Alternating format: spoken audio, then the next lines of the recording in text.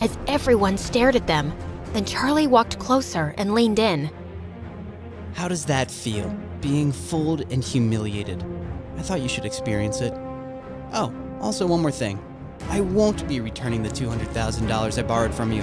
I've spent it already, treating myself to some nice things. I figured it's fair compensation for everything you've put me through. With that, Charlie left while Brianna stood frozen in her spot. Suddenly, she found Amber by her side. Come on, let's get out of here. As they walked out into the hallway, they heard Madison cackling loudly behind them. Wow, that was epic! I've never respected Charlie more in my life. He really played a number on you, Bree. And Amber, get away from her. She's not your friend anymore. Brianna didn't respond and continued walking away. We really broke him, didn't we, Brianna? Turned a perfectly nice guy into a heartless jerk. Now that's a high school project I'll always remember.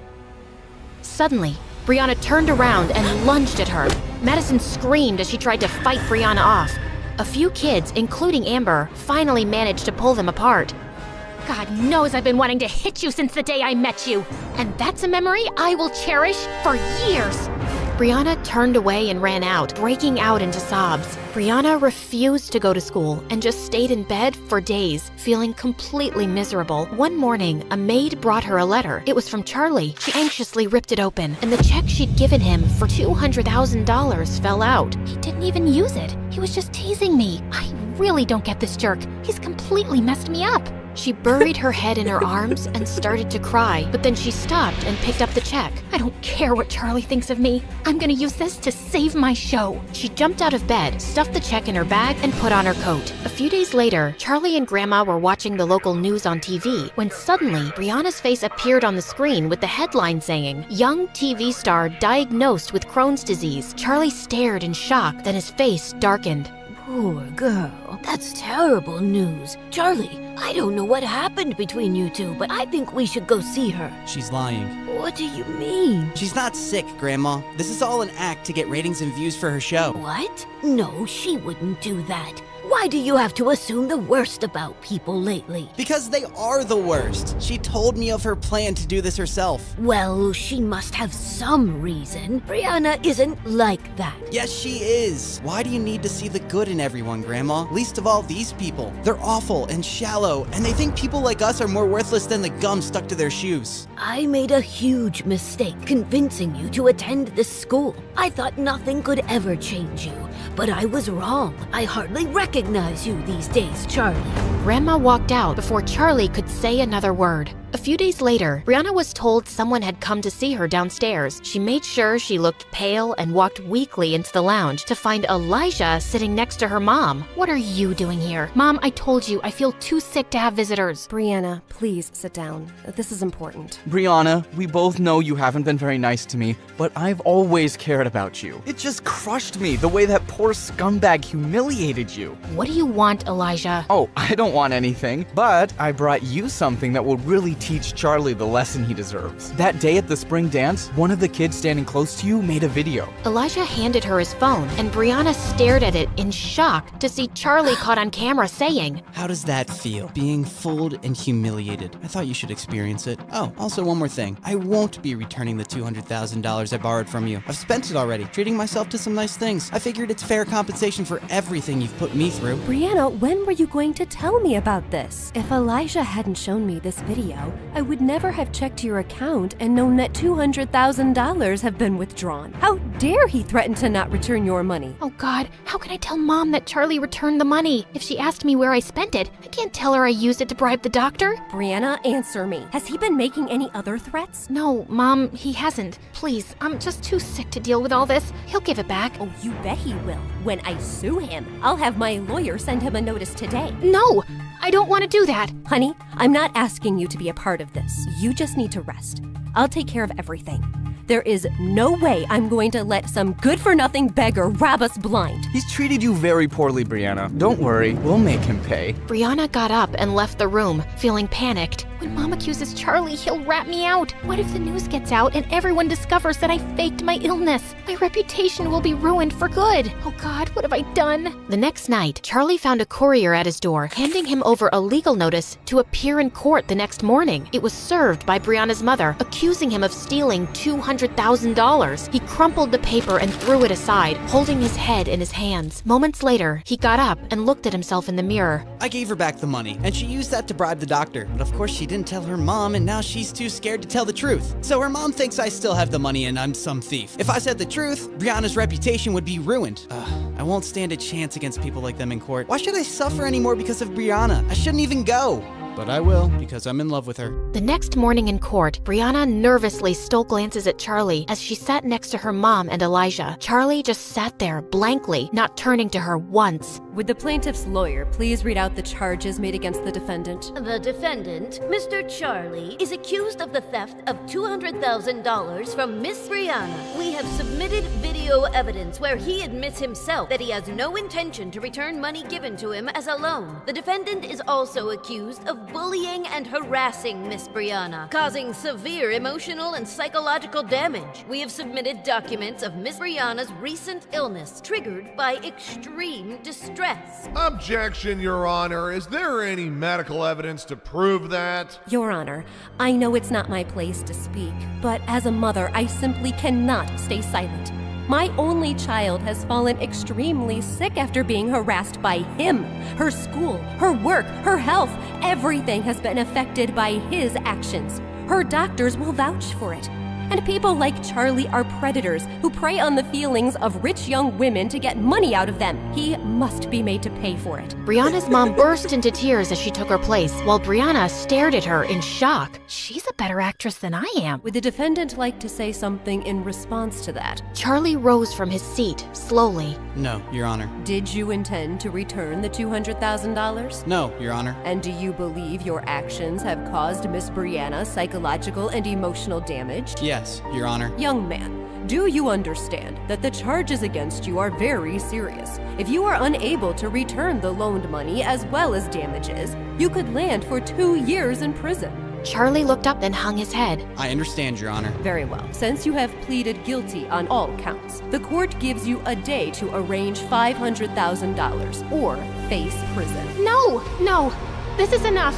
Brianna, what are you doing? What I should have done before. Your Honor, I want to immediately withdraw this case. There is no case against Charlie. He returned the money, and I spent it on bribing a doctor to say that I'm sick. I did it to increase ratings and views for my stupid show. Everyone stared at Brianna in shock.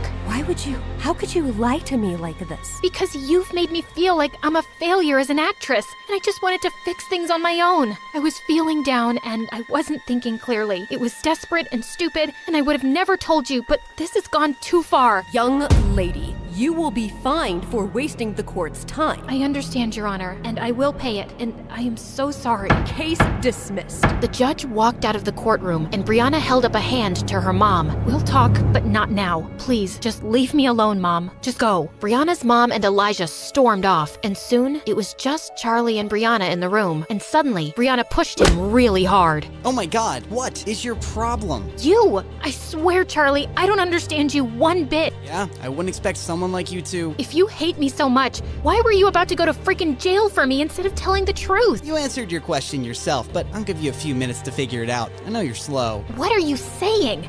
You don't hate me? Charlie just looked at her and she started to cry. If you don't hate me, Charlie, then why did you break my heart? Because I became a monster, Brianna. I just couldn't get over how you girls used me for entertainment. I was just so consumed by anger and revenge. But after I broke up with you, I realized that hurting someone you love is the worst feeling in the world. I just couldn't expose your secrets and make you look bad, and I'm really sorry for how I've treated you. So am I.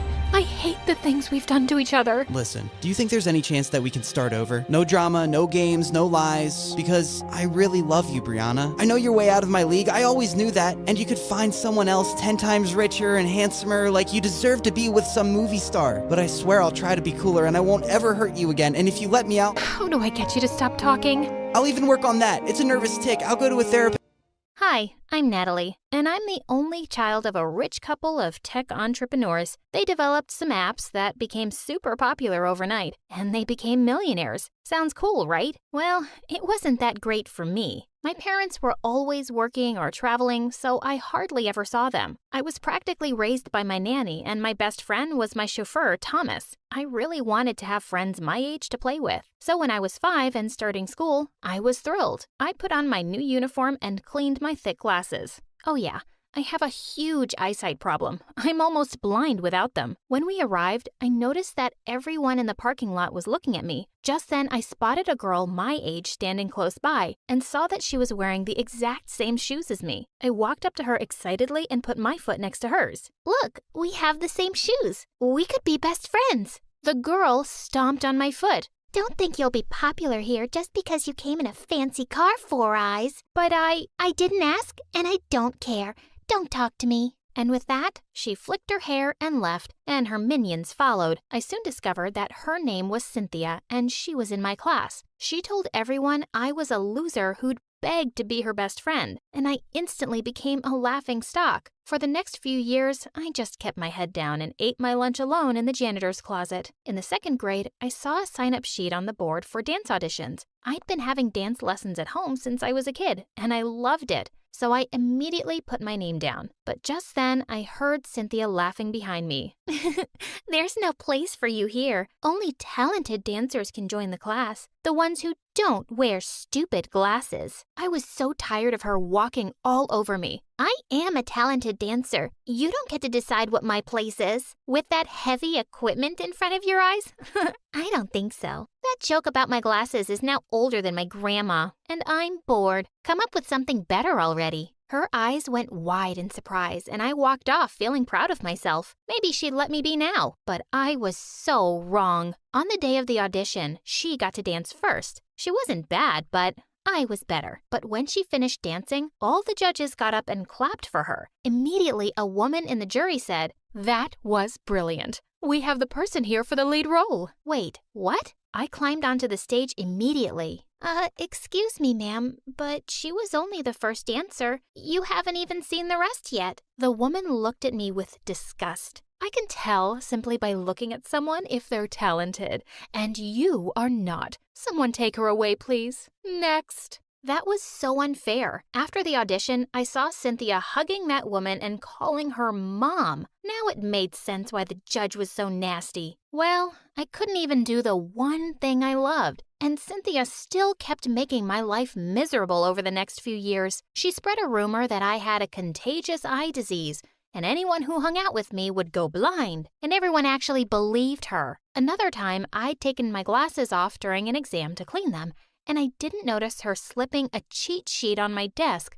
I nearly got suspended. I spent most of my time denying all these stupid rumors, and it was exhausting. One day in 7th grade, as I was walking down the corridor, Cynthia pushed me and my glasses fell off. I started to crawl, feeling the floor with my hands. As I vaguely spotted the glasses and reached out for them, Cynthia stepped forward and crushed them with her foot. That was it. I attacked her blurry figure, knocking her to the ground. We were wrestling and pulling each other's hair when a teacher intervened, and we both ended up in the principal's office. Cynthia looked totally chilled out, and her mom landed 2 minutes later to defend her. Oh, I know this child. She's a troublemaker. Her mom was on the school board, and the principal seemed to believe her instantly. Where are your parents? Your father said he'd be here right away. Before I could answer, Thomas opened the door. Oh, that's not her father. That's her chauffeur.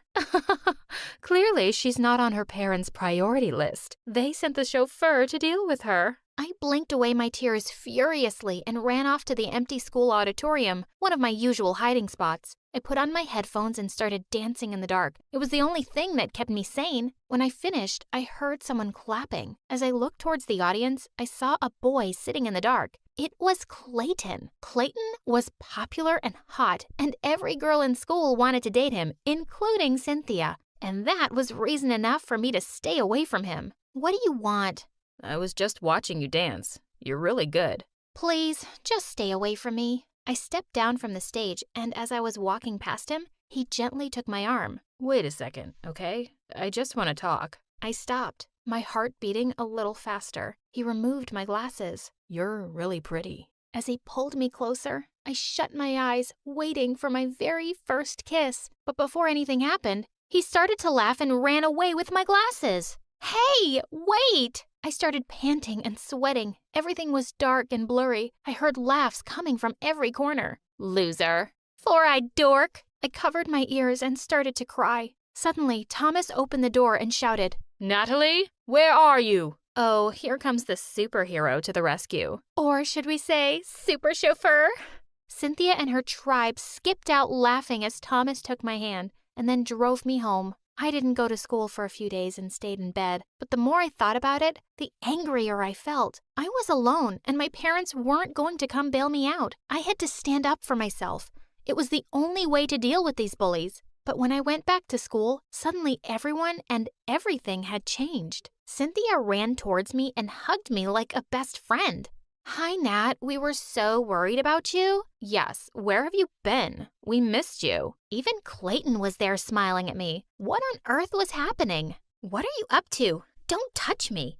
And then I heard a voice behind me. It was my mom. "Natalie, what are you doing?" "What am I doing? What are you doing here?" "Nat, how come you never told us that your mother is the founder of the most successful fashion app in the world? She just gave us a ton of discount coupons for the most awesome brands." "And why did I need to tell you that? I don't even use it." "You're hilarious, Nat. That's why we're best friends." "No, we're not. You're a psycho." "Natalie, you're being so rude. I didn't teach you those manners." "You're right. You didn't teach me any manners. You didn't teach me anything. So go back to making your apps, Mom, and take these psychos with you." Well, maybe having a famous mom would finally help get Cynthia off my back, but that was wishful thinking. Because from that day on, I not only had to deal with her at school, but also in my own home. Since Cynthia had convinced my mother that we were best friends, Mom had a brilliant idea of inviting her home every day and to come with me in the limo. Cynthia and her minions were really enjoying the limo ride, touching every button. "Knock it off, you're going to break something." Poor Four Eyes. Her mom likes me more than she likes her. Ugh, I wanted to punch her stupid face. This went on for weeks, but one day, just when I was at the edge of losing my mind, something unexpected happened. As I was coming out of class, I saw Cynthia and her mom arguing. "You need to train for nationals, Cynthia. You seem really distracted." "Don't worry, Mom. I'm practicing at the studio every day. I know how important the competition is." "Okay, just checking. You have to win every competition to get a university scholarship. Your stupid father has left me with no money, and you have to go to Juilliard. It's important for my reputation." "I know, Mom." I realized Cynthia had been lying to her mom about going for practice because she was always at my place. Now was my chance to get rid of her once and for all. That afternoon, when Cynthia was at my place as usual, I stole her cell phone, took her mom's number, and called her, acting as a secretary from the dance studio. "Hi, I wanted to tell you that your daughter had an accident at the studio and you're her emergency contact. Can you please come over immediately?" "Oh my God, is she okay?" "Yes, she's fine, but she's asking for you. I'm sending you the address." "I'll be right there." Okay, that was a bit dramatic, I know. When I heard a car screech to a halt outside my house, I went running out. Cynthia's mom was shocked to see me. "You? What is this? Some kind of prank?" "Oh, no, please believe me. You have to come see Cynthia." As her mom looked at me suspiciously, I led her to my bedroom where Cynthia and her minions were reading magazines lying on my bed. Gosh, I think I'll just run away and become a teen model. Or marry some rich billionaire. I don't want to dance and go to stupid college. Mom is really annoying. No wonder Dad left her. You ungrateful brat." "Mom, I was just kidding." "Shut up. You're coming with me right now. You're grounded for life." She took Cynthia by the ear, like a 5-year-old rascal caught doing something bad by her mommy. It was heaven, and I'd been recording the whole thing on my phone. It was an Oscar-worthy film I could watch on repeat, and then I shared it with the whole school. By the next day, Cynthia was the laughing stock, and that was the end of her popularity. But when I got home that day, Mom was waiting for me with her phone in her hand. "You made this and circulated it everywhere? How could you do this to that nice girl? You're a terrible person." I'm glad at least this made you pay some attention to me, Mom. Did you know Cynthia has bullied me from the day I started school? Do you know she's knocked me down, broken my glasses, spread rumors about me, and humiliated me in front of everyone? You wouldn't know because you were never here. Her mom always came to defend her, but mine never showed up for me. I'm sorry, Natalie. I didn't know. I was so busy all these years to build a great future for you. This app, this company, this money, it's all yours. Well, you know what, Mom? I always thought I was angry at you for never having any time for me. But now I think what's been bothering me all along is that I'll grow up to run your company one day and I'll become someone like you. And I don't want to be like you. I don't want to ignore the people who love me the most for some company or money. Oh, I didn't know you hated me this much. Mom, I don't hate you. I hate the fact that I might turn out to be a mother like you. Please, forgive me. Please, give me a chance. I wasn't ready to forgive her right away, and I didn't talk to her for months. But it seemed like my words had really moved her, and she kept trying to make up for all the lost time. And eventually, I decided to give her a chance again. And, well, Cynthia, she never bothered me again. She was now a prisoner of her mother, who didn't take her eyes off her and forced her to dance every single day.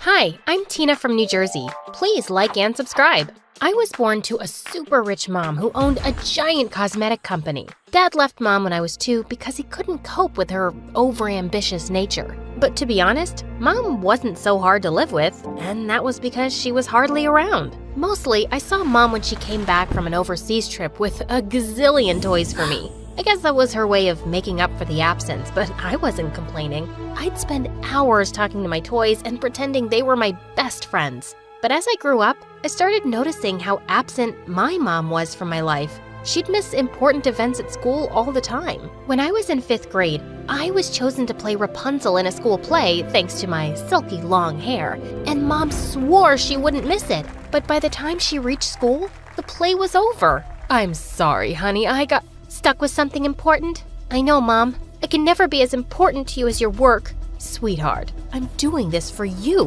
One day this company will be yours, but I don't want to work for your stupid company. I want to become an actress. My drama teacher says I'm a natural. I'll talk to your teacher about putting such silly ideas into your head. Acting is for losers who've got nothing better to do. But Mom held up her hand and I knew there was no use arguing anymore. But the acting bug in me never died. I joined the school's drama club and participated in all kinds of plays. Of course, Mom had no clue about it. Once when I was in the 10th grade, I was at the mall when I saw a girl staring at me weirdly. Then she followed me to the coffee shop too. I thought something was fishy, so I cornered her when I got the chance. What's your problem? If you want my autograph, just say so. Why would I want your autograph? 'Cause I'm the future Drew Barrymore. You see these billboards? My face will be all over them in a few years. I don't want you to have any regrets later on. I thought you're the girl my brother's dating, but I guess I was wrong. Oh, so this girl thought I was someone else. Suddenly, the acting bug in me started squirming. Actually, I am Jackie's girlfriend, but my brother's name is Fred. Of course, but I call him Jackie. You know, when we first met, it was raining and he offered me his jacket. And since then, I've called him Jackie. The girl totally bought my lie and even took me to lunch to know more about how her brother and I met. I had an awesome time talking about my imaginary boyfriend and how much we were in love with each other. The next day, I was in the school cafeteria with my best friend Daisy when I saw the same girl walking towards me, looking crazy mad. I had no clue she was in my school. You big fat liar. I thought I'd seen you somewhere before, but that was in a play last month. How dare you pretend to be my brother's girlfriend? No need to get so worked up. You assumed I was her, and I just played along. By the way, don't you think my acting skills are next level? The girl stomped off angrily without taking my autograph. Yet again, Daisy looked at me with a confused expression, so I told her everything. Suddenly, she fell to my feet. How could I be so blind? The answer to all my problems has been right in front of me. Girl, what's gotten into you? I'm the one who's supposed to be melodramatic. Daisy told me she wanted to dump her boyfriend Zach since she'd fallen in love with her new neighbor. Since Zach went to another high school, we'd never met. But weren't you telling me last week how you were deeply, madly, and hopelessly in love with him? That was last week. It's been 168 hours since. You just have to make it look like he's been cheating on me so I can easily dump him. Okay, but what do I get in return? The opportunity to practice your acting skills? Future Scarlett Johansson. You know how to push the right buttons, girl, don't you? Zach was supposed to take Daisy out on a date at a fancy restaurant that weekend. Moments after they were seated, I barged in with a massive curly wig and the ugliest glasses. The love of my life, the apple of my eyes. You said you loved my thick curly hair. Then what are you doing with this witch with a boring ponytail? Who are you? Do we know each other? Oh, don't be so cruel, my coochie coo. I know I've put on 25 ounces, but I promised to put in the extra hours at the gym. Stop it. Daisy, believe me, I've never met this girl before. She's lying. If you want to dump me, just say so. I'm willing to die for you, my precious. But don't call me a liar. I know your favorite color is blue. You love dumplings. You still watch Popeye. And you fart when you sneeze. Am I lying, Daisy? Daisy simply shook her head. That doesn't prove anything. Actually, it does. I can't believe you've been cheating on me with this thing. I'm done with you. With that, Daisy marched off before Zach could make sense of what had just happened. I quietly snuck out too. The next day at school, Daisy and I couldn't stop laughing about the whole thing. Thankfully, Zach didn't try to contact her again, and she got busy dating her new neighbor. At home, things were going from bad to worse between Mom and me. She wanted me to focus on studies, but my heart was in theater. I wanted to join an acting school in New York, but she just wouldn't let me. One morning after a heated argument with Mom, I was rushing to my class when I bumped into something rock solid. What the rock? You got buttons for eyes? I looked up and saw Zach. What are you doing here? I transferred to the school. It was getting hard to stay away from my girlfriend.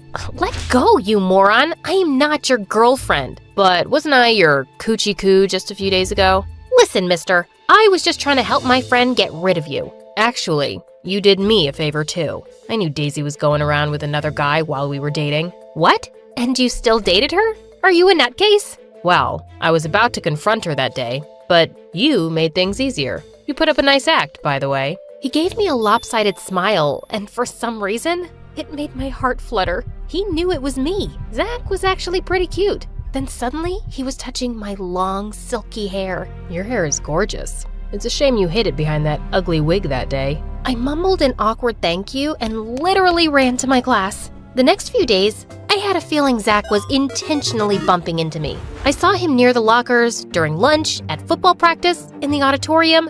Heck, he even agreed to play the role of a rock in a play I was participating in. One day, I was coming out of the library when I spotted him standing outside, whistling to himself. Are you stalking me? I could say the same. You were the one falling all over me a few days back. I angrily walked towards him to give him a piece of my mind, but I slipped on something and landed straight into his arms. Did you just fall for me? Again? Before I could respond, he helped me get back on my feet and then gently pulled off the scrunchie I was wearing. Your hair looks better this way. Free. Then he simply turned around and left, leaving me stunned. You'll burn a hole in his shirt if you keep staring like that. Whoa! You scared me, Daisy. You like Zach, don't you? What? Nonsense. He's not my type. I would have never dumped him if he looked at me the way he was looking at you. A few days later, we had to go to another school to perform our play, and I got my period on the bus. As I was getting off, Zach pulled me aside and wrapped his jacket around my waist. I rushed to the washroom and changed, and when I came outside, I found him waiting for me. He stayed close to me throughout the day, and I could feel his eyes on me every now and then. I was slowly falling for Zach, and when I told Daisy about it, she squealed with delight. I knew it! I know he feels the same about you. Why don't you ask him out? Mom has a party planned this weekend, so maybe next week? That weekend, Mom threw a grand party for her business associates. I hated being part of these boring parties, but I had to, for Mom's sake. I was sulking in a corner when I heard a familiar voice. Hey, this party just got 100 times better. Zach, what are you doing here? I'm here with my mom. What about you? This is my house. My mom's the hostess. I spent the evening chatting with Zach, and we had an amazing time. Zach was smart and witty, and at one point, I was about to ask him out when I noticed Mom gesturing to me to meet her outside. Tina, my sweetheart, you're looking gorgeous today. Cut the drama, Mom. Get to the point. Okay, that boy you're talking to, his mom owns a supermarket chain, and they're one of the biggest potential buyers of our cosmetic products. If you date him, it'll be great for our business. I almost told her that I was going to, but then I had an idea. But I don't even like him. Please, Tina, think about the business. I want to see our products on their supermarket shelves. Okay, but then you'll allow me to apply to that acting school. When Mom reluctantly agreed, my heart did a double hooray. I was gonna ask Zach out anyway, and now I'd also be able to follow my passion. Zach and I started dating, and the next few days were pure bliss. He was even better than I'd expected. I was falling hard for him, and he seemed to like me too. Then on my birthday, Zach planned a surprise party for me and invited the entire school. We were having a blast when suddenly Zach grabbed a mic. Tina, I have another surprise for you. Here, come take this. Everyone cheered as I went to him and took the envelope he was holding. But my face turned white when I saw the papers it contained. It was the contract that said his mom's company will be my mom's company's buyer. What's this? We all know what an amazing actress you are, so you can drop the act now. Zach, I don't understand. Okay, let me explain. Friends, Tina was dating me so she could use me to get my mom to promote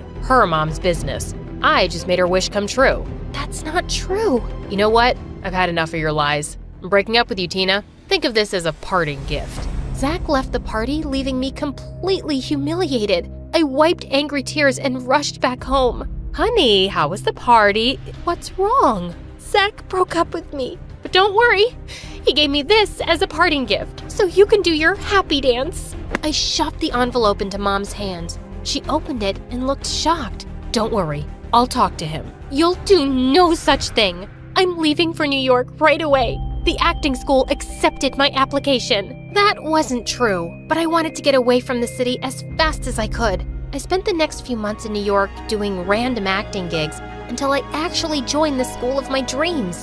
In a few years, my hard work paid off and I became a popular actress.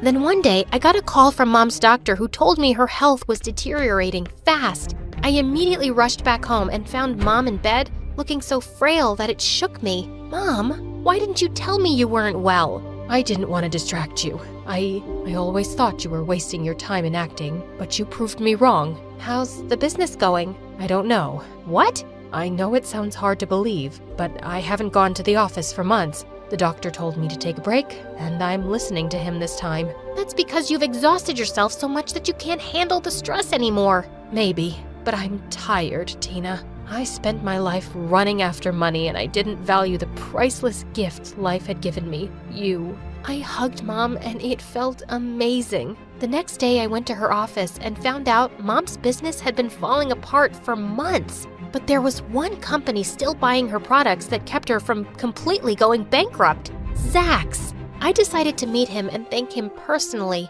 When I went to his office, my heart skipped a beat seeing how handsome he looked. Tina, I was waiting for you. You look just the same. He looked at me for what seemed like an eternity, and I felt my cheeks grow red. I wanted to thank you for helping Mom's business. You didn't have to do that. That was the least I could do after being such an idiot all those years ago. Actually, I heard the conversation between you and your mom at the party where she asked you to date me. Oh, so that's how you knew. But I was already falling for you by then. I know. Daisy told me about it later on. She was mad at me for not reaching out to you, but I was so ashamed of what I'd done. I'm sorry, Tina. I was just so heartbroken that the only girl I'd truly loved had been... There's a saying in our little town. A thread woven wrong can ruin the whole tapestry. Funny, right? A saying about mistakes in a place where everything feels like it's held together by loose stitches. My life? Just one long, fraying thread. I'm Nadia. You've probably never heard of me. No one has. I'm the girl who blends into the walls, the one you forget is in the room. Teachers don't call on me. Classmates don't talk to me. Even my own parents barely notice when I come and go. I didn't always feel invisible. Once, I had someone, my best friend, Sophia. She understood me like no one else. Every afternoon, we'd dream of escaping this little town, imagining a big city life, a shared apartment with a balcony, nights at the ballet, and endless chocolate until we couldn't eat another bite. But then her family moved away, and just like that, she was gone. No more laughter, no more secrets under the oak tree. She left, and the silence felt louder than ever. And my parents? They're not bad people, just exhausted by bills and worries. Dad grumbles about rising prices and factory closures, while Mom stares at the bills, hoping they'll vanish. So here I am, alone, invisible, and wondering if this is all life will ever be for me. You're too quiet, Nadia. You just need to make your own destiny. But how? How do you shine in a world where every chance feels like a thread slipping through your fingers, and the loom of fate is woven by someone else entirely? If I could change one thing, just one thing, I'd want to matter, to be seen, to be someone. The night it began was unremarkable. Just another argument echoing through our paper-thin walls. I was upstairs trying to tune it out when I heard it again, the creak from the attic. For weeks I'd noticed it, faint whispers of wood shifting, or maybe something more. Once, I even thought I saw glimmers of light under the attic door, shadows that vanished when I blinked. I always ignored it, too scared to look. But that night, curiosity outweighed fear. It felt like something was calling me, pulling me toward the attic with a promise I couldn't ignore. With some faded letters and brittle cloth, but there was something off about it. The threads shimmered, like they were alive. As I reached toward the threads, tiny sparks of light burst from the loom, floating through the air like fireflies. They danced around me, filling the attic with a golden glow. Then, as if it carried on the air itself, I heard a faint whisper. Weave wisely.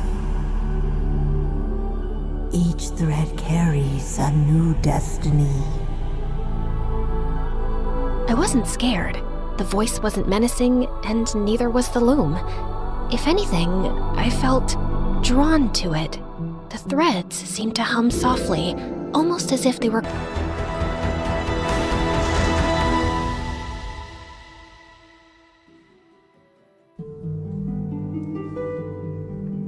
I wasn't sure what I was doing, but when I finished, I felt it, like the world shifted, just a little.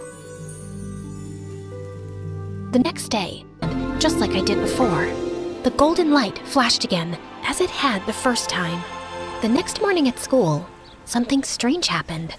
A pair of classmates I barely knew waved and spoke to me. Hey, Nadia. I love how you did your hair. Thank you. It couldn't be a coincidence this time. The loom? It was real. And it was powerful. Once you start weaving, it's hard to stop. I mean, why would you? I tried another pattern, this time for my mom. She'd been passed over for promotions for years. But within the week... You're not going to believe it. I got offered a better job with better pay. I never thought this would happen for us. It's a miracle! Suddenly, there were fewer fights at home. I even wove something small for myself. A perfect score on my math test. Not because I didn't know the material, but because I wanted to see if I could. And it worked. No matter what I wish I had, it always worked. Would you want to come to my birthday party, Nadia? You have to come. It wouldn't be the same without you. I wasn't invisible anymore. The world was finally bending in my favor, one thread at a time. And the loom? It seemed almost eager, like it wanted me to keep weaving. Weave wisely. Each thread carries a new destiny. But the thing about weaving destinies, life wasn't just good. It was perfect. Or so it seemed. Nadia, can you sit with us at lunch today? We really want to hear about your morning classes. Sure, why not? I love you guys. Or the loom that I didn't have? After that strange moment with my friends, I couldn't stop thinking about Sophia. Maybe, just maybe, the loom could bring her back to me. That night, I climbed back up to the attic. The loom glowed softly, as if it had been waiting for me. Weave wisely. Each thread carries a new destiny. I didn't hesitate this time. Yes, I know. I want Sophia to move back.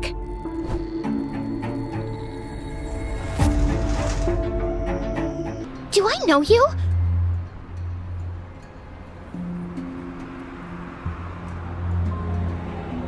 She didn't remember me. Not even a little. It was as if every moment we'd shared, every laugh, every dream, had been erased. I didn't know where else to turn. The loom had always worked before, but now Sophia didn't even know me. It was like I'd wished her into a life where I didn't exist. I thought about telling my parents everything.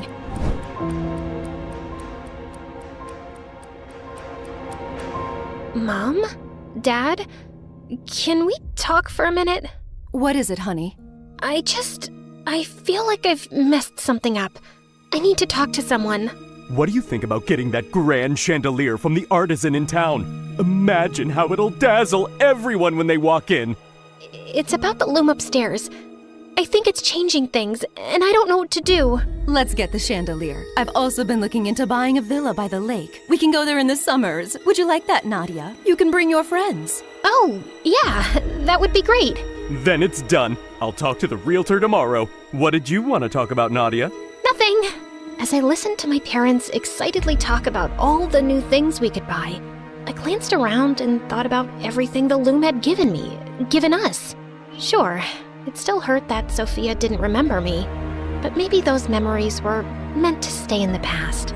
I had a new life now. New money, new friends. Through worse. I'm Mateo, professional book dropper. Nadia, aspiring flower crusher. Nice to meet you.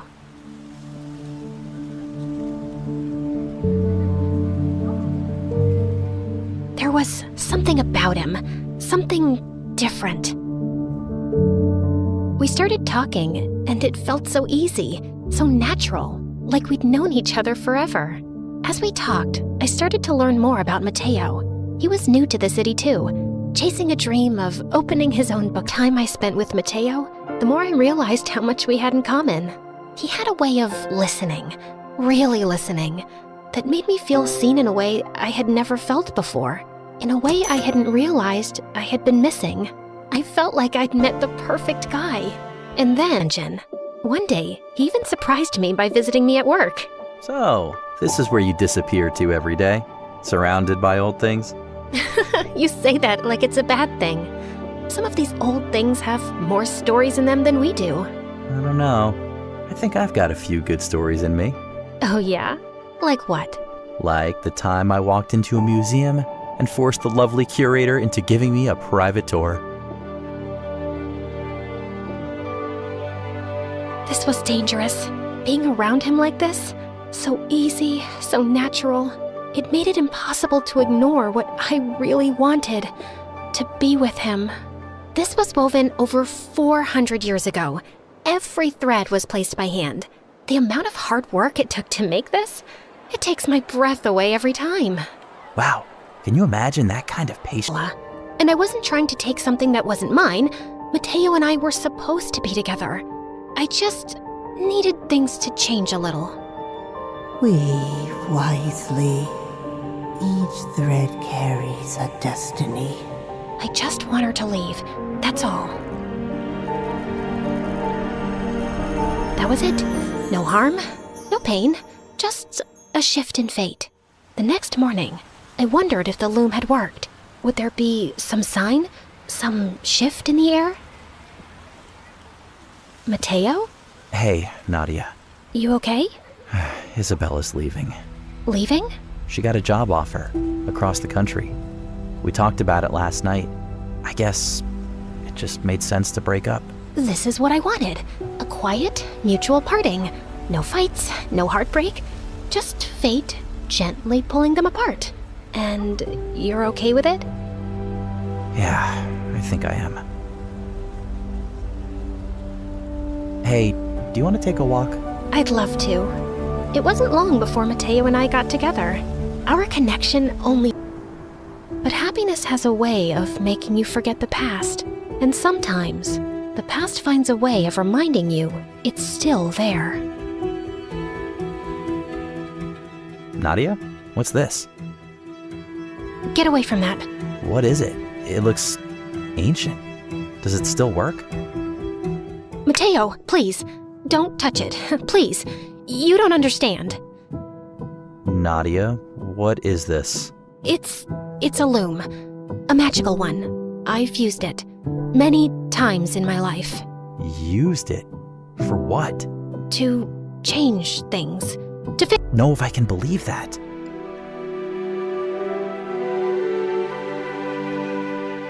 For the first time in years, I was alone again. No golden threads to guide me, no loom to shape the future.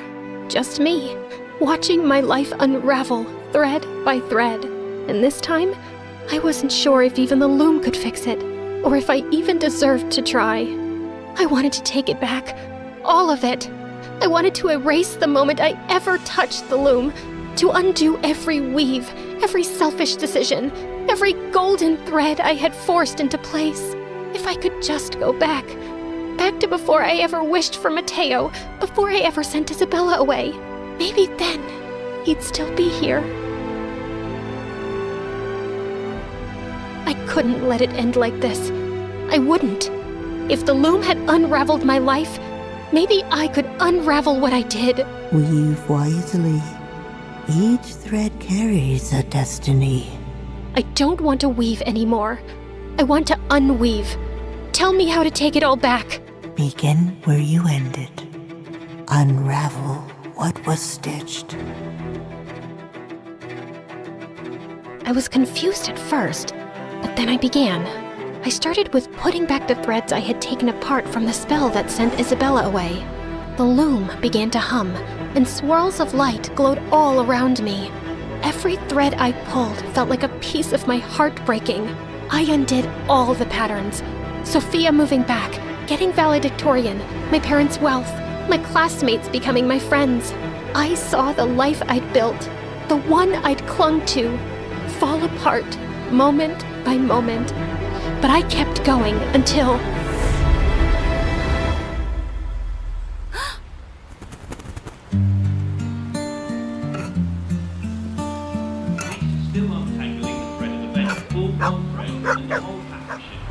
Fate.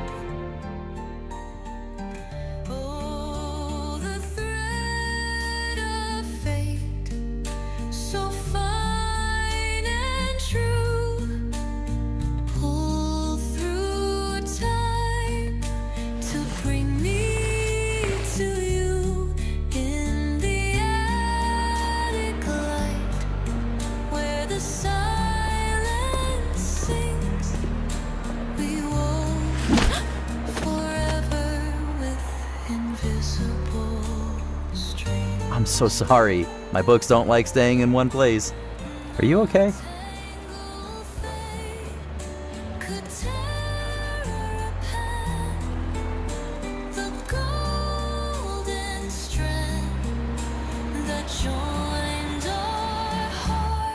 Yes.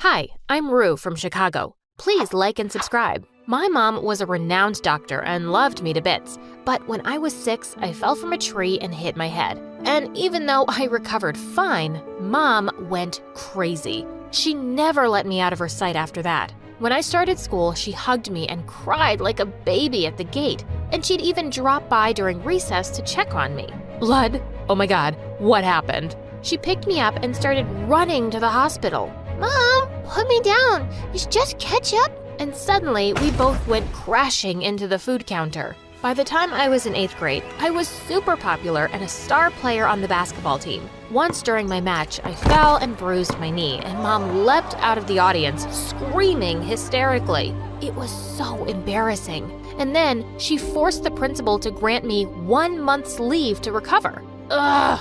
I spent the next week in bed watching MSA videos about crazy moms like mine. But a few days later, it was my friend's birthday party, and I felt well enough to sneak out. But just as I was about to kiss this cute guy there, Mom barged in and smashed the music system.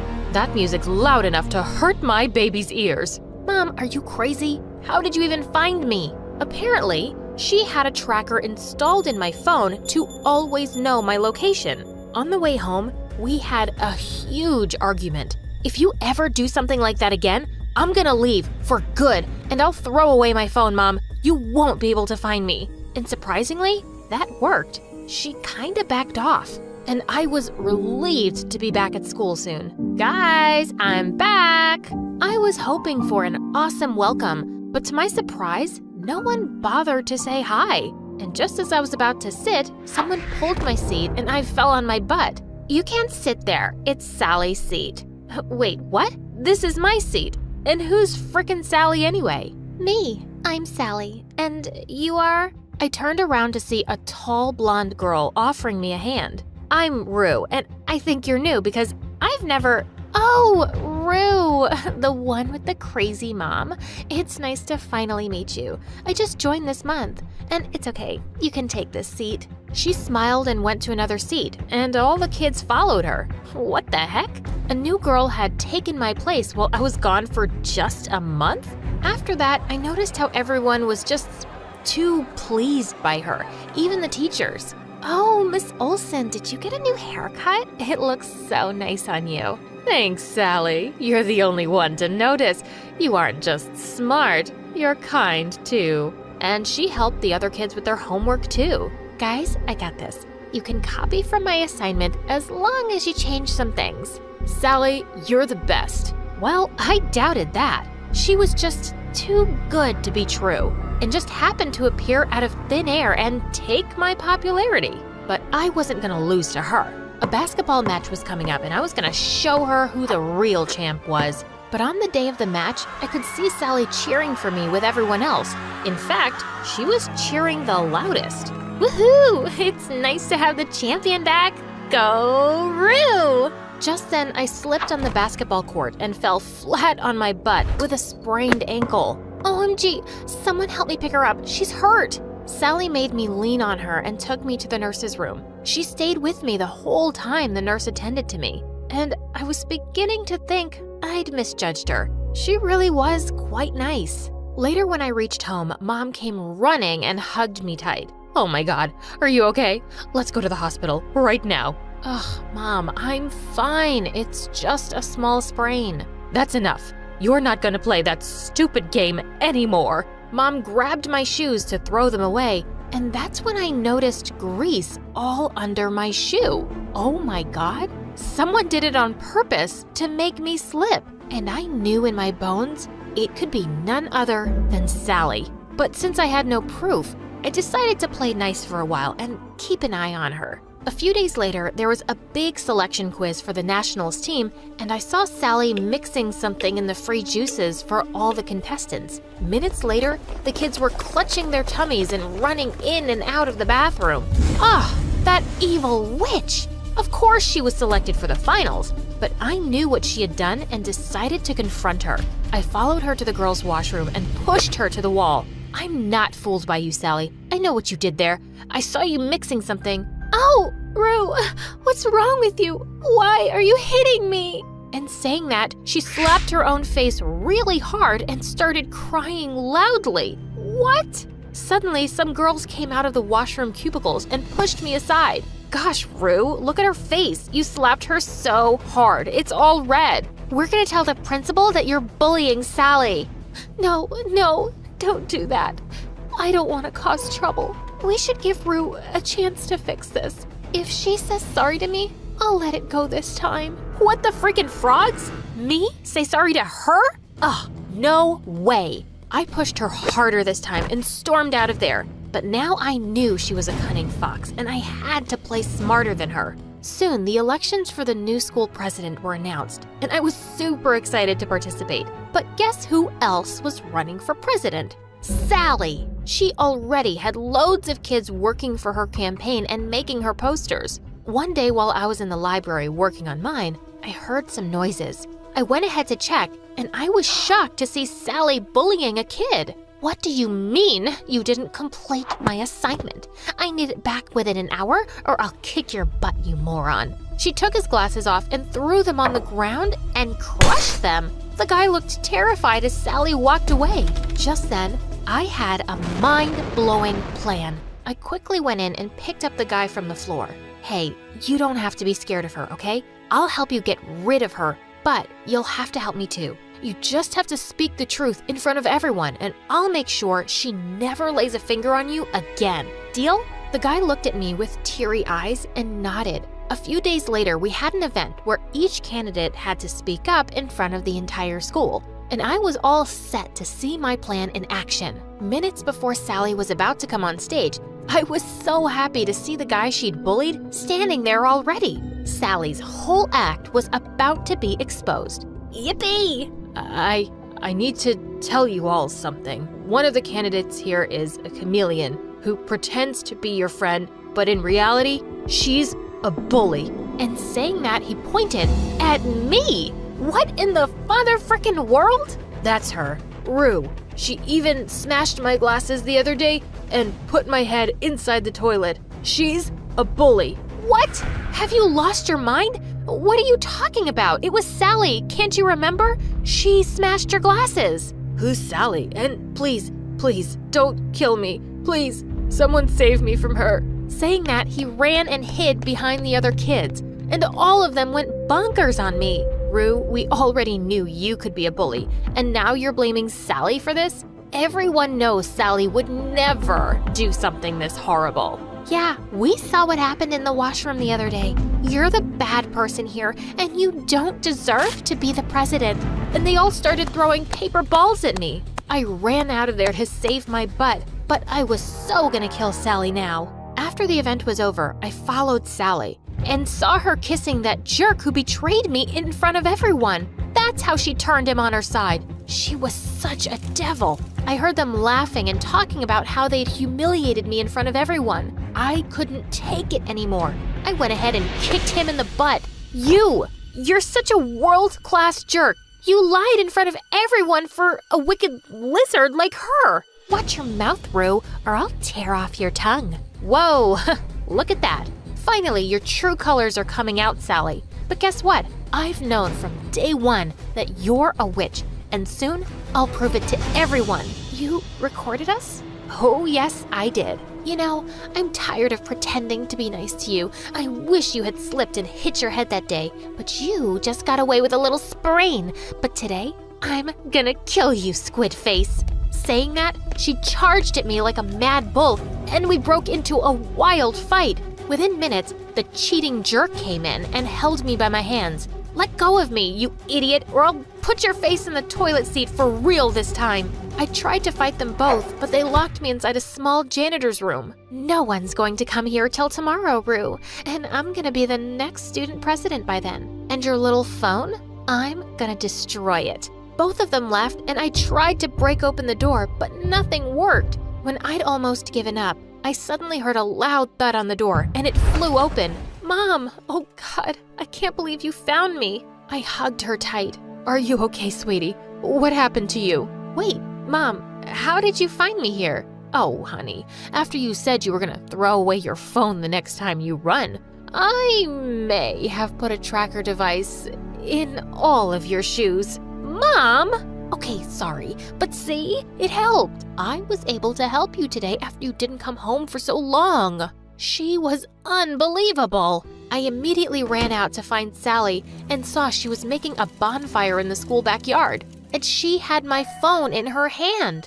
I went in and hit her from behind, and the guy ran away, seeing Mom with me. What are you doing? Let go of me, you witch! I'm gonna kill you this time. Oh, you can try, but you're not getting away with anything now. This time, I tied her and made sure she didn't run away until we called the principal and her parents. Oh, we are really sorry, but she has a histrionic personality disorder. Because of that, she wants to be noticed and praised all the time. We kept it out of her records when she joined this school. Oh, God. I didn't know I was taking such a dangerous kid. but you've been really brave, Rue. I'm gonna announce you as the next student president tomorrow. No, I'm the best one. I'm the best. She's nothing. Saying that, she broke the ties and leapt towards me. I'm gonna burn this entire school with you in it, loser.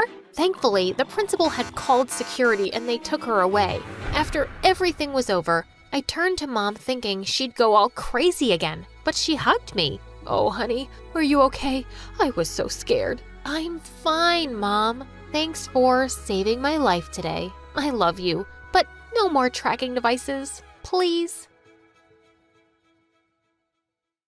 Hi, I'm Abina, and I live in an orphanage in Ghana. And before you start feeling sorry for me and blah, blah, blah, relax, man. Everyone is super chill here. The coffee is bomb, and I have a little brother who worships me. So I guess that's why I've never wanted to get adopted. Before I continue, please like and subscribe. Ever since I could remember, rich, stupid foreigners would come every month to take one of us home with them. But I knew they were just using us to brag about how they'd done such a noble deed by adopting a poor orphan. So whenever those snobs would drop by with their camera phones and designer clothes, I'd convince my brother Kofi to help me mess with them. Come see our room. We just got new blankets. Sweetie, I'm taking a selfie with our new blankets. Smell like lavender. Ah! Is that pee? Silly me. I forgot. We have a bedwetting problem. A bedwetting problem!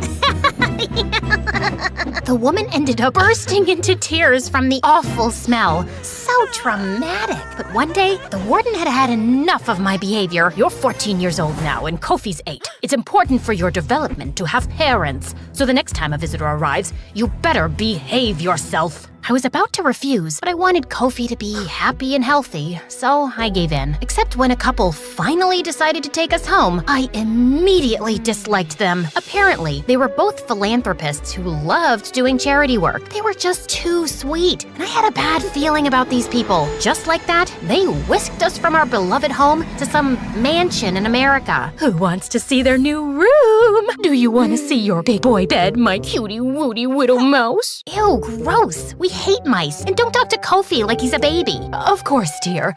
I'll try again. Yo, dudes. Who wants to see their billion-dollar golden baller sleeping place? You hear me, bro? There's gotta be a cliff I can jump off of. At least I had a giant bed with a mattress from heaven. But the next day, things took an awful turn. I discovered that Kofi and I were all over the news, and the paparazzi were right outside our window. Were my new parents famous? How come you didn't tell us you guys were celebrity philanthropists? I don't want to live in the public eye, and I've got an 8-year-old brother. I don't want his picture everywhere online. Oh, come on. Being a celebrity is fun. You never have to wait in line. You get free stuff. Give it a chance, Abena. It's Abina. I've told you 3 times. You know what? Just call me Abby, since I'm an American now. Mom looked hurt when I said that, and from that day on, things went downhill. Mom and I fought about everything imaginable. Like, she'd get mad because I hated being interviewed by reporters, or because I hated the itchy $1,000 clothes she bought me, or the fact that she kept feeding Kofi fancy food that he wasn't used to, even though I told her to just give us something more simple. By the time school started, I was exhausted from all the media attention, and I didn't want a bunch of kids coming up to me since I was the famous Ghanaian orphan that they were fascinated with. So I decided to ditch class and hang out in the school garden. Then suddenly, I heard a voice near me. Hey, are you okay? I looked over to see a boy my age with neon hair dressed in rags. Even the clothes I wore at the orphanage were nicer than his. No? I don't know. My parents are annoying. Your biceps are gorgeous. Never mind. The guy just laughed, and suddenly, I found myself pouring my heart to a total stranger about everything that had happened. I found out his name was Carter, and we went to the same school. He apparently skipped classes regularly so he'd have enough energy to work nighttime shifts. And it was all because his parents barely had enough money to buy food. I felt bad for Carter, but I was kind of relieved to finally meet someone here who wasn't rich. He ended up walking me home, but when we arrived, Mom greeted us at the door, and she immediately asked Carter to leave. Abby, I know that boy. He lives in a trailer outside our neighborhood. I want want you to stay away from him. He's a criminal. You'll be in danger and people will think my daughter's mixed up with a crook. Because your publicity image is all you care about, right? You don't actually care about my safety. Well, guess what? You're not my real mom, which means I don't have to listen to you. Mom grounded me after I said that, but I didn't let that stop me. Carter and I started hanging out all the time. Sometimes we'd ditch class together, and sometimes he'd sneak in through my window so we could watch MSA videos together on my TV. I'm so glad you watch these on YouTube instead of TikTok. Promise me you'll never watch MSA on TikTok and fry your brain, please? I didn't believe Mom about the criminal nonsense until one day I noticed Carter take off his baseball cap to reveal a clump of shiny jewelry. Please tell me he didn't steal all that? Abby, you know I have a family to support. Yeah, I feel bad for stealing, but a job washing dishes can only pay so much. Look, I get it, but you don't have to become a thief. No wonder Mom thinks you're a delinquent. Maybe I'll ask her to give you some money. She and my dad love bragging about how they give to charity. Then suddenly, Carter got this really serious look on his face, and then he told me something disturbing. My parents were known for being frauds. Kofi and I hadn't been the first kids they'd taken home. Apparently, they'd foster them for a year or two, use them to get publicity, and then they'd send them somewhere else. That makes no sense. They took me home and signed the papers. Are you sure? Because they've never adopted an actual kid before. Look, I don't know the logistics. I just don't want you getting hurt.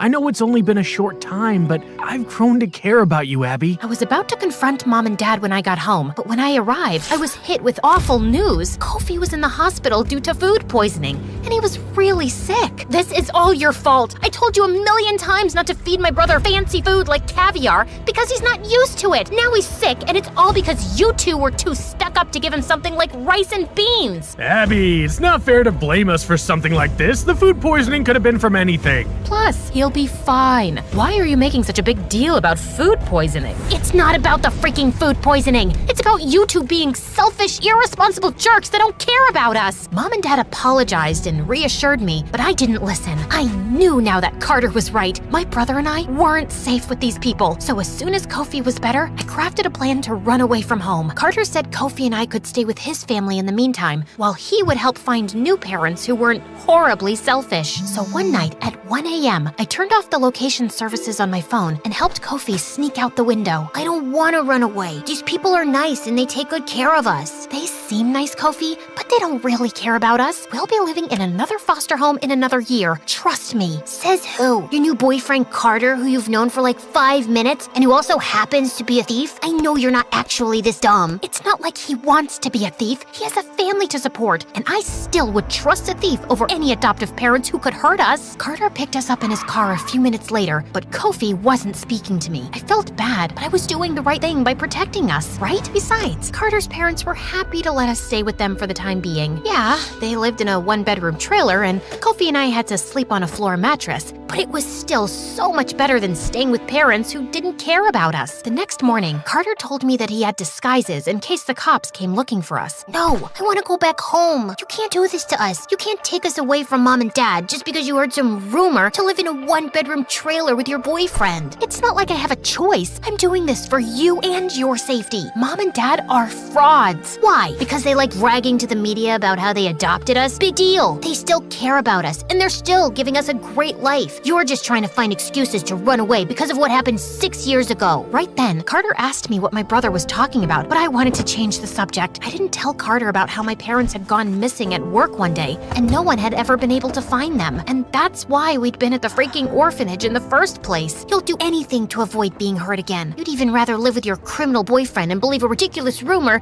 than let another family take care of us. I knew Kofi was right, and maybe staying with Carter wasn't the best option, especially because as days passed, I learned that he wasn't just poor, and he didn't just steal to support his family. I was drifting off to sleep one night when I heard laughing outside, and I opened the door to find him sitting with a bunch of guys and unwrapping towels filled with money. No, do not tell me you're in a gang. Well, we all have families to feed, and now that you and Kofi are staying with us, I want to make sure I can support you guys. I don't want all of us to have to live in a one-bedroom trailer. Here, babe, I stole $50,000 $200 just for you and your brother. Carter, I can't accept this. You can't keep stealing. It's wrong. And I don't think we should be together either. I appreciate what you're doing for me, but I think it's best if Kofi and I leave. No, please, don't leave me. You're the only thing that makes me happy. Nobody at school wants to be friends with me because I'm a poor loser, and no one in the neighborhood wants to associate with me because I'm a thief.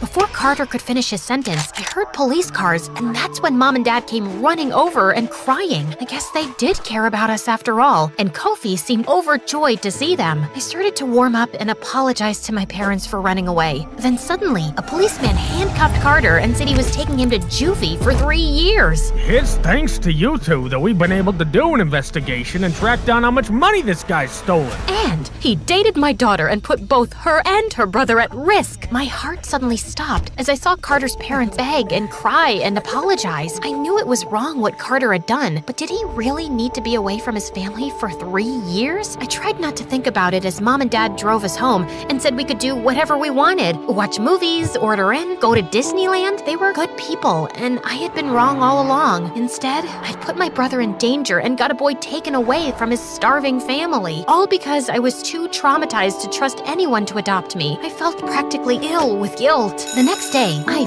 finally went to school for the first time without ditching class, and everyone was interested in being my friend since I'd been all over the news and I'd dated a known delinquent. So what's it like dating a real thief? Have you dated thieves before in Ghana? Is it true all of them have rock hard abs? I don't know. Why would I know that? By the time I got home, I felt like I was literally gonna die of guilt. And then things got even crazier. Mom and Dad called Kofi and I into their study because our old warden had called. She wanted to check in and see how things were going. We told her we loved fostering you two, and the truth is, we want to adopt you. What do you mean? I thought you already adopted us. Oh, no. Usually, we foster children for a few years and then we find them a home. Your warden sent you off with us because you'd have better living conditions. But we love you two so much that we want to keep you. So Carter had been right about the whole fostering thing, but he'd been wrong about them trying to hurt us. He'd just been looking out for Kofi and me. He was a good guy. I couldn't let him sit in juvie for 3 years. You guys can adopt us, but on one condition. You have to help out Carter's family. They don't have any money or food. That's the only reason why Carter formed a gang and became a crook in the first place. Yeah, he committed some bad crimes and I won't date him anymore, but he's a good person and shouldn't have to stay in juvie for 3 years. To my surprise, my parents actually agreed, and the 4 of us went together to talk to the police about Carter's situation. My new mom even insisted on buying his family a new house. Thanks, Mom.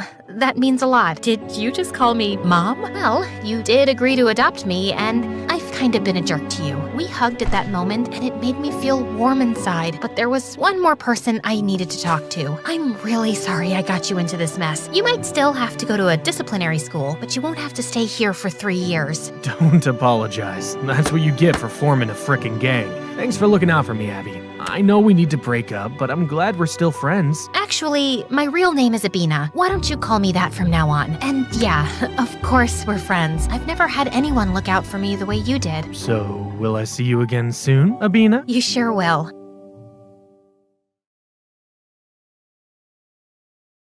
The couple held each other's hands nervously as they walked into the hospital nursery. The nurse pointed out their baby, and the woman screamed. No.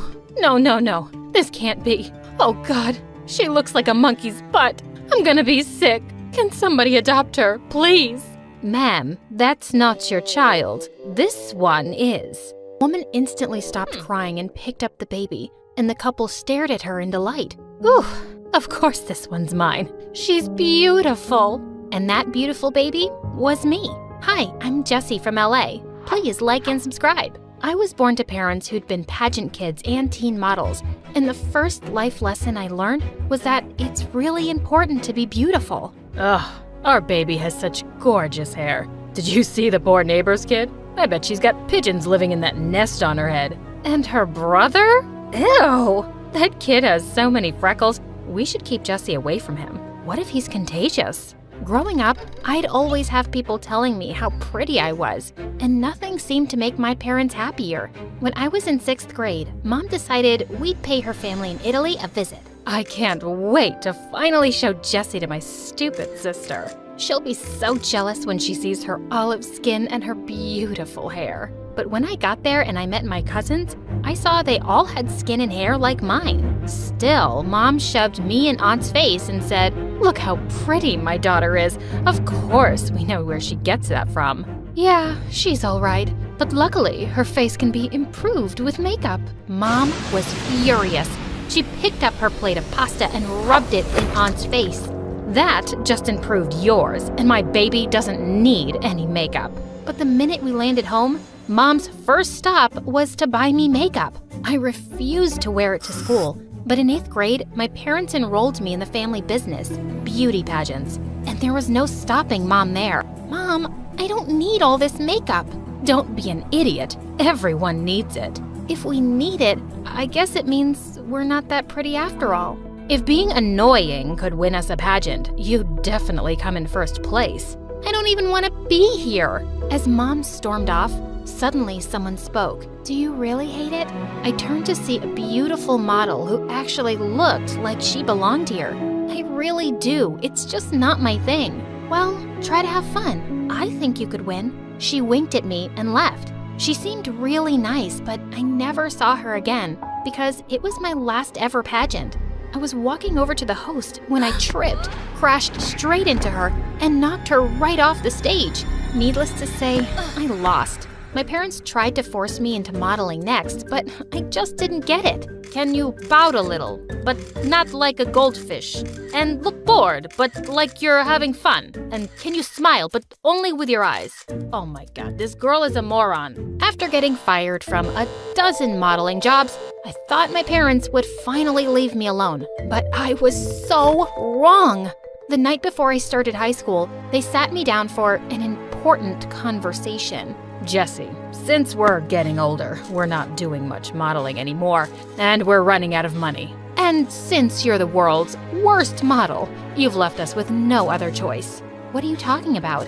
"We have a plan. I recently made a friend at the gym, and he's filthy rich. His son John is going to be at your school. He has a girlfriend, but you can get rid of her. You'll look pretty, get the guy, marry him right out of school, and he'll support all of us." "What? So I don't get to go to college?" "Oh, honey, I don't think you're smart enough. But also, we just don't have the money. If you want to go, this is what you have to do." I just knew there was no point arguing. So the next morning, I walked downstairs in my prettiest dress and bright red lipstick. But when I got to school, I wiped it off and changed into jeans. I'd study hard and get a scholarship for college. I wasn't following my parents' awful plan. I spotted John pretty quickly, though. He was a grade older than me and really into basketball. And his cheerleader girlfriend, who I called Clownface because she wore too much makeup. But soon enough, my parents were nagging me about my progress, and I had to get a selfie with him. I kept trying to catch him alone, but Clownface never left his side. So one day, I just followed him into the boys' bathroom. "Whoa, what are you doing here?" "Oops, is this the boys' bathroom?" I can be dumb sometimes, but can I just say, I'm such a big fan of your game. Could I have a selfie with you? He agreed, and my mission was accomplished. But as we stepped out of the bathroom together, someone pulled me by my hair. "What were you doing in there with my boyfriend, witch?" "Ow, nothing. Get off me, clown face." "What did you just call me?" She pounced on me and pinned me to the ground. I pushed her off and she was about to attack again, when suddenly a girl stepped in. "Hey, leave the new kid alone. If you think my idiot brother is cheating on you, why don't you kick his butt?" "Eat glass, Kate." John led angry clown face away and the girl helped me up. She was beautiful and not wearing a touch of makeup. She looked kind of familiar too. I could have handled that, but thank you. You're John's sister? "Yeah, I'm Kate. Wait, have we met somewhere before?" And that's when it hit me. She was that model. "Did you do pageants a few years ago?" "Oh, yes. I remember you now. Gosh, we were pageant girls. How embarrassing." After that day, we started hanging out together all the time. Kate was struggling with math, so I went over to her house one day to tutor her, and she seemed to catch on really quickly. "Wow, Jessie, you're really good at this." "Yeah, I actually love math, but tell that to my parents and they'd laugh. They just think I'm a pretty face." "Well, you are pretty. But not just that. Why was I blushing? Just then, Kate jumped up and switched on some music. No way! That's my favorite band. Dance with me then. She pulled my arm to help me up, and the next thing I knew, we were dancing together. We twirled and giggled, and it was the most fun I had ever had. And then suddenly, she leaned in and kissed me. Whoa. Oh, I thought there was a vibe. No, I didn't expect that. I'm sorry. I thought we were on the same page. She started moving away, but I took her hand. And then I said the dumbest thing ever. My parents expect me to marry a boy, a rich boy. Well, your parents aren't here, are they? I pulled her closer till her face was inches from mine. I think you're really beautiful. I'm really good at math too. I lied. I grinned and then I kissed her. Kate and I started dating and it was amazing. We kept a low profile in school, but we met afterwards every day. One night I got in really late, and as I sneaked in, I found my parents waiting for me in the lounge. We know what's going on, Jessie. What are you talking about? You come home late every day, you're texting all the time. I know you're dating my friend's kid. We're so proud of you, honey. Oh, yeah, of course, your friend's kid. That's who I'm dating. It's going great. Honey, you have to tell me how you got rid of John's girlfriend. Oh, she was just so much uglier than me. She didn't stand a chance. That's my girl. You can have whatever you want for dessert. I was just having the time of my life. But it was all starting to get so complicated soon. A few days later when I got home, my parents told me that we were going out for dinner to John and Kate's house. Oh my God, no! I frantically called Kate, but she just wouldn't pick up her phone. I left her a text saying, coming over with my parents. They think John is my boyfriend. I'm so sorry. I hoped she'd see it before I got there. Her parents welcomed us warmly, and just as I stepped inside, John walked into the hall, and I ran to him and hugged him. Please, act like my boyfriend. I'll explain everything. Babe, hi, I missed you. Even though we met in school a few hours ago. Oh, young love, so precious. The parents smiled at us and walked off, and I pushed John away. What was that? So, here's the thing. I'm gay, and I haven't told my parents yet, and they think I'm dating you. It's just something I said to make them happy. I'm gonna tell them the truth soon, but please play along tonight. Ugh, fine. But I love my girlfriend, so don't fall for me or anything. I just told you I'm gay, you moron. Kate walked in just as we were sitting down for dinner, and she winked at me, so I knew she'd read my text. Whew. But as I acted lovey-dovey with John, I could tell it was bothering her. And when he and I snuggled close to each other on the couch after dinner, she looked mad. After a few minutes, she just stormed off. Didn't she know it was just an act? She wouldn't even reply to my text later that night. Ugh, I just had to go see her then. I sneaked back to her house and found her window open, so I quietly climbed in. But the second I landed, I bumped into someone who let out a horrible scream. Ah! Someone switched on a light, and I saw frickin' Clownface and John glaring at me. Oh my God, I can explain. What are you doing in my boyfriend's room, you witch? I told you not to fall for me, Jessie. What? Just then the door burst open and Kate walked in. I heard a scream. Jessie? Why are you in John's room? My question exactly. Everybody shut up! I'm in love with Kate. I'm here for her. I got the wrong window. Everyone looked shocked, and I just took Kate's hand and led her to her room. Why haven't you been replying to me? I don't know, Jessie. I know you were acting, but when I saw you with John, I just got jealous. That's what your parents want, right? They want you to date a boy. What if you want that too? I really don't want your brother. And I think I just said I'm in love with you for the first time, in front of those idiots. Kate's face lit up. Yeah, you did say that. I'm in love with you too, Jessie. And we kissed, and it was a perfect moment. My parents were all praises for John after that dinner, and they were already dreaming about my wedding and how he'd take care of us. I had to end this act and tell them the truth, and an opportunity turned up soon. John's parents had invited us all to his big basketball game, and Kate and I decided to tell everyone afterwards, as my parents wished John luck before the game. Suddenly, Clownface came over and pushed them aside. Good luck, my little smooch monster. Break your legs. And she kissed him smack on the lips. My parents nearly fainted. Jesse, do something. I thought you got rid of her. Rid of me? As if. I'm marrying John one day, and we're having so many babies together. As the two walked off, Mom turned to me, horrified. You broke up? How could you let him go? Mom, we were never dating. Never dating? But we saw you two together. Who have you been dating then? That would be me. Kate stepped forward and took my hand. I wish I could have made it less shocking for my parents, but this was happening now. Mom, Dad, Kate's my girlfriend. You're dating a girl? I did not spend my whole life making you presentable so you could date a girl. This is humiliating. How will you go to college now, huh? If you stopped treating me like a dumb Barbie doll, you'd know I'm smart enough to get a scholarship. We'll talk about this at home. There's nothing to talk about. And to make my point, I kissed Kate. Mom got so mad, she walked out of there. I was waiting for Dad to scream next, but he leaned in and whispered, Jesse, I'm okay with this. She's gotta be as rich as John, right? Of course, Kate was loaded. I didn't care, but it was good enough for Dad. And he eventually convinced my mom that having a rich daughter was more important than having a straight one.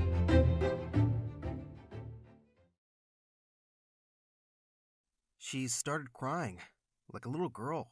Don't leave me, she said. I rolled my eyes. If she believed what I said, that's her problem. But then again, I wasn't really surprised. Girls are always like this. They believe me every time.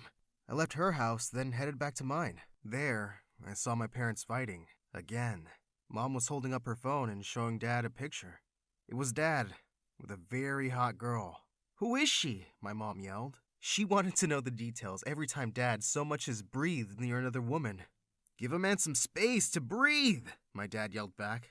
I defended him. I was always by his side. He was the coolest and smartest man ever. Well, for God's sake, Mom! You're being dramatic for no reason. He's not cheating. Just get over it. Mom looked at me, coldly, and then said that I was just like Dad.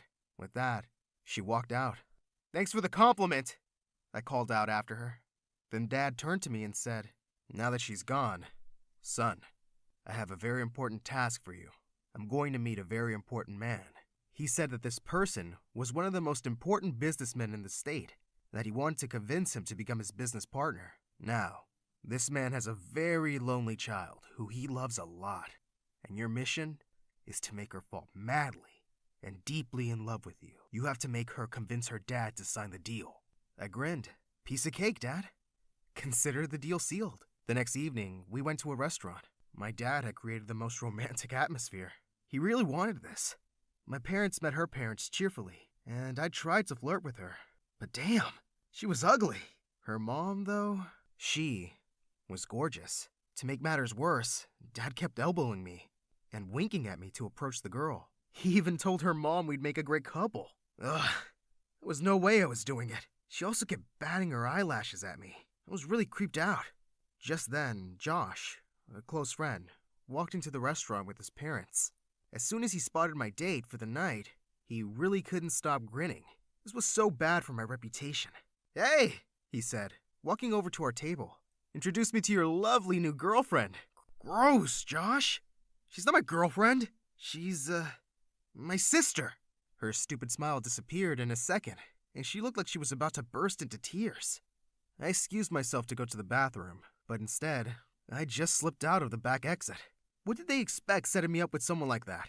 I called up one of my girls, and we met to party. When I got home, my parents were in the middle of a fight. I saw the way you were looking at her. She was yelling at him, but just then, Dad saw me and turned his anger on me. He was furious and said that I embarrassed him. If you really want to make the deal, why don't you go out with her? Why set me up with her? I yelled at him. It's just one stupid deal. And she was too ugly. My mom was stunned as she figured out what we were talking about. Oh, so this is how it goes. Dad told her to shut up, and things really escalated between the two of them. Mom kept saying that Dad was a monster, and Dad kept telling her to shut up. Then Dad said, "Get out of my house! Both of you! Leave! Now!" At first, I thought he wasn't serious, but in a few days, we moved into a small apartment. I knew that I pissed off Dad, but I was sure he would take us back. At least, he'd take me back. I didn't really care about Mom. But days turned to months, and we heard nothing from him. Mom didn't talk to me either. She said she was ashamed of me. "I'm just letting you stay because I feel sorry for you. You're an embarrassment," Mom said. Well, yeah? Who cares? I did the only thing that made me happy. Going out with girls. I called my friends over. We had a wild party. Mom got really mad and kicked everyone out. One day, Dad called and said he misses me and wanted me back. "I have so many important tasks for you," Dad said. I was thrilled, but he said he didn't want my mom. "I'm tired of that ugly woman," he said. I know, right? I grabbed my stuff and left to live with him. There, I saw something that thrilled me. He had a new maid. She was around my age. She was gorgeous. Her name was Stella. I was sure Stella would fall for me in no time. So I flashed her my most charming look. "Hey, how are you doing?" I asked. She looked at me and then looked away, like she'd seen a car crash or something. For a moment, I didn't know what happened. Had she just ignored me? She probably doesn't speak English, I thought. But then she said something to the housekeeper in fluent English. I gasped. Was she ill then? Terminally ill? But the way she worked, I knew she wasn't. Then what is it? I couldn't stop wondering. Meanwhile, when I wasn't completely distracted by the gorgeous Stella, Dad kept giving me all these missions to make wealthy men's daughters fall for me. I did it every time, and I gained my dad's trust again. But I just couldn't stop thinking about Stella. I saw her everywhere. Every brown-haired woman reminded me of her. She even popped up in my dreams. I kept trying to talk to her, but all she did was look at me like I was an idiot. One day, Dad called me into his room. He looked deadly serious, as he told me he had a crucial task for me. "There's this man from New York, and he's willing to make $1 billion investment in our company," he said. That was great news. Why did Dad look so worried? He said that the trouble was this man's daughter. She was really nosy and always trying to influence her dad's decisions about the company to favor her boyfriends. Her dad listens to everything she says. I knew my job without him having to say anything else. "Don't worry, Dad," I said. "I won't embarrass you again. The girl I was supposed to flirt with was pretty and all, but man, she was insane. She was super jealous. The most jealous girl I've ever been with. She was so crazy. She would come to my house without telling me, and when I asked why she didn't call before coming, she would say, 'I just wanted to surprise you, babe. I missed you, and I needed to touch you.' Well, that was a lie. She came over to make sure I wasn't cheating on her. She didn't know that she was dealing with an expert. One night, she came over unexpectedly. I was with another girl. She caught me and started screaming like a banshee. 'We're so over!' She yelled over and over again. 'Whatever, just leave,' I said. I was so tired of her drama. But then she looked at me with her big eyes and said, 'Aren't we going to make up? Damn, we love each other.' Ugh, I didn't want to deal with this crackpot right now. Just then, Stella came in with some soda. My super crazy girlfriend took one look at her, and she freaking blew up. She just went insane. She grabbed the can and threw it at Stella, saying, 'What the actual hell are you doing here? You disgusting gold digger!' Stella looked shocked as my girlfriend kept saying she was planning to steal me from her. I jumped to my feet and yelled at my girlfriend to stop and told her that Stella has nothing to do with this. But my girlfriend wouldn't stop yelling and pushing Stella away. Suddenly, Stella looked super pissed, and she pushed her back. My girlfriend fell to the floor. Damn! Stella was so hot. I loved a girl who could fight. "Get out of my house right now," I said to my girlfriend. She looked so shocked. She got to her feet and threatened me, saying that her dad wouldn't be happy about this, and she left.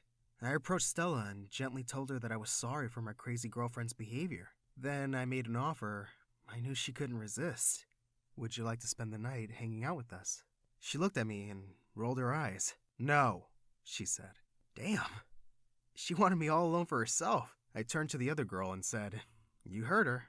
She doesn't like sharing. Get out." But Stella said, "God, no!" Again, what was wrong with this girl? She tried to walk away, but I grabbed her hand. "Are you into girls?" I hope she was. At least, that would make me feel better. But she looked at me like I was a dumb kid and said no. I asked her if she had a boyfriend, but she said no. With that, she pulled her hand away and left. I stood in shock as she coldly walked away from me. This was the first time I'd been rejected, and I had to admit it. It broke my heart. I was devastated and lost. I went up to my room and slept early, thinking about my beautiful, cold-hearted Stella. In the morning, Dad burst into my room, screaming and threatening me. "I knew you were stupid. but I never thought you'd be such a royal idiot, he yelled. I told him that my ex was a pain, and that I just couldn't deal with her. Is that why you got her pregnant? My dad suddenly started to laugh. What? He was thrilled and said he was kidding about me being dumb. You're the smartest kid in the world. They're signing the deal right after you two get engaged. I was so confused for a minute.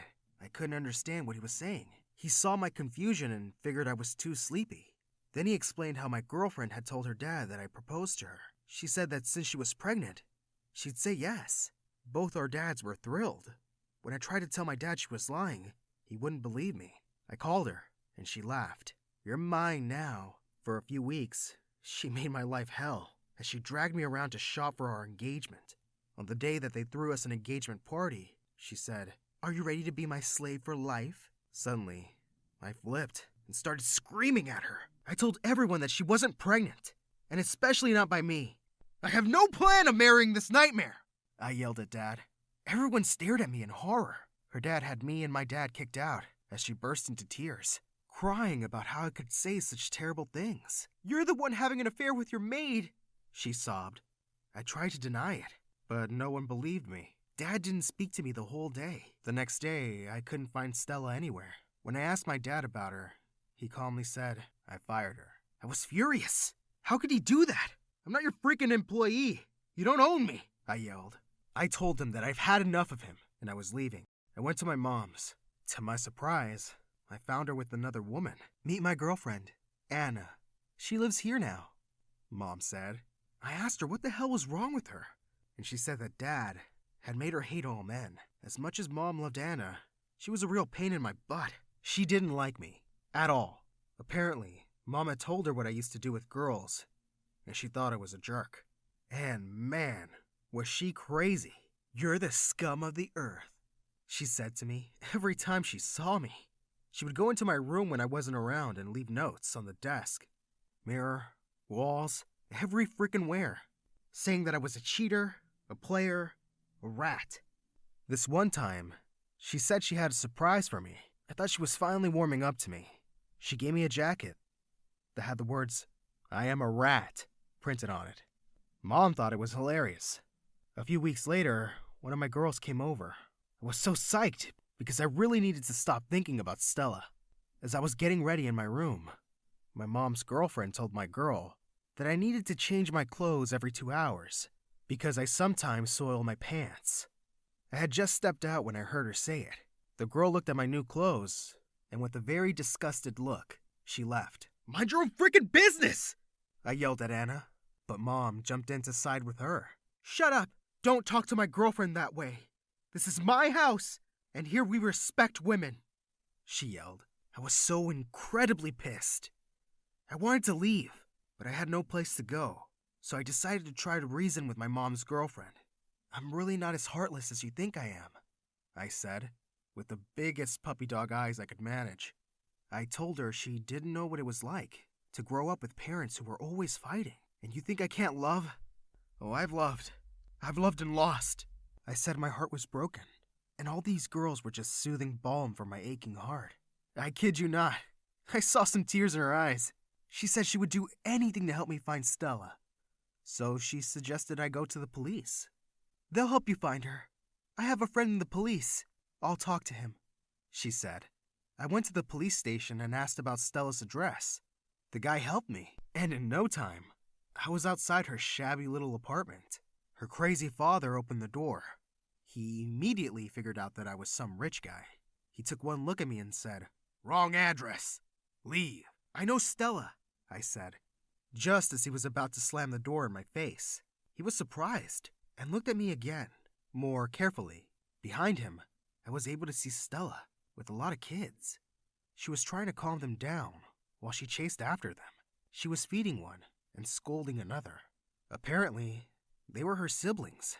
Stella! Her dad screamed and demanded she come over. She came to the door, and immediately, her dad went inside. But I could see him trying to eavesdrop from behind the door. I took her hand and said, I am so sorry, Stella, for everything. I love you. Will you be my girlfriend? She pulled her hand away and shut the door in my face. I heard her dad yelling, You crazy brat! Are you out of your mind? He's rich! Marry him! He opened the door again. Stella looked at me and said, "I can't be with someone like you, no matter how rich you are. I want a guy who will love and appreciate me and stand by my side no matter what." Then she closed the door. Again.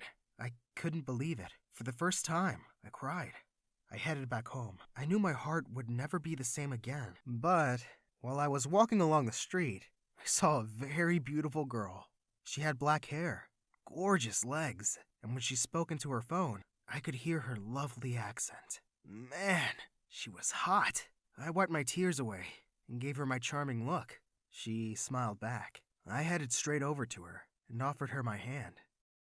Hi, I'm Nadia from New Jersey, and My Story Animated will give $1,000 to one lucky person who subscribes in the next 7 days. Tell your friends, your sister, brother, and mom to subscribe now. I was born to filthy rich parents and a sister who was 5 years older than me, Angela, and I discovered early on in my life that they just weren't very nice people. Like once when I was 5, we were all walking out of a shopping mall when suddenly a lady holding grocery bags tripped over something and fell face forward. I ran to see if she was okay, but my parents and Angela burst out laughing. Why are you guys laughing? Because it was so funny the way she fell.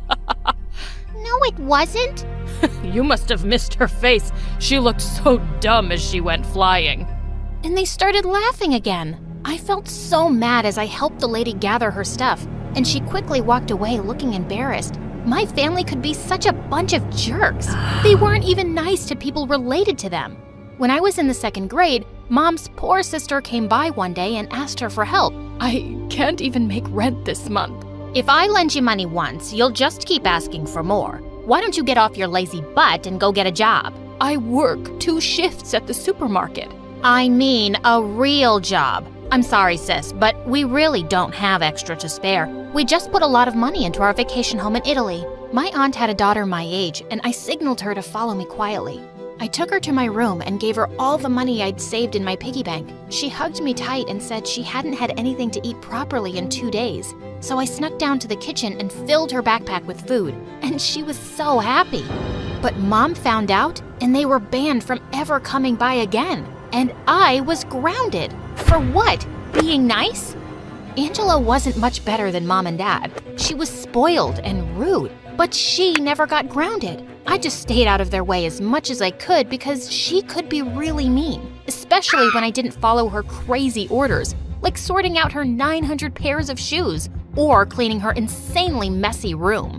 All my parents cared about was making money, so they hardly paid attention to me and Angela growing up. But I was pretty popular in school. I was that go-to girl whenever anyone needed help with their homework, or if they didn't have lunch money. They'd come to me, and I really liked that. One day in 10th grade, I was walking down the hallway when I saw a bunch of girls from class surrounding a new girl, and they seemed to be mocking her. Hey, what's going on here? Are you guys bullying the new girl? Oh, we're not bullying. You know we just like to have fun with the newbies. It doesn't look like she's having fun. So how about you guys back off? I thought we had a deal. I help you with your math homework and you don't bug anyone. The girls walked away and I helped the new girl pick up her bag and things lying around on the floor.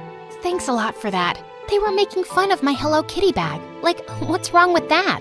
Nothing wrong at all. The new girl's name was Shirley. She wasn't in my class, but we started hanging out at lunch every day and we really clicked. I had plenty of friends at school, but no best friend, and I really felt Shirley could be the one.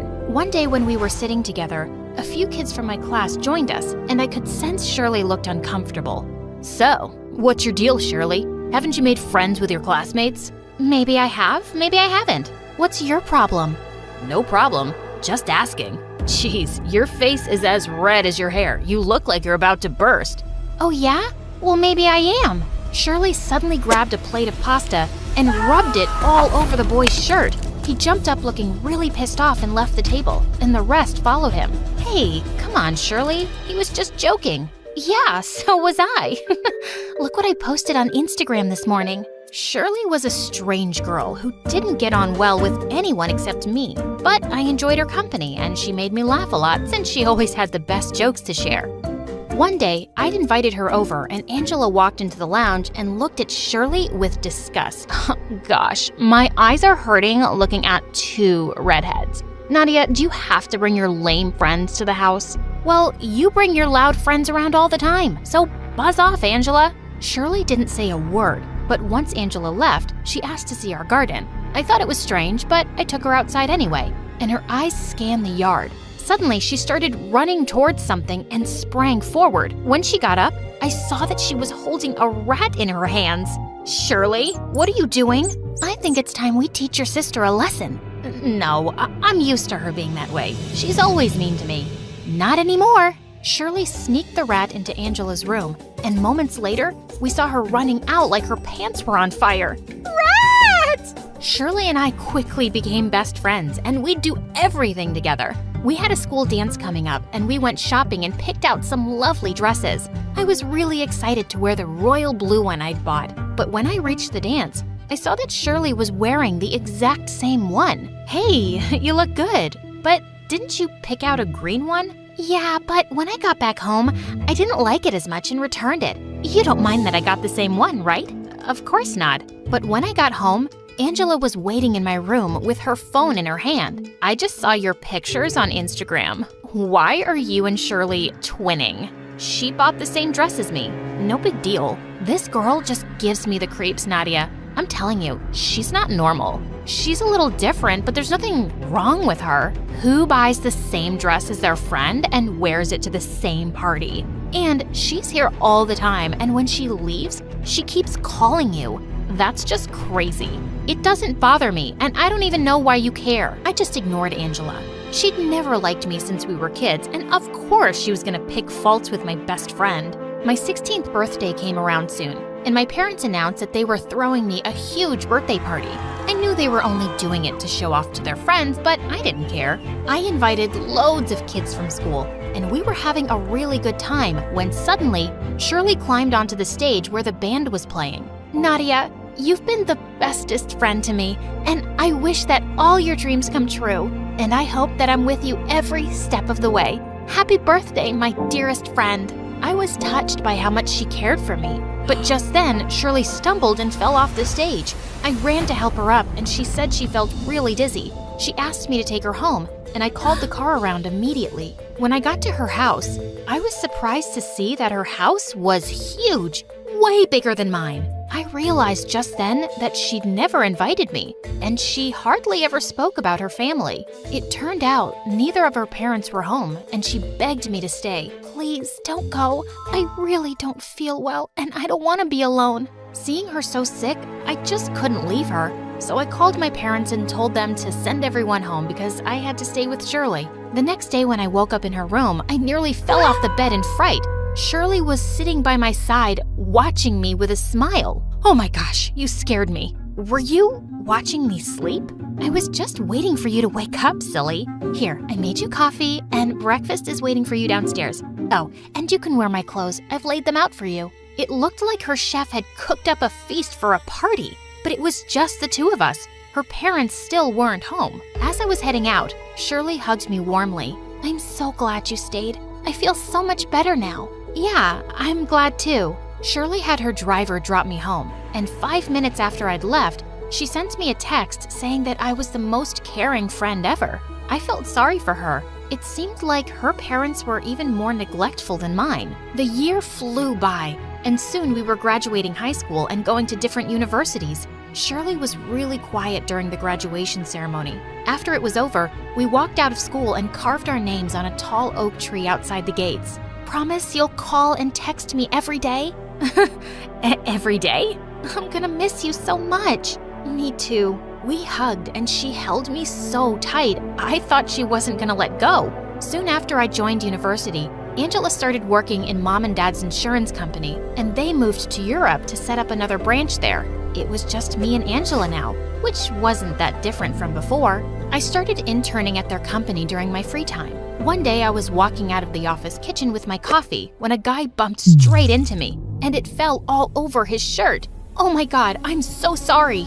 No, it's my fault. I wasn't paying attention. He took his shirt off right there to wash it in the sink, and boy was he ripped. When he turned to me again, I tried really hard not to stare at his abs. He introduced himself as Ryan, one of the general managers in the company. He seemed to have no idea that I was the boss's daughter, and I didn't mention it. We kept bumping into each other at the office every now and then, until one day he asked me out on a lunch date. So, how come you didn't tell me you were the boss's daughter? Oh, so you knew all along? No, but I asked around about you right after the first time we met.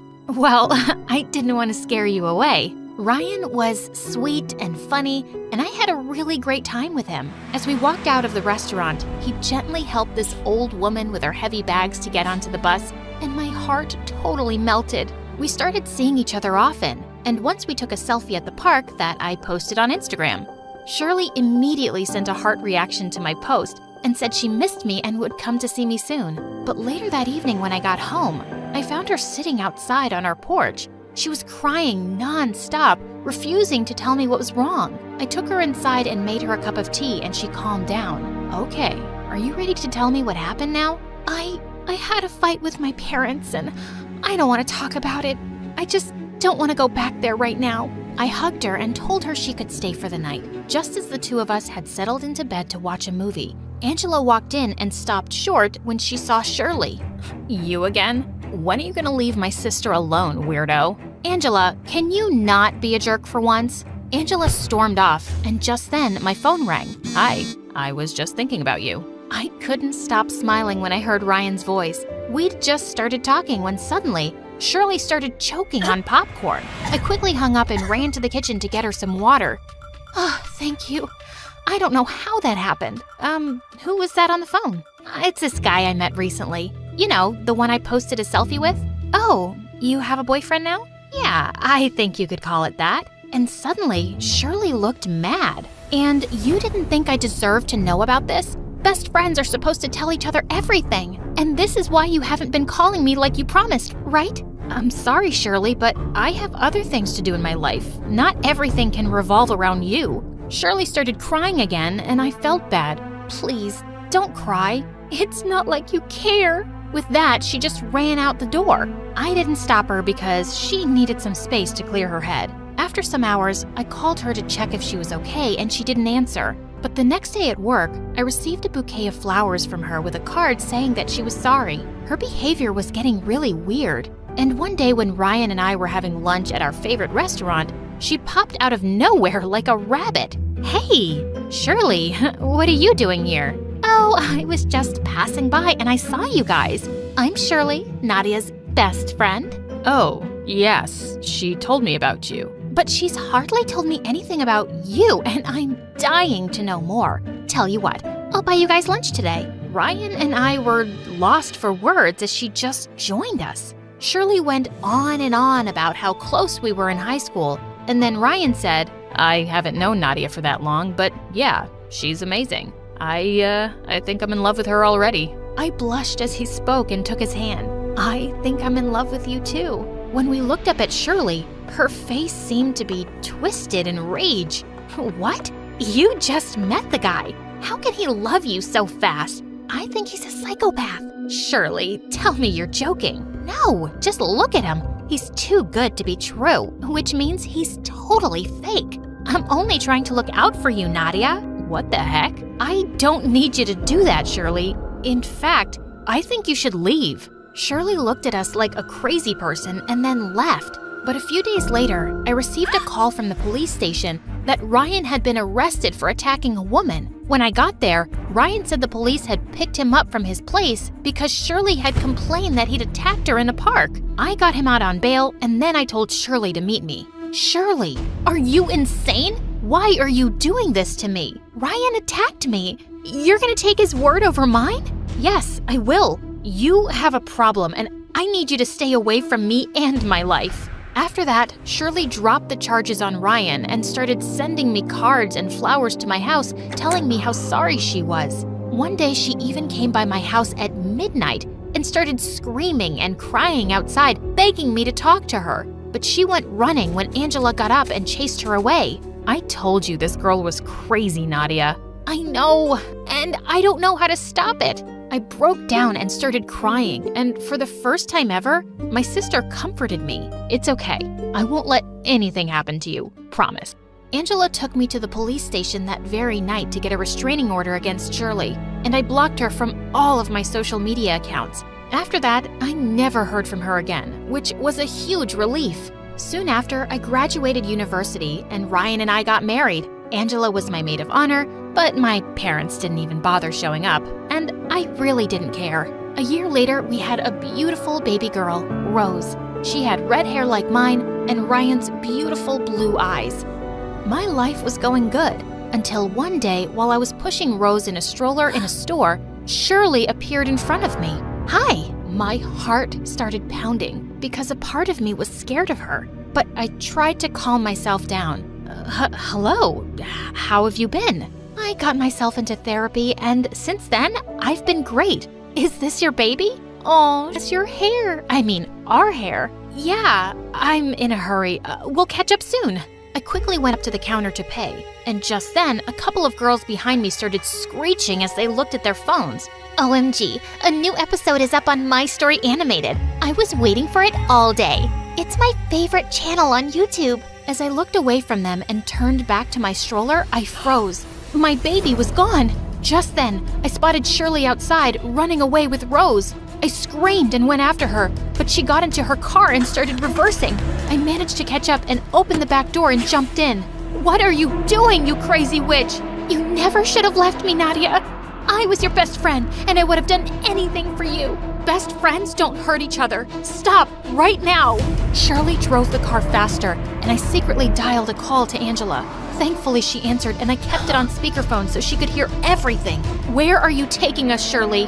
We're going to our high school, so we can show little Rose where we first met. And when we got to the school, she took my baby and walked to the tree where we'd carved our names. You see, this is where your mom and I made a promise to stay friends forever. And then she broke that promise. I couldn't bear to see Rose in her arms, and I leapt forward and attacked her. She let go of Rose, and as the two of us fought, we suddenly heard police sirens. The officers quickly arrested Shirley, while I held Rose tightly to my chest. Just then, Angela arrived on the scene too, and she threw her arms around us. Oh my God, I was so scared. I just knew you'd pick up my call and would know exactly what to do. You were always right about Shirley. You've been trying to look out for me since then, and I ignored you. I don't blame you, Nadia. I wasn't the best sister growing up, but you're an amazing sister and aunt now. I'm just glad you're both fine. Rosie, are you okay? Rose pulled a strand of Angela's hair and said, "Ooh, gaga," and we both started to laugh.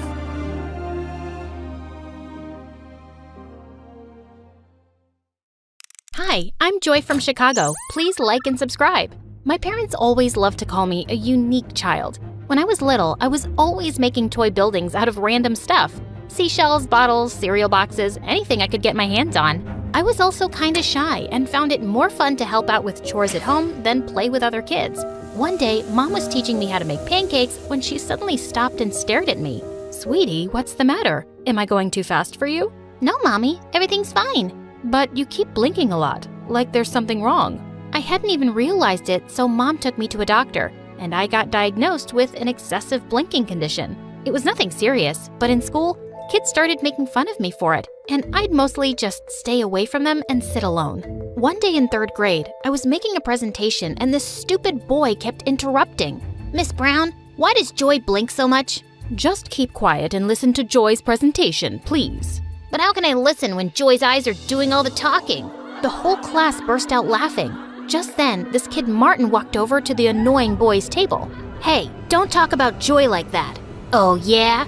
Who are you, her boyfriend? Martin jumped on him and the two started wrestling like crazy. They both ended up in detention for a week. So after school, I snuck into the detention room and sat next to Martin. Hey, thanks for sticking up for me. I hate when people tease you. You're like the awesomest, smartest girl in our class.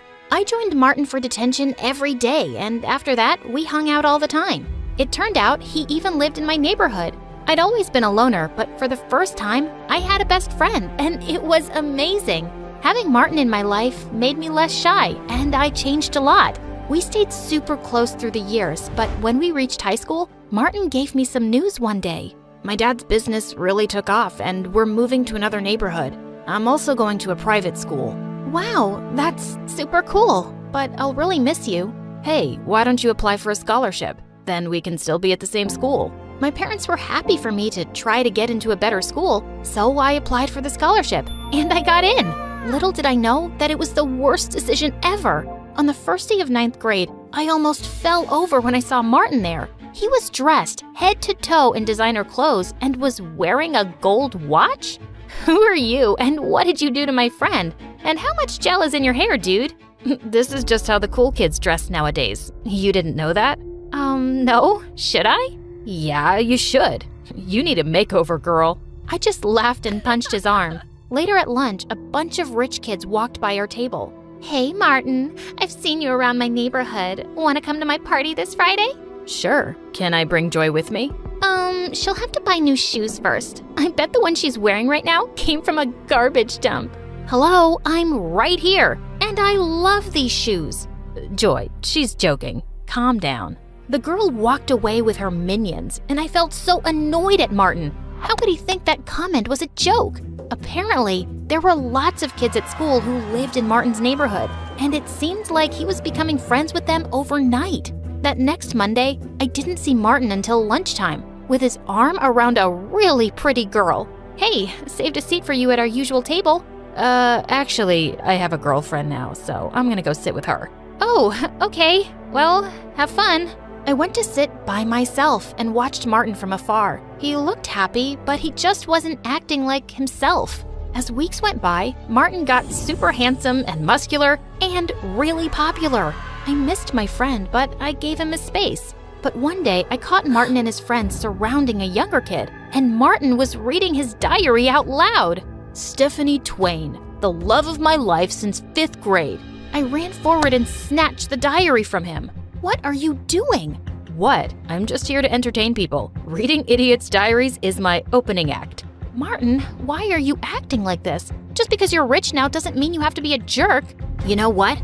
I think you're just jealous because I have other friends now and I'm not a nerdy loser like you. Look at me. I'm Joy and all I do is study in the library because I have no life.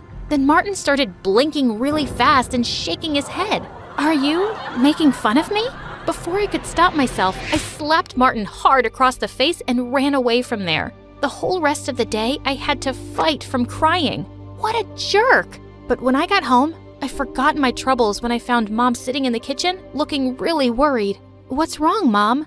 Joy, your dad and I are in serious debt. If we don't find a way to get some money soon, we could lose the house. Lose the house? Are we gonna end up homeless? No, I shouldn't have said anything. We'll be fine. Don't worry about it, honey. But I did worry about it. I watched MSA videos on YouTube to take my mind off of things, but I didn't get much sleep that night. Weeks went by and things kept changing. I just focused on my studies and saw Martin from a distance, turning into a completely different person. Then one day, a new guy named Cameron arrived at school. He looked like Harry Styles, and based on his Lamborghini, he was clearly rich. All the girls were drooling over him, but I just rolled my eyes and walked away. He was probably just another snooty brat. But I was surprised when Cameron came and sat next to me in my robotics class. He seemed super impressed with the robot hand I was building. I've been working on it for almost a year. Are you like a genius? You can tell me the truth. You don't have to be modest. I laughed and ended up sitting with Cameron for lunch, and he never once made fun of my blinking or even asked about it. We were having a great time until Martin walked over. Dude, what's a guy like you doing with someone like Joy? I'll introduce you to my friends. They're more your type. Martin, why are you such a... Sure, I'll come and say hi right now. Cameron leaned over to me and whispered, Trust me, you just sit back and enjoy the show. I wondered what he was up to as he walked over to Martin's friends. And when Martin introduced his girlfriend, Cameron suddenly took her hand and kissed it. I'm heading to a yacht party tonight. I'll offer you $500 to be my date. His girlfriend instantly pushed Martin away and put her arm through Cameron's. You got yourself a deal, cutie. Wait, what the heck? I thought you really liked me. Cameron pulled away from Martin's girlfriend. Your friends really are something. I just wanted to show you that. And I don't like hanging out with fake people. Don't ever come near me or Joy again, okay? Cameron walked back to me, and I saw Martin's face had turned really red as he stormed off furiously. I hoped he'd had some sense knocked into him. Later that week, I got some amazing news. My teachers wanted to enter my robot hand into a huge science fair with a big cash prize. If I won, I could help my parents out. Your hard work is finally gonna pay off, Joy. I wish I were as talented. Wait, what if you enter the science fair with me? You can help me with the finishing touches. Are you serious? You're the coolest girl ever. Cameron and I worked hard on it all month. The night of the fair, I reached the venue before Cameron, who was bringing the project, but hours passed and he just didn't show up. I called and texted frantically, but he wouldn't answer his phone. I was called to the stage empty-handed. The judges couldn't wait any longer. I was disqualified. But just as I was leaving the venue, Cameron showed up. Oh my God, where were you? How could you let me down like that? Joy, I'm so sorry. When I left the school with the project, all my tires were flat 10 minutes later. I couldn't even call you because my phone wasn't in my bag. I don't know who stole it or slashed my tires, but I can make a guess. Martin? I was burning with rage. The next day when I saw Martin in school, I walked up to him and grabbed his collar. You heartless jerk! You did that to Cameron, didn't you? Hey, back off. And yeah, I did. But why are you so worked up? So your lover boy had to wait on the road for a while. Big deal. It's not just about him. Martin, I missed the science fair because of what you did. You know I've been working on that project for a year. Doesn't that mean anything to you? For a second, he looked taken aback, but then he just shrugged. How was I supposed to know all that? Anyway, I did you a favor. You've been a nerdy loser since I met you. It's time you found a new hobby, Blinky. I sprung forward and pushed Martin to the ground. I'm just through with you. I used to think you'd be the last person to ever hurt me, but I don't even recognize you now. You're just a big jerk bully. I turned around and fled from there. At that moment, I hated him so much. A few days later, I was studying at the library for exams and realized it was really late. As I walked out of the building, I heard laughter coming from the back alley. I went over to see what was going on and nearly fell backwards. Martin and his friends were spray painting the principal's brand new car. Are you crazy? What are you doing? Ugh, what are you doing here, Joy? Martin, just please stop this. You could get in so much trouble. As if you care. Just keep walking and pretend you never saw this. I had no choice but to leave, but seeing him this way was so frustrating. The next day when I went to school, all everyone was talking about was how the principal's car was wrecked and he was raging mad. But in the third period, I was shocked when I was called to the principal's office. I saw on the CCTV footage that you were on the premises last night when my car was destroyed. But sir, I had nothing to do with it, I swear. Oh, I know that, but I think you saw who did it. I just stared back at him and then spoke. It was really dark. I wouldn't be able to tell you who it was for sure. Joy, you're here at this school on a scholarship. If I don't have a name by Monday, you'll lose it for next year. I suggest you be smart and think about your future. I walked out of the principal's office in shock. Just then, Cameron caught up with me. Joy, what's going on? Why were you called to the principal's office? I told him everything that had happened. You can't just throw away your scholarship like that. You have to turn Martin in. How can you even suggest that? He used to be my best friend, and I'm not a snitch. He's not your best friend anymore. He's a jerk, and he deserves this. If he was a nice guy once, he's changed, Joy. But I didn't change. I just can't do this, Cameron. I won't do this. I'll go to another school. It won't be as great as this one, but I'll be okay. Tears stung my eyes. I thought about the colleges and opportunities I'd never have now, but I was doing the right thing. That Monday, I went to the principal's office with a heavy heart, ready to lose my scholarship.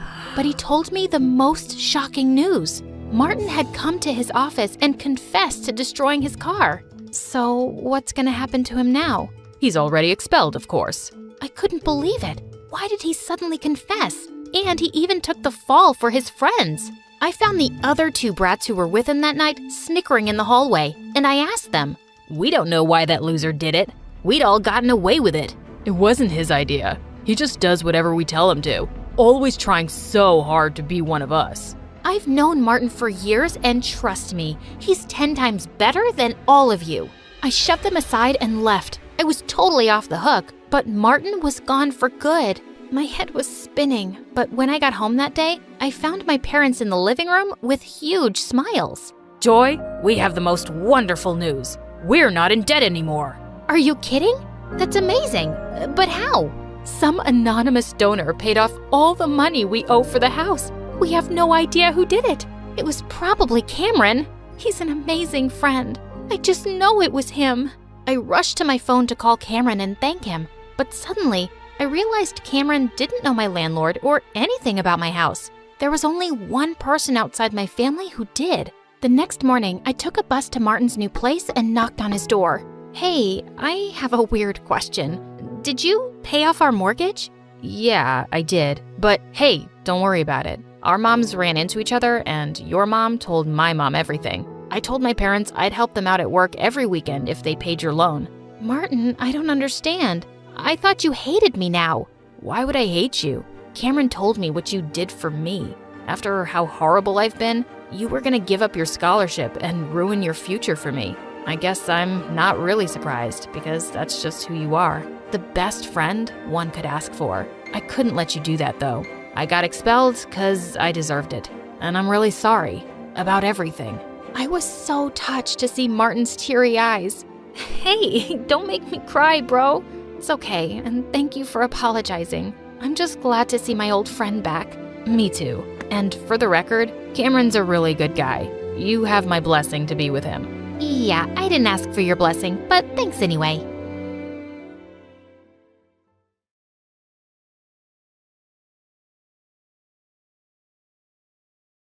Hi there, my name is Penny. I'm 13 years old, and over summer break, my whole life changed. All because I found a way to get anything I wanted off of Amazon for free. Alright, I think I should start by mentioning that I've always been poor. Like, sometimes my mom and I are homeless kind of poor.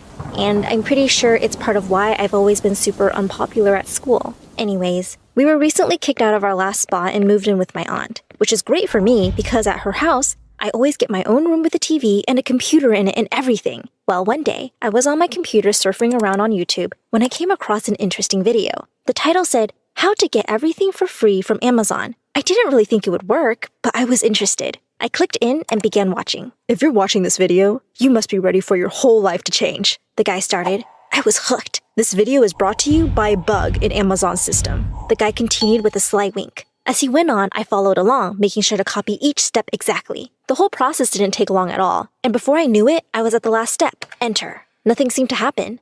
Just as I figured. I sighed. It must have been some weird hoax. I'm not going to lie, I was a little bit bummed. I had tried not to get my hopes up, but I mean, after living a whole life of having nothing, the thought of being able to get anything I wanted delivered to me, for free, on demand, was like a dream. While I was already on Amazon, I figured I might as well order some new school supplies. School was just around the corner and I would be going into the 8th grade. Like every other year, I wouldn't be able to afford the new cool clothes that all the popular kids would have. But my mom always saved up just enough so that I could buy some brand new school supplies. She felt it was important, and it was special for me. "Education is your golden ticket to creating a better life for yourself, Penny Pie," she would always say. Now, don't get me wrong. I loved learning, but I hated going to school. I was always mocked for wearing the same clothes or looking like I hadn't showered, which, to be fair, I often hadn't after a night of sleeping in mom's car or something. Anyways, I browsed around Amazon, putting things in my shopping cart, careful to stay on my budget of $15, which for us is a lot. Once I had found everything I needed, I went to pay. But where there should have been a price, there was only the word free in all caps.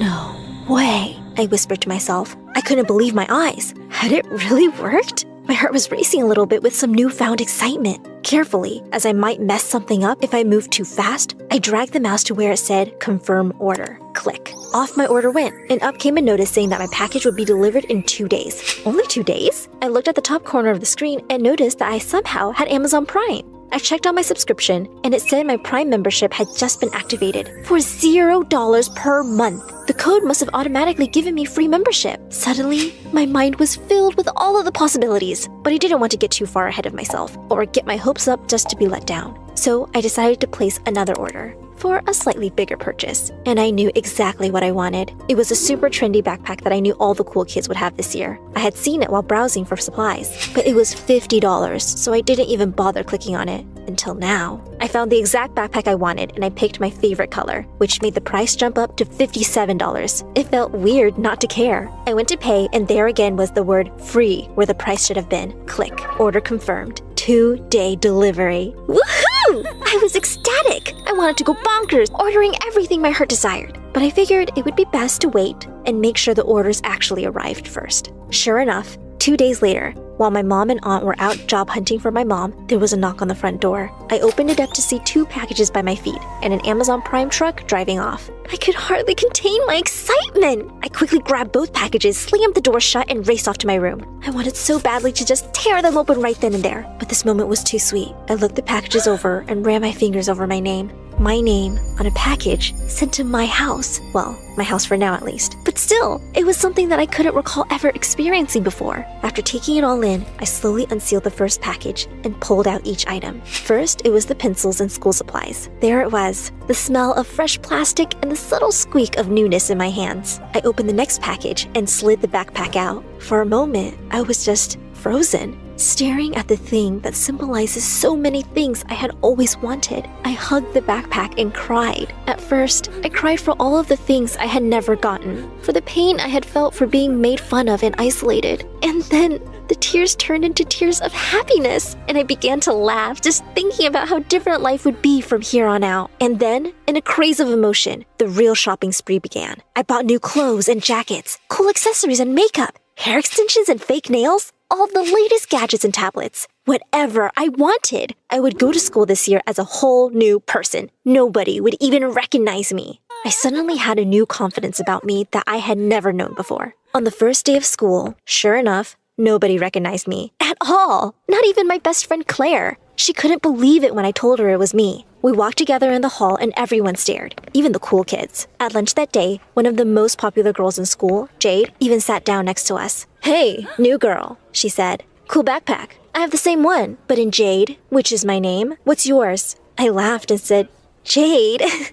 "It's me, Penny." As she looked at me with recognition, I started to feel self-conscious. "Penny? No way," she said, her whole demeanor changing. "I seriously didn't even recognize you. What happened?" She said it in a way that I knew very well. It made me feel small. I wanted to curl up and hide, but then I remembered the reflection I had seen in the mirror. I held my chin up high as I replied, "Things have changed for me, Jade. It's a shame that I can't say the same for you." Both Jade and Claire's jaws dropped. This gave me even more confidence. "Anyways, I have a new connection. I can basically have anything I want, just like that," I said as I snapped my fingers. "No biggie." This got both of their attention, but Jade was now taking over the conversation, asking all sorts of questions. I just acted cool, calm, and mysterious, and answered with super short responses to keep her guessing. She called a couple of her other cool friends over to the table and filled them in. When they all started to chime in, asking questions too, I hooked arms with Claire and said, "This is a little annoying, don't you think? Let's go." As we walked away from the most popular girls in school, who were all staring in awe after us, we laughed as we turned the corner. Just like that, we were the girls the popular girls wanted to talk to. Once we were completely alone, I explained everything to Claire. And after school that day, she came to my house so we could order a bunch of cool new stuff for her. Soon enough, we were both the most stylish and trendy girls in the whole school, and I started to love going. Every day, the popular kids all wanted to hang out with us. Just to keep them happy, I even bought some things for them. And you should have seen how happy and grateful they were. They were practically bowing down to me as their queen. Within weeks, I was receiving between 20 to 30 packages a day. On some days, the other kids would even line up in gym class as Claire and I would sit on the bleachers, passing out gifts like a modern-day Lady Santa Claus. Of course, while school life was getting better and better, things were becoming more and more difficult back home. As my mom and aunt became more suspicious, I had to lie and tell them that all the packages were for a job I had found on Amazon. I told them that companies were paying me to test out all sorts of products in exchange for my raving reviews. I almost felt worse when they believed it, but I couldn't stop now. I was the happiest I had ever been. That is, until one day, when along with around 35 packages, I received a letter from Amazon. It was laid out for me on the kitchen table when I got home from school. I guess my mom had gotten it first, but it was still sealed. She trusted me too much. I was nervous as I opened it. Amazon had never sent me a letter before. I read in horror as the letter explained that I had been the biggest spender that month.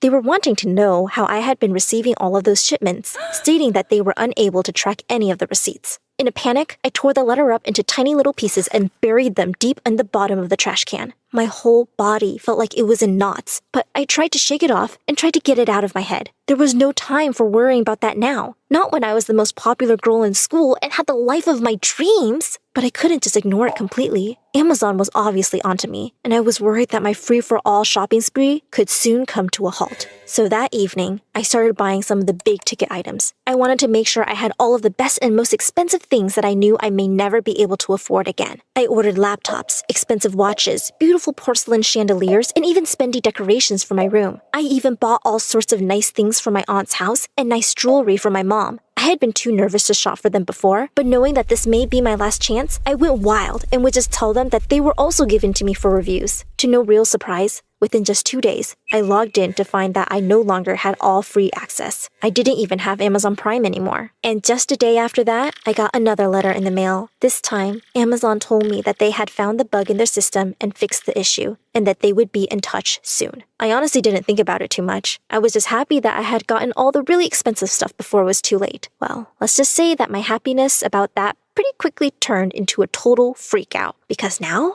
I was getting tons of letters from Amazon every day. Between 20 to 30, as a matter of fact. They were all receipts for every single purchase I had made, along with the occasional letter threatening a lawsuit if I didn't reimburse them by the end of the month. Now that I was no longer receiving packages and only letters, I had to come up with another lie for my mom and aunt, who were becoming more and more suspicious. I told them they were just thank you letters from people I had written reviews for, or more people asking for my endorsements. I also told them I had decided to quit my job and asked if they could just throw the letters away if they saw them. But one day, I caught my mom starting to open one of the letters when I got home from school. I caught her just in time and she apologized for almost invading my privacy. "I'm just worried about you, Penny Pie," she said. "Something just seems off with you lately." I told her that everything was okay and that I was sorry for making her feel worried. And I meant it. "You don't have to worry anymore, Mom," I said. I told them to stop sending me stuff and that I quit for good. So we shouldn't get any more letters or packages anyways. Of course, this wasn't anywhere close to true. I had an unimaginable amount of money to still make in a very short period of time before they would stop sending those letters. But I had to deal with one thing at a time.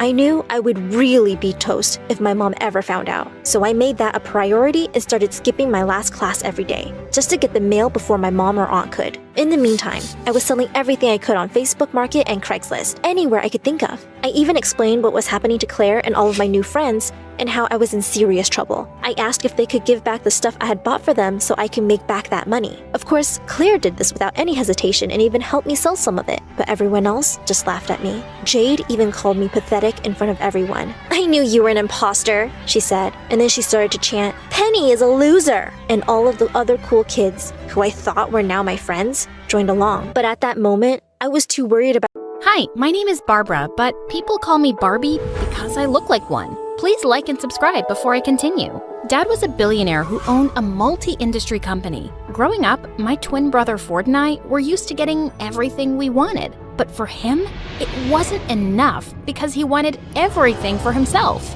On our 5th birthday, Dad gave me a Barbie doll while he gave Ford a toy car. But he wasn't happy. "My car needs a driver, so give me that doll. Over my cute body!" He got back at me by scratching Dad's new Lamborghini and blaming it on me. I was grounded for a month. He also loved to make fun of the brown birthmark on my face. "Maybe that's why you stink, because there's permanent poop on your cheek." "Stop saying I stink when I don't. Everyone might think it's true." "Too late. I've already told everyone about it." I tried complaining to Dad, but he was always too busy to care. But one day in the 5th grade, I discovered a way to cover up my birthmark by using loads of makeup. I told Ford that I had it removed by a doctor, and he was so stupid he actually believed it. He was always a pain in the butt, until he started dating this gold digger Tiffany in high school. He got too busy to annoy me all the time, thank God. In 10th grade, my boyfriend Zach and I decided to celebrate his birthday by going away to Greece for the weekend. We were about to take off in Dad's private jet when suddenly, the pilot came out of the cockpit and said we had a problem. I looked out the window and saw Ford arriving with Tiffany. What are they doing here? We're celebrating our anniversary in Hawaii, so all of you, get out. Breaking news, dummy. I came here first. I don't care. Get lost. You get lost. I was about to push him, but I screamed when Tiffany suddenly pulled me by my hair. The boys tried to stop us as we fought, but we ended up landing in the cockpit and falling on the navigation controls, damaging them completely. As soon as the news reached Dad, he called us both for a meeting in his library. I thought he was gonna kill us, but what he said totally took us by surprise. I'm thinking of leaving my company to someone capable. And obviously, that's me, Dad. This dumb brat spends thousands of dollars on clothes and makeup every single weekend.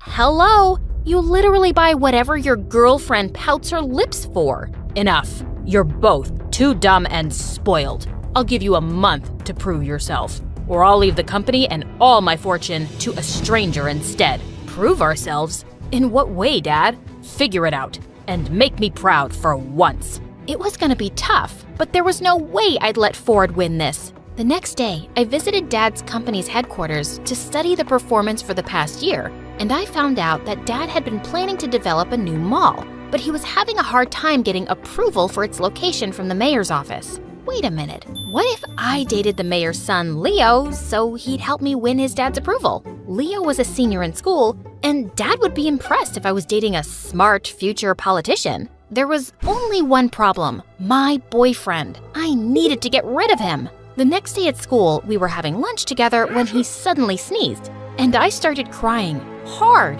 What's wrong, babe? The way you sneeze, I really hate it. It's giving me a stroke. And the way you breathe, it's so heavy I could hear it from miles away.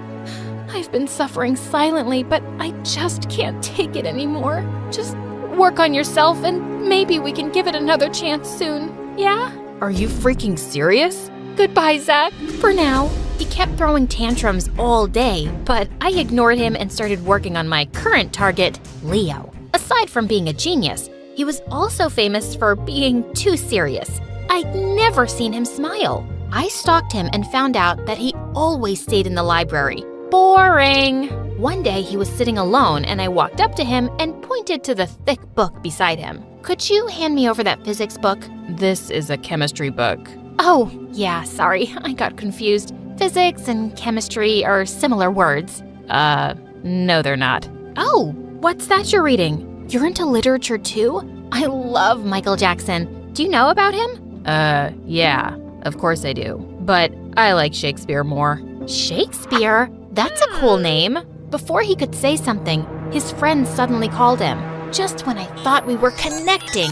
As Leo walked by, Zach suddenly appeared and pulled me into a corner. Why are you flirting with this guy? I thought our breakup isn't official yet. Don't take it personally. I just need him to help me get his father's approval for my dad's project. And when you win that inheritance, you'll get back with me, right? Sure, whatever. I'll wait for you. Don't hold your breath. A few days later, I heard that Leo was running as a president for the student council again. But what shocked me was Ford was running too. So that was his first move to prove himself and impress Dad, huh? And the next day at school, Ford challenged me to run against him. And why would I do that? So we can settle who's better. Obviously, it's me, but I badly want to see you cry. Do you really think I'm that dumb? You never play fair. I told you, she's scared. Since you're begging for it, then fine. See you at the elections. Nice. Any last words? Send my regards to Satan. Oh wait, that's you. And with that, I stormed off. But if Leo was also running, I didn't have any chance to win. He had already won 3 times in the past. I immediately talked to him about this. I also want to run for school president, but with you on the list, I don't think I stand a chance. So you want me to back out? Yeah, leave it to me this time. Why are you running? Basically, I hate my brother and he's running and I want to beat him myself. But I need your support. And what do I get in return? You can date me, I guess. To my surprise, he smiled at me and said, "Sure." Wait, are you serious? He just winked at me and walked away, leaving my heart fluttering with that smile. I was so confused. It was time to put our names down as candidates the next day, and I was surprised to see Leah was running as my vice president instead. What are you doing? Supporting my girlfriend. So he really was serious about it. I couldn't believe making him fall for me was this easy.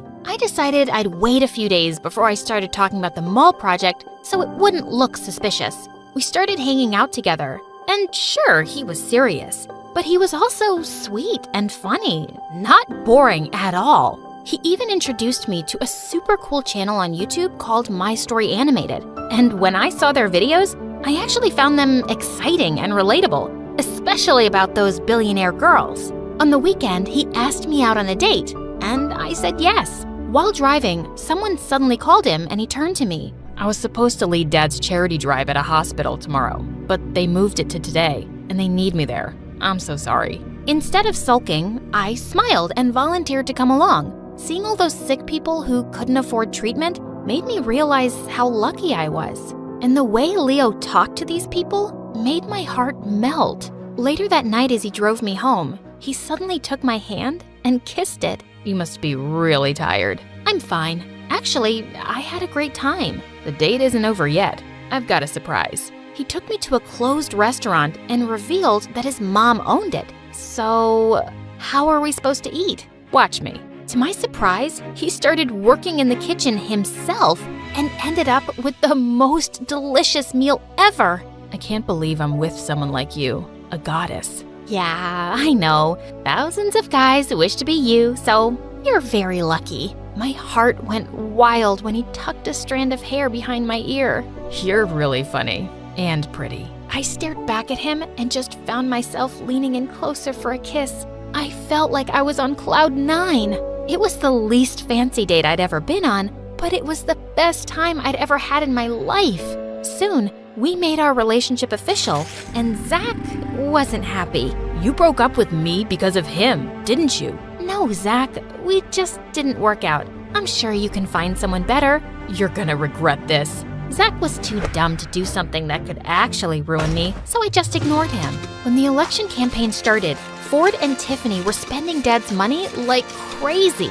They covered the whole school with pictures of their stupid faces and threw the biggest parties every single night. Ford also promised everyone he'd turn the whole school into a teenage paradise, making him win by a landslide. I lost so badly. He kept on bragging about his victory at dinner, and Dad looked impressed. I think I'm gonna win this too. And when I take over everything, the first thing I'll do is make you miserable.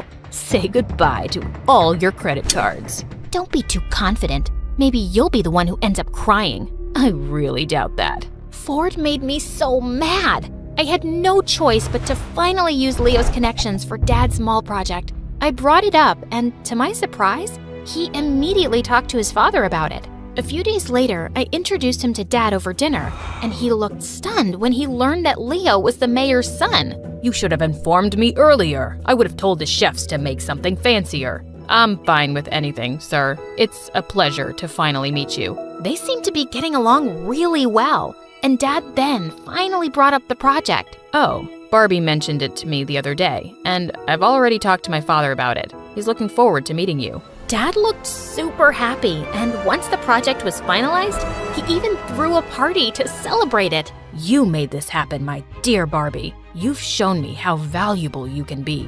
Ford was smoky red with rage. I gave him a smirk as Dad made a toast for it. Later that night, I thought about a plan to give back to Leo. He'd told me about an orphanage he had set up, and I decided I'd donate books and laptops to the kids there. I talked to Dad about it, and he was happy to support me. The next day at school, I was waiting for Leo at the canteen to talk about it, when suddenly, Ford came and took my plate of spaghetti and rubbed it in my face. I told you not to mess with me. As I angrily rubbed it off my face with tissues, I suddenly realized people were staring at me in shock. Oh no, all of my makeup was gone.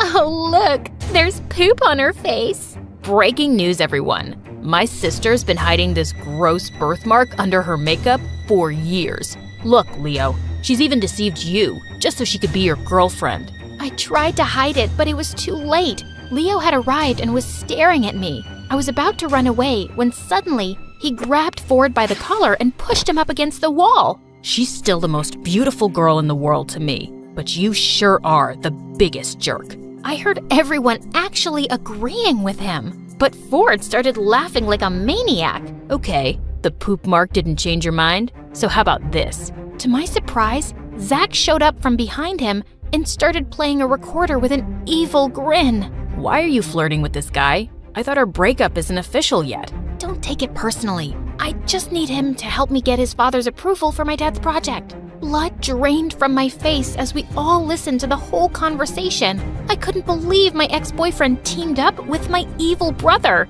I tearfully ran after a furious Leo. Leo, please, let me explain. Explain what? That I was just part of your stupid plan? I can't believe I actually fell for a spoiled brat like you. Yes, I planned it, but then I started to have real feelings for you. Yeah, right. Please, don't ever talk to me again. He ignored me completely after that, and I lost all my motivation. Ford took it as an opportunity to redeem himself. He spent tons of money on billboards across the city advertising Dad's clothing stores with himself and Tiffany as models. The sales actually went up. A few days later, Dad informed us that he'd finally made a decision. I was sure Ford had won, but I didn't even care by now. I decided to give everything to... Ford had already gotten up with a proud smirk. Barbara, congratulations, darling. I'll see you in my office tomorrow for the signing of the papers. Wait, what? Suddenly, Ford went psycho. You can't do this to me, Dad. I've worked so hard for this. It's not too late to change your mind. I based my decision on how you spent my money the past month. You wasted $10 million and never did anything meaningful. Barbara proved her interest by learning about the company. And she even made a huge project happen. You're talking nonsense, you stupid old man. And then I just snapped. I flung a glass of juice at his face. You can insult me all you want, but don't you dare talk like that to our dad, you jerk! You're gonna pay for this. Before he could hurt me, Dad called his bodyguards to take Ford away. He grounded him in his room, and I could hear him destroying things all day. He was scaring me. The next day, I fell asleep in my bathtub, and when I woke up, I realized that my phone was gone. I got up to find it, but the door was locked, as well as the windows. Just then, lots of bugs started to crawl in from somewhere. I screamed, but no one seemed to hear me. Help! Someone, please, open the frickin' door!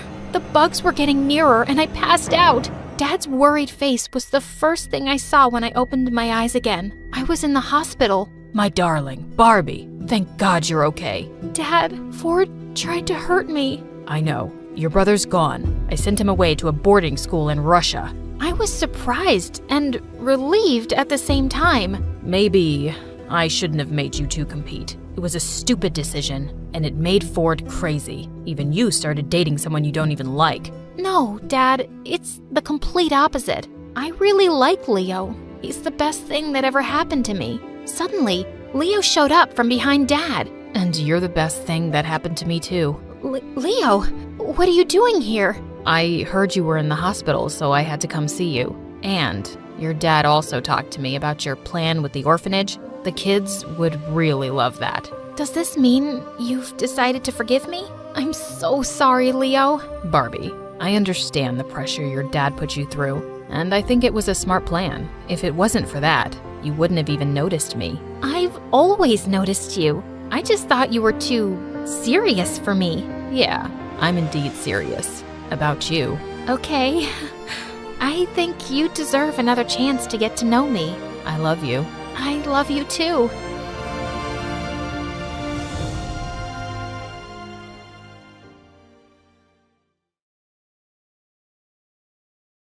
Hi everyone, my name is Judah, and I live in Seoul, South Korea. I was only 4 years old when I learned that something was very wrong with my mom. Other kids always hug and kiss their parents. Why can't we do that, Mommy?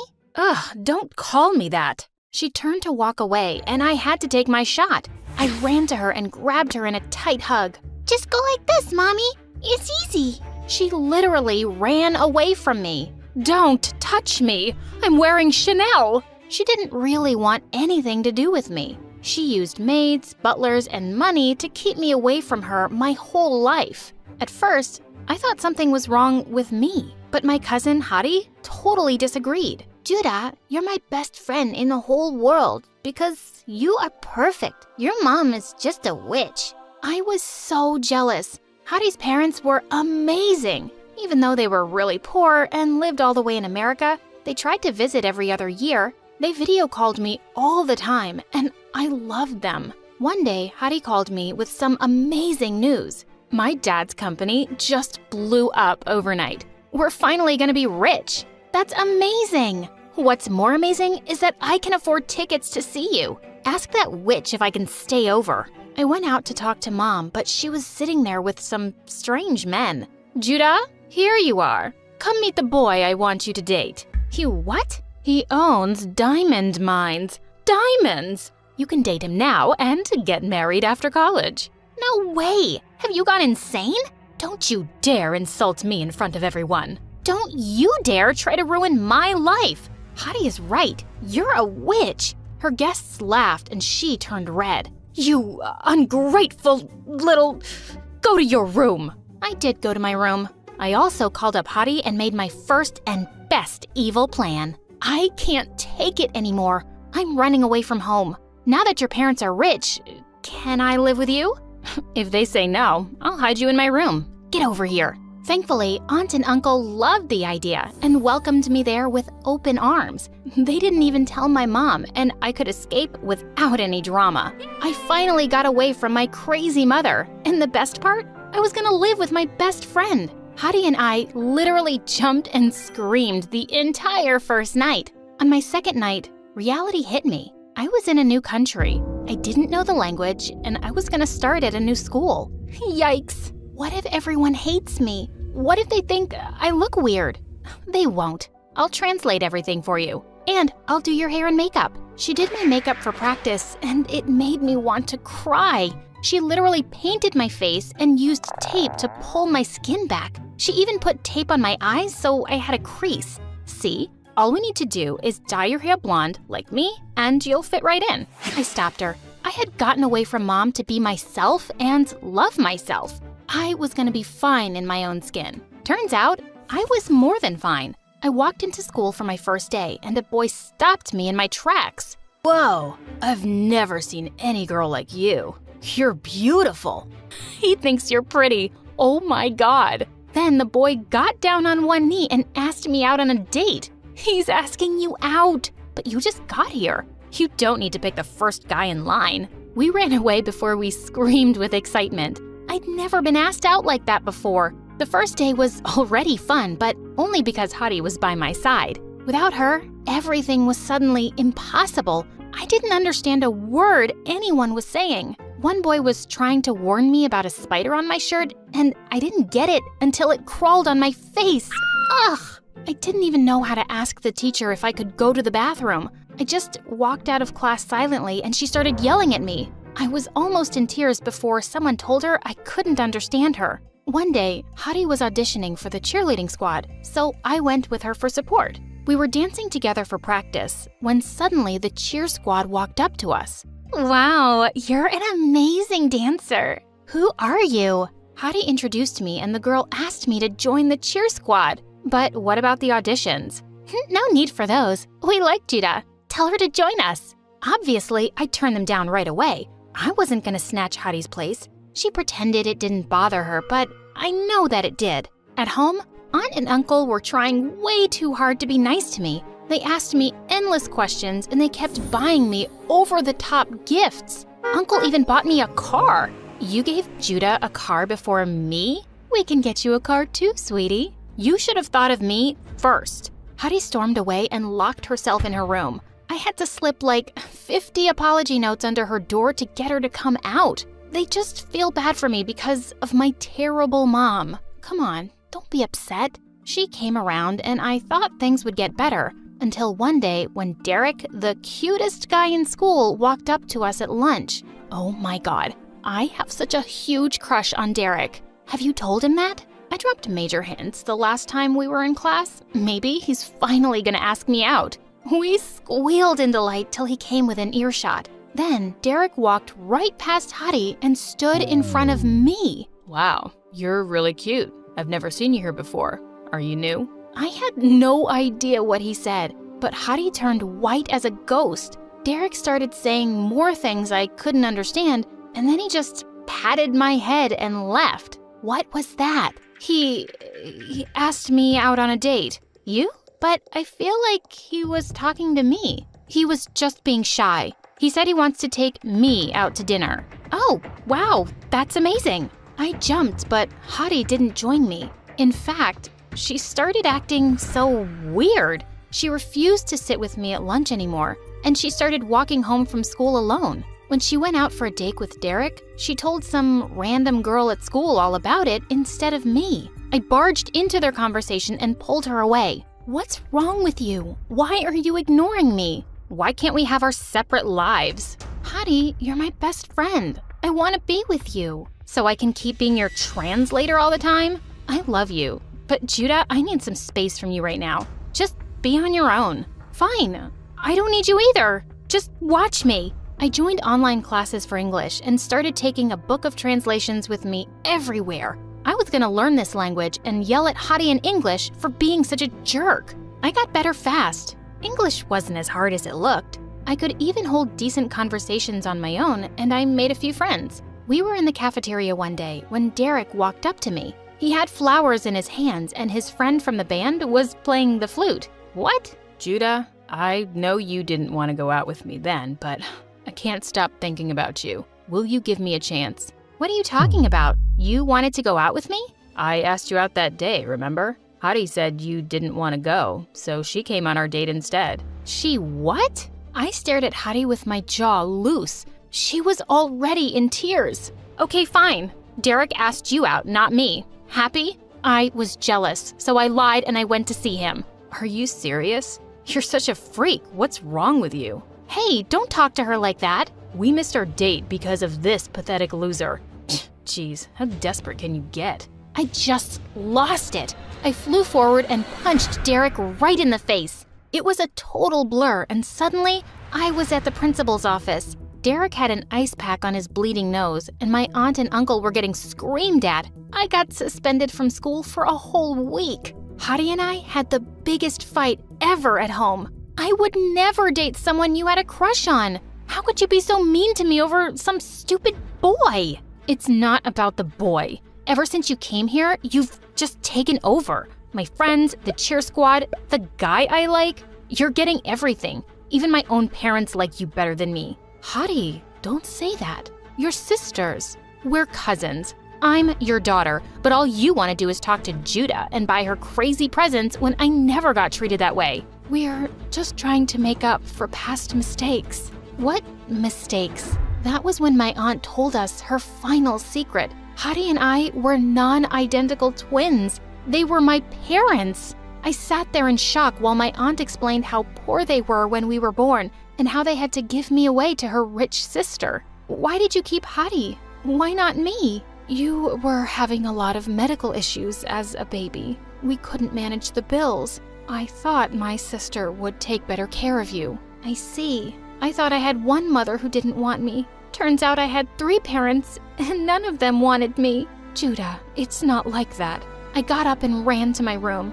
I started packing my things through a haze of tears. Judah, no, please don't leave. I'm so sorry. You abandoned me with a monster. You waited 17 years to tell me the truth. Don't pretend you care. I stormed out and didn't look back once. I was done trusting my family. My heart was broken. I sold the car Uncle gave me and used the money to rent an apartment. I got a job and focused on my studies. I turned my heart to stone. So when Hadi tried to apologize to me 100 times, she always failed. I did miss her a lot, especially during the special moments of my life. When I got into the college of my choice, when I got my first job, on the day of my wedding, I almost called her twice. Hadi had become a huge influencer with millions of followers. She was only a DM away, but I felt too guilty for not making up earlier. My husband and I went hiking in a national park for our honeymoon when suddenly a crazy storm hit us and I got separated from the hiking group. I shouted till I lost my voice, but no one heard me. I walked and walked until I realized I was just moving in circles. I'm not giving up. You can't have me, Forrest. I was lost in that jungle for 3 days and 3 nights. I hid in caves when it rained, and I only survived because of the water and food in my backpack. On the 3rd night, I was about to go to sleep when I suddenly heard people shouting my name. Thank God! I raced out of my cave to see hundreds of people walking in the forest with torches, and the person who was running towards me, screaming her head off, was Hadi. No way! Hadi? I found you. I found you. Hadi and I hugged each other so hard we fell to the ground. I'm so happy you're okay. Oh, thank God. How are you here? Who else was gonna find you? My followers work way faster than the police. I burst into tears and hugged my sister tight. Hadi, I don't know what I would have done without you. I'm so sorry. Don't you dare say sorry to me. You were the one who got left with that witch. I was all you had, and I was so terrible to you. Just forget everything that's happened before this. Today, you saved my life, and I'll love you forever for it. I love you too. Oh, I've missed you so much. Just then, Mom saw me, and she broke down crying. Judah, you're safe. I thought I'd lost you forever. I'm so sorry, Judah. I'm sorry I gave you away, my baby girl. I just thought I couldn't take care of you. I loved you too much, and if something happened to you just because I couldn't afford the medical care, I would have... You did your best, Mom. I know you did. Didn't you just say Mom? Yes, Mom. Oh my God. My mom hugged me again, and Dad joined in seconds later. We cried and laughed together, and my family was finally whole. Hey guys, I'm Kaylee from LA. Please like and subscribe. Ever since I was a little girl, I've always loved to sing. My grandma was a professional singer. She sang around the world with the most prestigious orchestras and operas. I miss her and her voice so much. When I got to 10th grade, I became the singer of the family. I went to the most prestigious performing arts school on the West Coast. My favorite class was music, of course, and my favorite club so far was show choir. We had been the best in the state for 14 years, with the trophies to prove it. My best friend Addison is also in show choir with me. He and I met in kindergarten and have been inseparable ever since. He's the funniest guy I've ever known. He's also gotten pretty cute over the years, too. Or at least, that's what all the girls in school think. But I just don't see him that way. Hard to see someone that way when they used to sneak over from next door and put frogs in your bed. Yuck. One day, our show choir teacher, Miss Conrad, had big news for us. We've been asked to compete at this year's National Show Choir Competition. All right! Yeah! But to ensure we get top scores, the soloists will have to be chosen very carefully. Miss Conrad told us that we were going to have to audition for the big solo right in front of each other in 1 week. My nemesis, Heidi, started bragging in front of the whole group. We all know who's going to get it. Me, of course. Everyone knows I have the stage presence of a star. I don't know. I think Kaylee might give you a run for your money. She's got star power and the voice to match.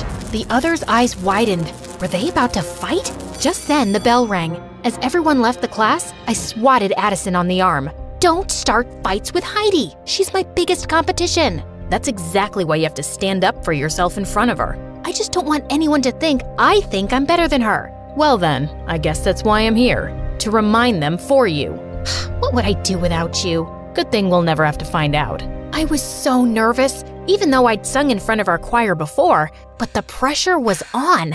The whole week leading up to auditions, I practiced. In the shower, in the car, between classes. I really wanted to beat out Heidi for the big solo at the end of the show. Finally, audition day arrived. I woke up, put on my cutest outfit, curled my hair, and took extra time with my makeup. After all, if I'm gonna be a big star one day, I might as well start dressing like it now. When I stepped out of my house to walk to school with Addison, his cheeks turned super red. What's wrong? Nothing. You, just look different is all. Your hair is... Oh no, does it look bad? Maybe I should have worn it up. I'll just go change. No, leave it. You look good. Great. When I arrived in class, Heidi was sitting in the front row looking totally perfect. What was I thinking? With her shiny hair, big eyes, and as much as I hated to admit it, her beautiful voice, why would anyone ever look twice at me? But I just tried to remember what my grandma would always say. It's not about who sings the loudest or looks the prettiest.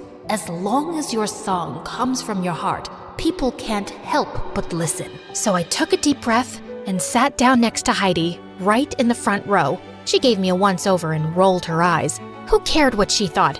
I knew I looked great. Miss Conrad sat down at the piano and called Heidi up first. After she finished singing, I applauded politely, along with everyone else. Then, it was my turn. I stood confidently and turned to face everyone. Addison gave me a thumbs up from the back row. Such a good friend. Miss Conrad played the opening notes for my song when suddenly, the door to the classroom burst open behind me. I turned to look, and standing in the doorway was the most handsome boy I'd ever seen. Tall, with long brown hair that fell perfectly into his eyes. He looked just like a fairy tale prince. My jaw dropped. He handed a note to Miss Conrad. "Class, this is our newest addition, Patrick." He waved to everyone, then put his hand on my shoulder, looked deep into my eyes and said, "I'm so sorry I interrupted your audition. Knock 'em dead." Then he took my seat right in the front row. I gulped. Oh, now I was nervous again. I shook off my nerves, took a deep breath, and nodded to Miss Conrad. As she played, I could feel the music filling me up all the way to the top. I opened my mouth to sing and let my song come from my heart. When I finished, the whole class burst into applause. I felt like I was walking on air. Patrick got up to sing something last minute. He was so good. The next day, Miss Conrad put up the list, and I had gotten the solo. And she'd even added a duet in the middle of the show for Patrick to sing with me. Looks like it's you and me, Kaylee. I'm so honored to be singing with someone as talented as you. I felt my cheeks turn red, and he grinned. You're so cute when you blush like that. Be careful, or I might just fall in love. He walked away with a wink at me. I couldn't believe he'd just said that, and neither could Heidi, who'd been listening around the corner. Don't get too comfy with that solo. Once Miss Conrad figures out that you'll cave at the first sign of pressure, I'll be ready to step in. Eavesdrop much? Jealousy isn't your color, Heidi. The next day, we started rehearsing for nationals. Everyone was working so hard, and Patrick and I sounded great together. But when it came to our dance, it was like I'd suddenly grown a second left foot. No, Kaylee, no. Once more from the top. Miss Conrad, I'm happy to come up front and show Kaylee how it's done. Not necessary, but thank you, Heidi. Just here for the team. After I knocked Patrick over by mistake for the third time, Miss Conrad called it a day. Kaylee, please go home and practice. Ugh, I could have wiped that smug look off of Heidi's face. Everyone went to start packing up their bags, and I started to head backstage to get my bag when Patrick came up to me. Hey, gorgeous. Want to stay and practice a little with me? Then it'll be perfect by tomorrow. Oh, I wouldn't want to impose. Your toes must be all bruised. That's okay. I really don't mind. And I wouldn't mind spending a little quality time with my co-star. Well, if you insist. Just then, Addison came up to us. Hey, Kaylee, ready to go? That's okay. I should really practice a little longer. I can practice with you. I could use a few run-throughs myself.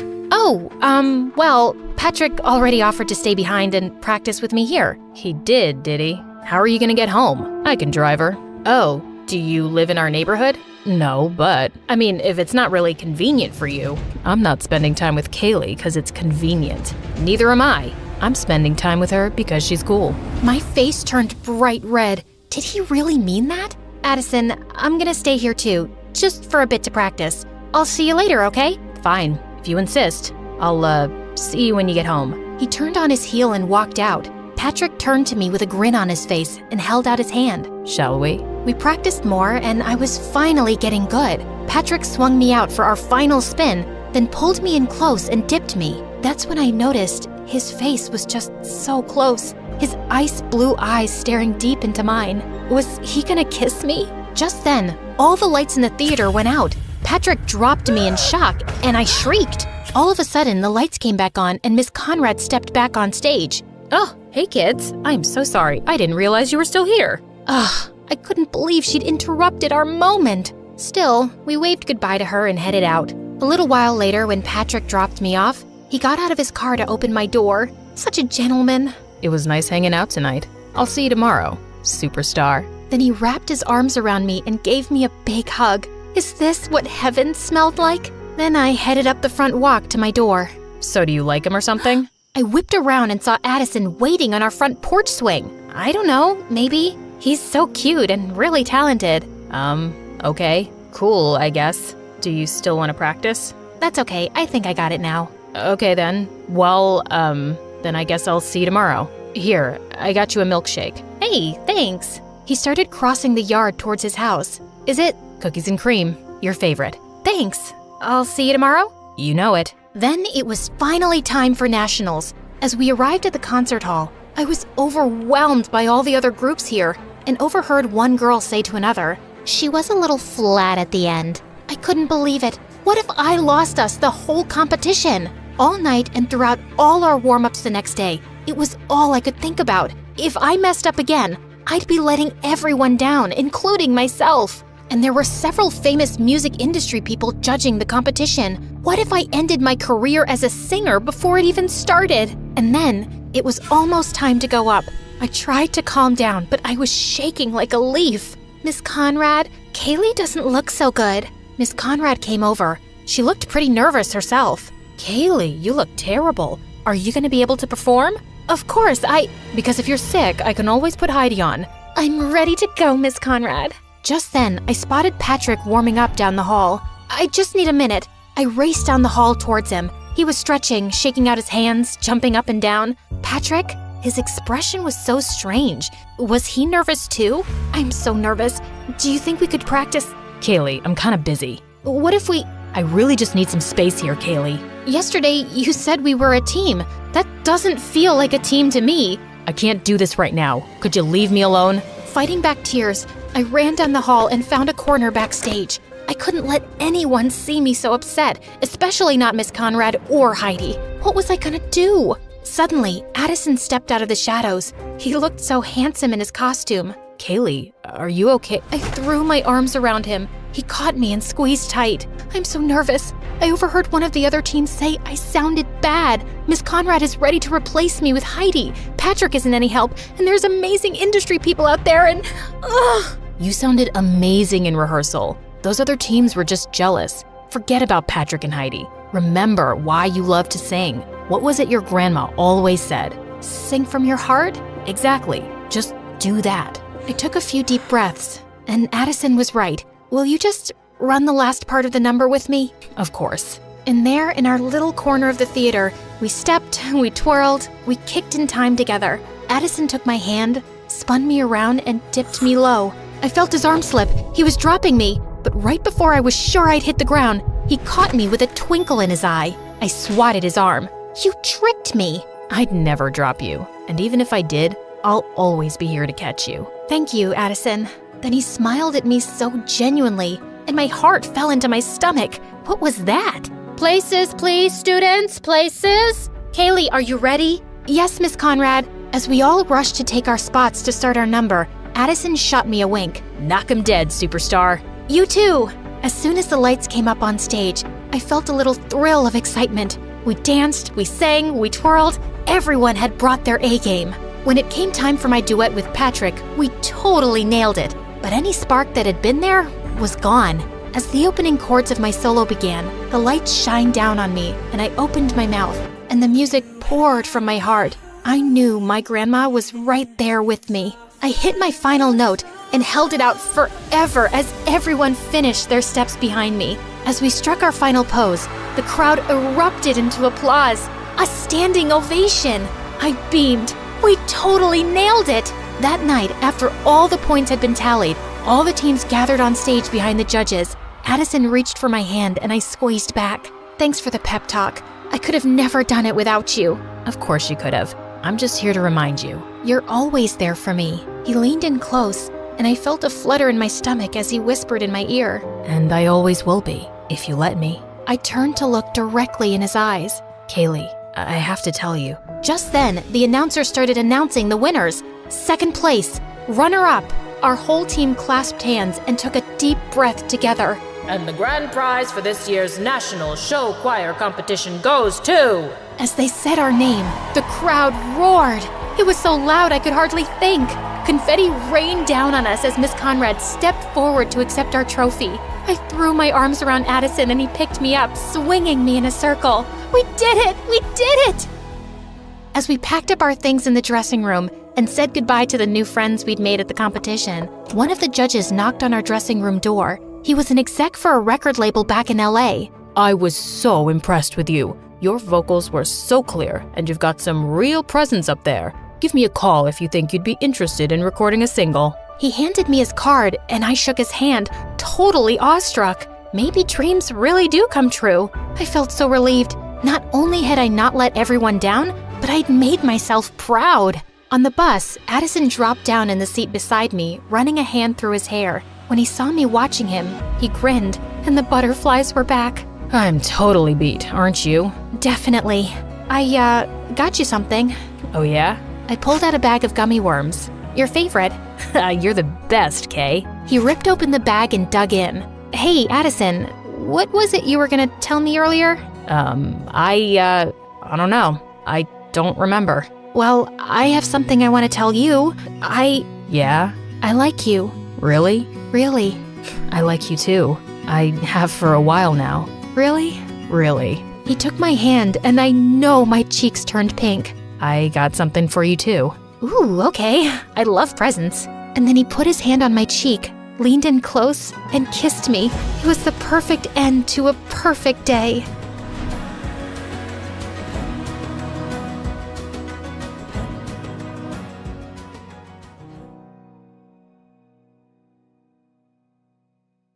Hey friends, I'm Esmeralda. I live in a small town in northern Spain. Please like and subscribe. The day I was born, my dad was shocked to see that I had a patch of white hair right in the center. Let me see her. Oh wow, my mom had a white patch too. We've been blessed by Mother Nature. My mom was so different from other moms. She was very superstitious and into exploring the healing power of nature. To protect me from the evil eye, she would cleanse the house with sage smoke and make me wear all types of charms. Well, my dad got sick of all this and left us when I was just 5. Because of Mom's beliefs and my white hair, the town folk were rather mean and called us witches. I always thought these people were so foolish because Mom was the nicest. She never seemed to be bothered by them, so I wasn't either. But things started to change in 7th grade, and I had a crush on a guy at school, Caleb. When I told Mom, she put a charm bracelet around my wrist. Oh, sweetie, take this for some extra luck and ask him out. But when I did, Caleb started laughing in my face. In your dreams, Grandma. Why would I like a freak? You could have just said a simple no, jerk. Oh God, have I made you angry? What you gonna do now? Ask Mommy to turn me into a frog? Or make some love potion for me? And I just saw red and attacked him. We were both sent to the principal's office and ended up in detention. You're such a witch. Oh yes I am. And you know what we do with people who know our secret? We curse them in their sleep. So I guess I'll see you tonight. The very next day, something bizarre happened. Caleb wasn't present, and his friend told everyone he'd gotten chickenpox. Suddenly, everyone was looking at me like I had something to do with it. Guess he should have gotten vaccinated. It was a joke, but the others didn't get it and started avoiding me like I had horns on my head. I was in a bad mood all the way home. Can't we just move away from this stupid place? I hate how people see us, Mom. What's important is how you see yourself. We don't run away from our problems, love. Easy for you to say. You don't have to go to school. I stomped out of the car as soon as we got home, when suddenly a ball of snow hit me in the head. It was Mom, and she was grinning at me. Before I knew it, we'd gotten into a snowball fight and we were lying in a heap laughing. Say it. You know you want to. Come on. Okay. You're the best mom ever. I could never be mad at Mom for too long, but soon I started losing the few friends I had because of Mom. She would either make them stupid charms or would do tarot card readings for them, and their parents really had a problem with that. Once at a parent-teacher meeting, Mom walked into the classroom and climbed onto the teacher's desk. The vibes in this room are so negative. Let me cleanse the aura first so we can have a positive, wholesome day. And then she closed her eyes and started chanting something, and everyone screamed and left the room. After that day, I became the school's official outcast. Why did Mom always have to be herself? I decided that things would be different in high school. I told Mom she didn't have to pick and drop me off anymore because I'd be taking the bus. I just wanted her to stay away from my school as much as possible. When I walked into the hallway on my first day, I heard some noise, and I saw a girl dressed as a goth holding Caleb by his collar. Don't mess with me, punk. You think you're really cool for making fun of me, huh? I'll make you scream for your mommy. When she let him go, I couldn't stop myself from clapping, and everyone stared at me. What? That was pretty awesome. Finally, someone showed him his place. I guess she's a witch just like you. Did you both go to the same summer camp for witches? Hey, shh. Do you hear that? It's the sound of me not caring about what you say. Seeing everyone laugh, Caleb looked like a ripe tomato. I'll get back at you both. And he stormed off. What a jerk.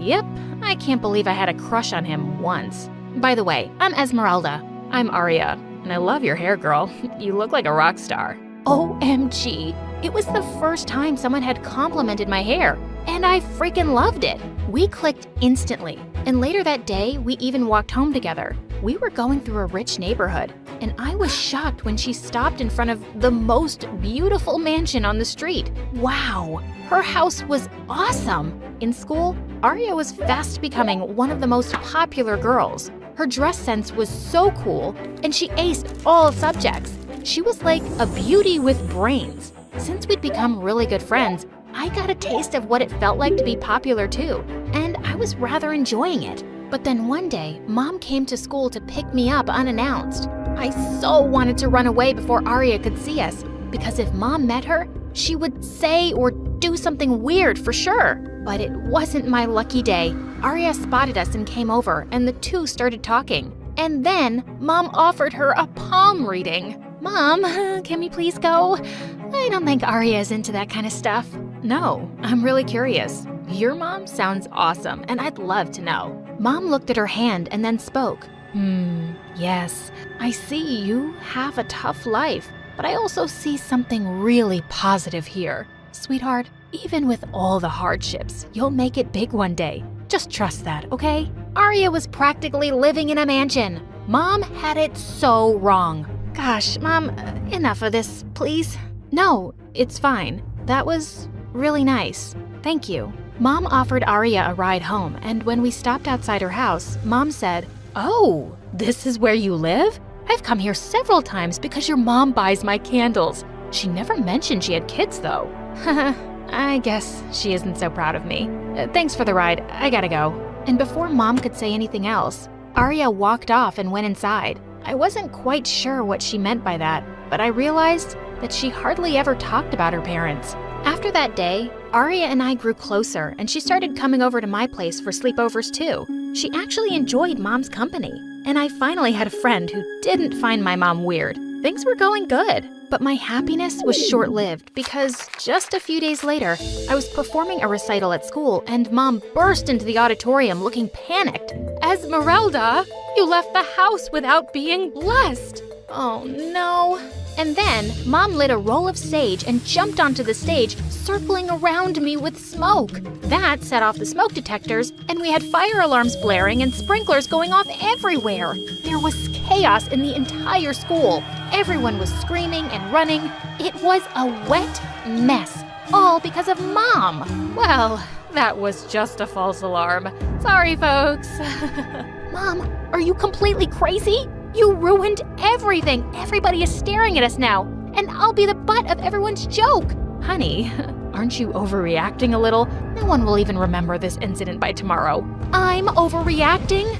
Gosh, Mom, you really don't get it. You do weird things and it puts people off, and no one here forgets. We'll just be hearing about this till the end of high school. Sometimes I wish you'd just be more normal. I regretted my words as soon as I saw the hurt look on her face, but I was too mad to apologize. And it was true. I'd had enough.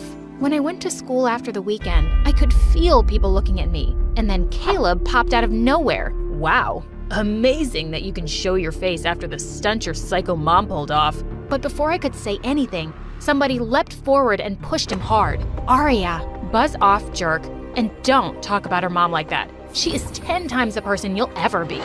Yeah, 10 times crazier. Better crazy than a loser. Seriously, dude, no one cares about what you have to say. So why don't you just go and get a life? I was really grateful to have a friend like Aria on my side, but it was just her, because everyone else said and thought the same things as Caleb. I tried to ignore them, but at home, I also grew distant from Mom. I just wanted to be 18 and get out of this place, and maybe even from her. It was almost the end of the term, and we were busy preparing for the school's talent show. Ari and I had paired up for a dance-off, but during practice one day, we found out that our favorite music teacher was leaving soon.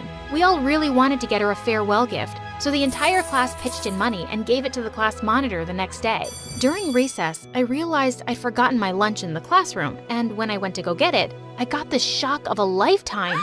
Aria was taking out money from the class monitor's bag. Aria, what are you doing? Oh, I found it on the floor. It must have fallen out of her bag. I was only putting it back. Just then, Caleb suddenly walked in, and he started yelling at the top of his lungs. Oh my God, thieves! His yelling attracted some other kids, and he told them he'd caught us stealing the money red-handed. Ultimate jerk! We were both taken to the principal's office, and she called our moms, but only my mom showed up. Stealing? That's impossible. My girls could never do such a thing. I know my daughter. And I can also vouch for Aria. You better check that kid Caleb. He's always been trouble. And what a coincidence that he caught the girls. Mom took my hand and squeezed it gently, and my heart just melted. I've been such a jerk to her lately, but she was really the best person I knew. She then gently touched Aria's head, and all of a sudden, Aria started crying. What's wrong? I can't lie about this. I did steal the money earlier today when everyone went to gym class, but I realized I was so wrong. So during recess, I decided to put it back. That's when Esmeralda walked in, and then Caleb saw us. He didn't steal anything, and neither did she. It was me, and I am so sorry. What in the world? Before I could say anything, the principal sent me back to class. I didn't know what happened next, but when Aria didn't return, I decided to go to her place after school. But the lady there said Aria wasn't her daughter. She said Aria only came sometimes to mow the lawn. What? Luckily, the lady knew Aria's actual address and gave it to me. And when I got there, I found her sitting on the stairs. What are you doing here? What are you doing here? Is this where you live? Gosh, who are you, Aria? And why have you been lying to me all along about living in that mansion? I never said that was my place. I just said I'll stop here. Esmeralda, even this isn't my home. I don't have a home. I'm a foster kid. But why didn't you tell me? And you always wear nice clothes and shoes. How did you manage? If you're thinking I steal regularly, I don't. I work part-time and I shop at thrift stores. And I only took the money this time to buy a costume for the talent show. It was wrong and so stupid. And I never told you about me because I didn't want to be pitied. I just wanted to fit in. I'm sorry. I sat next to Aria and hugged her, and I told her I loved her no matter what. If it wasn't for your mom, Esmeralda, I would have been expelled today. What? And then Aria told me how Mom convinced the principal to give her a second chance. As a result, she was just suspended for a week instead of being expelled. I swear, your mom is an angel. At that moment, I felt even worse about all the things I'd said to Mom. I ran home, and the moment I saw her, I hugged her tight. I'm such an idiot, Mom. I'm so sorry I was so awful to you. You know I love you, right? Yes, sweetheart, I know. On the day of the talent show, I was really nervous about dancing alone. But right when I was about to step on the stage, Aria appeared with Mom. You're here! And the hair looks awesome! Well, I did the hair. And I'm here because your mom got me the dress and convinced the principal to let me participate. As the three of us hugged, we suddenly heard Caleb behind us. Oh my God, you aren't expelled? I'll have to take it up with the school board. Zip it, kid. When Mom turned and glared at Caleb, he suddenly stumbled on something and fell on his butt. You're all witches. When did I say we weren't?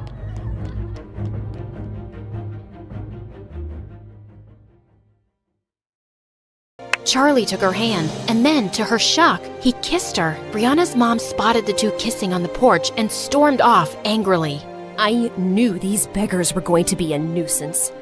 Everyone in school was shocked to see Brianna and Charlie walking into the hallway holding hands, and all anyone could talk about at recess was the brand new couple, and Madison and Elijah were pissed. I always knew Brianna wasn't really one of us, and she's proved how low class she is. To think that she had a chance with someone like me, and she chose that gutter rat. Trash likes garbage. But later in the hallway, Amber caught up with Charlie and Brianna and gave them a hug. You guys are so cute together, and I'm so happy for you. Really? I'm pretty sure I heard you call us trash and garbage.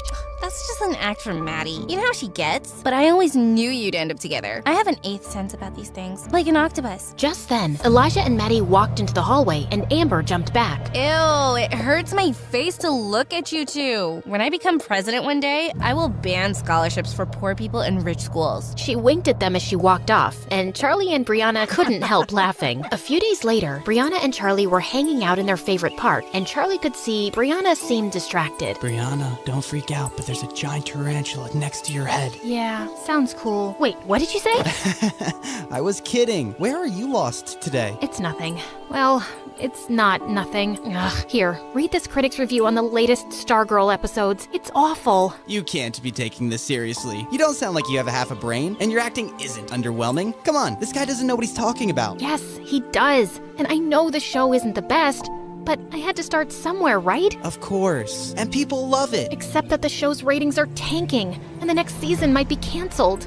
Maybe Mom was right all along, and I'm just kidding myself with this acting business. No, you're brave to pursue your dream, and you're lucky you get to do that without worrying about money. Don't give up on it. Well, there is something I've been thinking about to boost ratings. Don't judge me, okay? I have this doctor who I could pay to make fake medical records and say I have a serious disease. People would feel a lot of sympathy for a young, suffering actress, and it would jump up the views. It's a reality show, so you'd act like you're sick? Yeah, just to spice things up. All reality shows do stuff like that. How much would this cost? Like $200,000? Wow, okay, so you'd really just spend so much money on that? You're judging me, aren't you? I didn't say anything. He lay back down and fell quiet, and Brianna looked over at him. If you had $200,000 right now, what would you do with it? You know, when I was away some weeks ago, I went back to my hometown to meet an old friend. Well, we've been working on an app together. I think we have a really good idea, so yeah, I'd invest in that. Then that's what I'll be doing with my $200,000. What? No, I wasn't asking for money, Brianna. I don't want charity. It's a loan. You said the app is promising. I'm sure you'll be able to pay me back. Do you really mean that?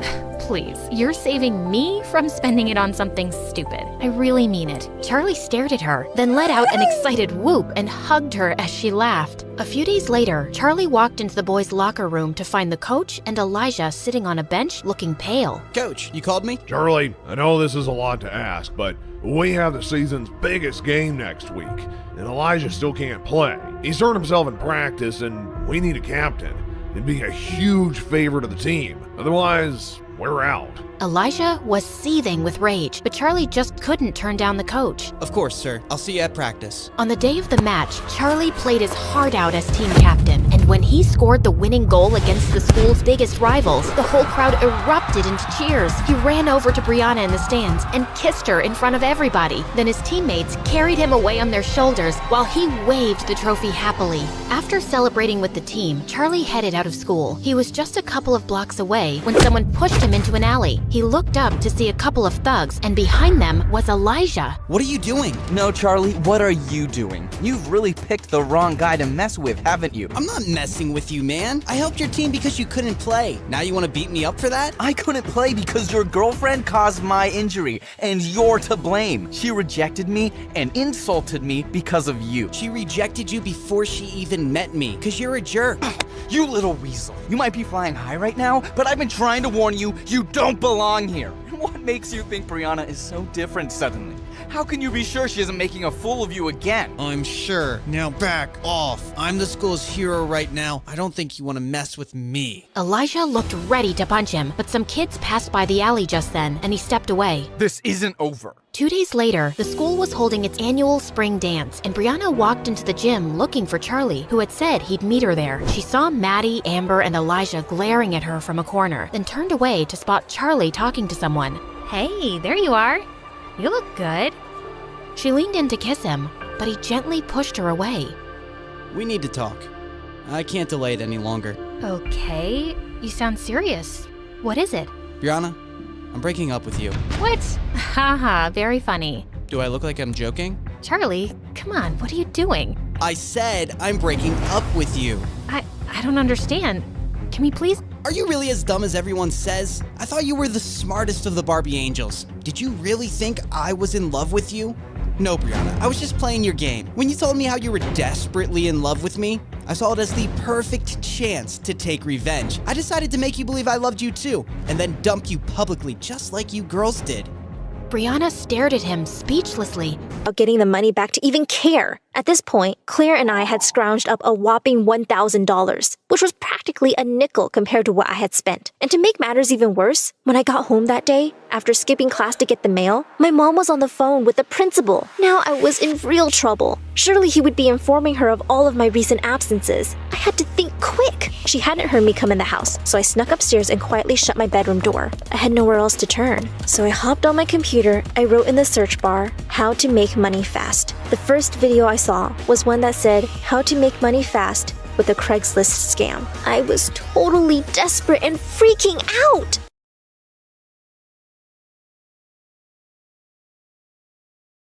Hello, my name is Simona and I'm from Spain. Please like and subscribe. Growing up, what I hated most was when my parents argued and yelled at each other. And it happened a lot. But there were some moments when we'd all laugh together. Like when I turned 3, Dad came home with the biggest unicorn doll for me. And Mom baked my favorite vanilla cake. It was the happiest day of my life. Simona, you're the best thing that's ever happened. When you were born, our world changed. Yes, darling. You mean everything to us. Mom worked as a secretary at a big insurance company, and Dad worked at a local store. So we lived a pretty average life. But then one day when I was 4, Mom came home driving her boss's expensive car and told Dad that she was leaving him. Please don't go, Mom. I love you. Oh, my baby. Tell you what, you will visit me at my new house every weekend. I watched Mom pack her bags and drive away, and Dad was so sad. He told me that he and Mom were now separated. Months later, he took me to visit her at her new fancy house, and she was sitting with her boss carrying a new baby. Simona, I'd like you to meet your baby sister, Luisa.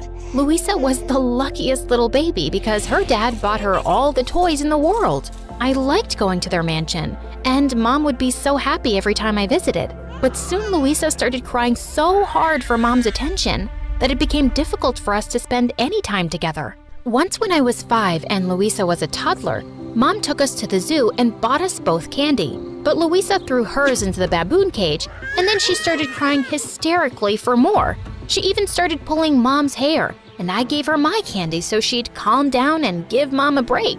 Oh, Simona, thank you so much. You've always been such an understanding child. I hope your sister grows up to be just like you. Thanks, Mom. We just want you to be happy. Since Mom had left, Dad always tried to hide his sadness and make me laugh with his jokes and dramatic bedtime stories.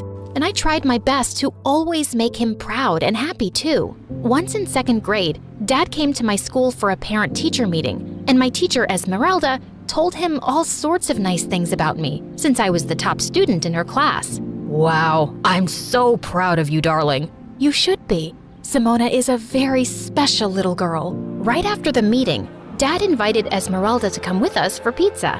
He looked really happy around her, and soon after, he started seeing her more often. And I didn't mind at all because she was very nice to me. Once in 4th grade, we went to the ice rink together, and Esmeralda showed me how to skate. Okay, I'm not letting go of your hand until you're strong on your feet. I think I can skate on my own. Look! I let go of her grip and twirled around, feeling like I was flying. And then suddenly my leg twisted and I fell down hard. I felt dizzy and I saw Esmeralda running towards me as I blacked out. I was rushed to the hospital and my leg was put through so many scans and then bandaged up. Esmeralda couldn't stop crying. This is all my fault. I am so sorry, Simona. No, please, don't blame yourself. I wanted to skate on my own. Dad hugged Esmeralda to make her feel better. And just then, Mom barged in with Luisa. How could you let this happen? She started yelling at Dad, and they both got into a big argument, forgetting all about me. Guys, stop! Everyone looked at me, and then Luisa came closer to my bed, looking angry. I had a big concert today and I was the lead, but now I'm here because Mom was worried about you. You ruined my concert. Louisa, you can't speak to your sister like that. She just got injured. Louisa pulled an ugly face at me, and just then the doctor walked in with some bad news. He told my parents that my leg would never be normal again. I walked with a limp, and at school I couldn't participate in any sports, but I still remained the top student in the class. And everyone was so nice to me since I'd never had trouble making friends, and I always helped them with their homework. One day when I was in 7th grade, Esmeralda watched how I helped some kids understand a math equation, and she was so impressed. Simona, you would make a really good teacher one day. Yes, I would love to be a teacher one day, just like you, Esmeralda. Esmeralda really cared about me, and when I was in 8th grade, Dad told me that he wanted to marry her. I was so happy for them. Dad even invited Mom and her family. This was his way of finally making peace. Just before the event started, I found Louisa standing and glaring at the big wedding cake. What are you doing here, alone? Whatever I want. This cake looks so delicious. Yes, it is, but don't stand too close. We don't want any accidents. She smirked at me, and then suddenly, she stuck her finger out and scooped the frosting off the cake. Hey, you can't do that. But she just laughed and reached for the cake again. I ran forward to pull her away. As she tried to push me off, we both started wrestling and crashed straight into the cake. Just then, Mom and Dad appeared, looking speechless. What have you girls done? It wasn't me, Dad, honest. Mom surprised me when she yelled at Louisa. I'm so tired of your behavior, Louisa. Your father has spoiled you so much that everywhere you go, you ruin things. Simona was such a good child compared to you. Well, maybe I should tell Dad to send you back to your poor family. Both Dad and I were so shocked at the way Louisa spoke to Mom. And after the wedding, when I visited Mom again, I noticed that Louisa was awful to Mom all the time and bossed her around because her dad gave her the power to do so. Mom, my Prada jacket still has a stain. Get it cleaned right now. I need it for school. Okay, dear. Why are you so mean to Mom? Because she never does anything right. And if she doesn't listen, my dad will kick her out. She's our mom. Don't you love her? Well, she loves you more, so I guess I love my dad more. When I tried to talk to Mom about what was going on in her life, she told me not to worry and said she could handle it. There wasn't much I could do to help her. One day in 10th grade, I was studying in the school library when a boy came out and sat on the table opposite to me. I knew exactly who he was. Jared. He was one of the hot, popular guys at school and was reading one of my all-time favorite books. My eyes kept wandering to him now and then, and I tried not to make it too obvious. But he was just so gorgeous.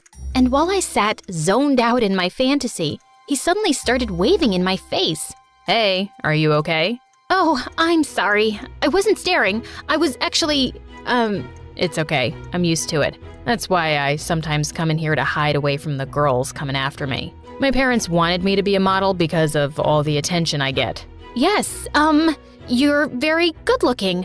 Modeling would suit you. I actually like books and reading. I don't like being in the spotlight. I was so surprised because I always saw him surrounded by girls. I was never after him because he was way out of my league.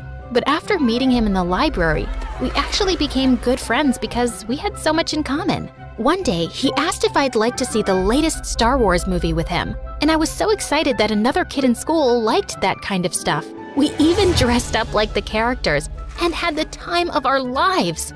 I'm so happy to finally have a Star Wars partner. Me too. You're such a cool person to hang out with. He looked deep into my eyes, and then he leaned over and kissed me. I was so shocked because it all felt like a dream. And then I looked down at my leg and started doubting myself and wondering if any of this was real. Hey, what's wrong? Jared, you're like the hottest guy on this planet, and there's so many pretty girls without any issues like mine. So why me? There's nothing wrong with you, Simona. You're perfect. Jared liked me just as I was, and I learned to love myself with my brokenness. Life at school felt great until one day Mom called me with some surprising news. Honey, Louisa will be joining your school. She got expelled from her fancy private school because she was bullying kids. But Mom, she won't fit in at my school. No other school will accept her. Please look out for her and show her around. Maybe she can learn something from you." The next day, Louisa walked into my school wearing a white fluffy coat and black shades. Just as she approached me, a group of girls snuck up behind her and spray painted her coat. "What is wrong with you fools? This is Dolce & Gabbana. Oh my gosh, you ruined it!" The girls went ballistic and lifted her off her feet. "What did you call us?" "Put me down!" When I told the girls that she was my sister, they let her go. What is wrong with the people in your school? This is not one of your fancy schools. And all the newbies get spray painted. It's tradition. That's why I hated the idea of a public school. Poor people have no class. Ugh, she was such a snob. While I was showing Louisa around, we bumped into Jared and he kissed me before running off to class. Louisa looked at me, stunned. Oh my God, how did the hottest guy in school end up with you? Why? What's wrong with me? Everything. You're boring, you dress like a granny, and you have a broken leg. You're just a very ugly person inside and out, Louisa. I'm going to steal him from you. Watch and see. I wasn't threatened by my stupid sister. After school, when Jared walked me out to the gate, Louisa ran after us and slipped her number into his pocket. Before I could say anything, Jared spoke up. "Louisa, what's wrong with you? I'm with your sister and I'm crazy about her. Please, just stay away from me." I smiled widely as Louisa turned red, and just then Esmeralda came to pick me up. We had to wait till Mom came for Louisa, and she yelled on the phone at Mom for being late. "Hey, you can't speak to your mom that way." "Mind your own business, lady. You are not my stepmother." Louisa was just out of control. I decided I was done with her. I completely ignored her for the next day at school. And during recess, she insulted some girls by calling them poor, and they all surrounded her. But I didn't run to her rescue. "Hey, aren't those girls hurting your sister?" "Yes, but she can't control her awful mouth. Whatever happens to her, she deserves it." "Yeah, but she's still your sister." Jared always had a way to make me think twice, so I stepped into the circle of girls and found my sister crying. "Simona, please tell them to bring back my bag." "Not until you promise to change your ways, especially how you speak to Mom." "I promise. Please, please save me from these mean girls." It's not so nice when it's done to you, right? I told the girls to leave my sister alone, and then she joined me and Jared for lunch. And to my shock, she actually apologized for being a jerk. "I'm really sorry, Simona. I've always been mean to you and Mom because I always felt she loved you more. But today, when those girls were mean to me, I felt what it was like to be the weak one. I've hurt so many people already." Well, it's never too late to change. Later that day, when my stepmom and Mom came to pick us up, Louisa apologized to both of them too. And then, Esmeralda told us some thrilling news. She was pregnant. Oh my God, what? I'm gonna be a big sister again. That baby's lucky to have you, Simona. And you, Louisa, will be the best big sisters ever.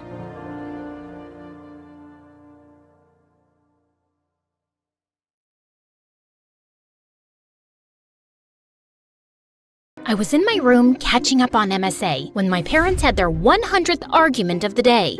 "You bought a neck cream for $1,000? Yeah, so? You know how delicate the skin around the neck is? Staying in this stupid village stresses me out. I have wrinkles now. I'm officially unlovable. I still love you. Like that matters." Outer beauty is just a lie, Mother. It's what's inside that counts. If you really want to be loved, you need to fix your personality. And while you're at it, please fix your posture too, or you'll have a hunchback soon. Mom stared at me before bursting into tears and running away.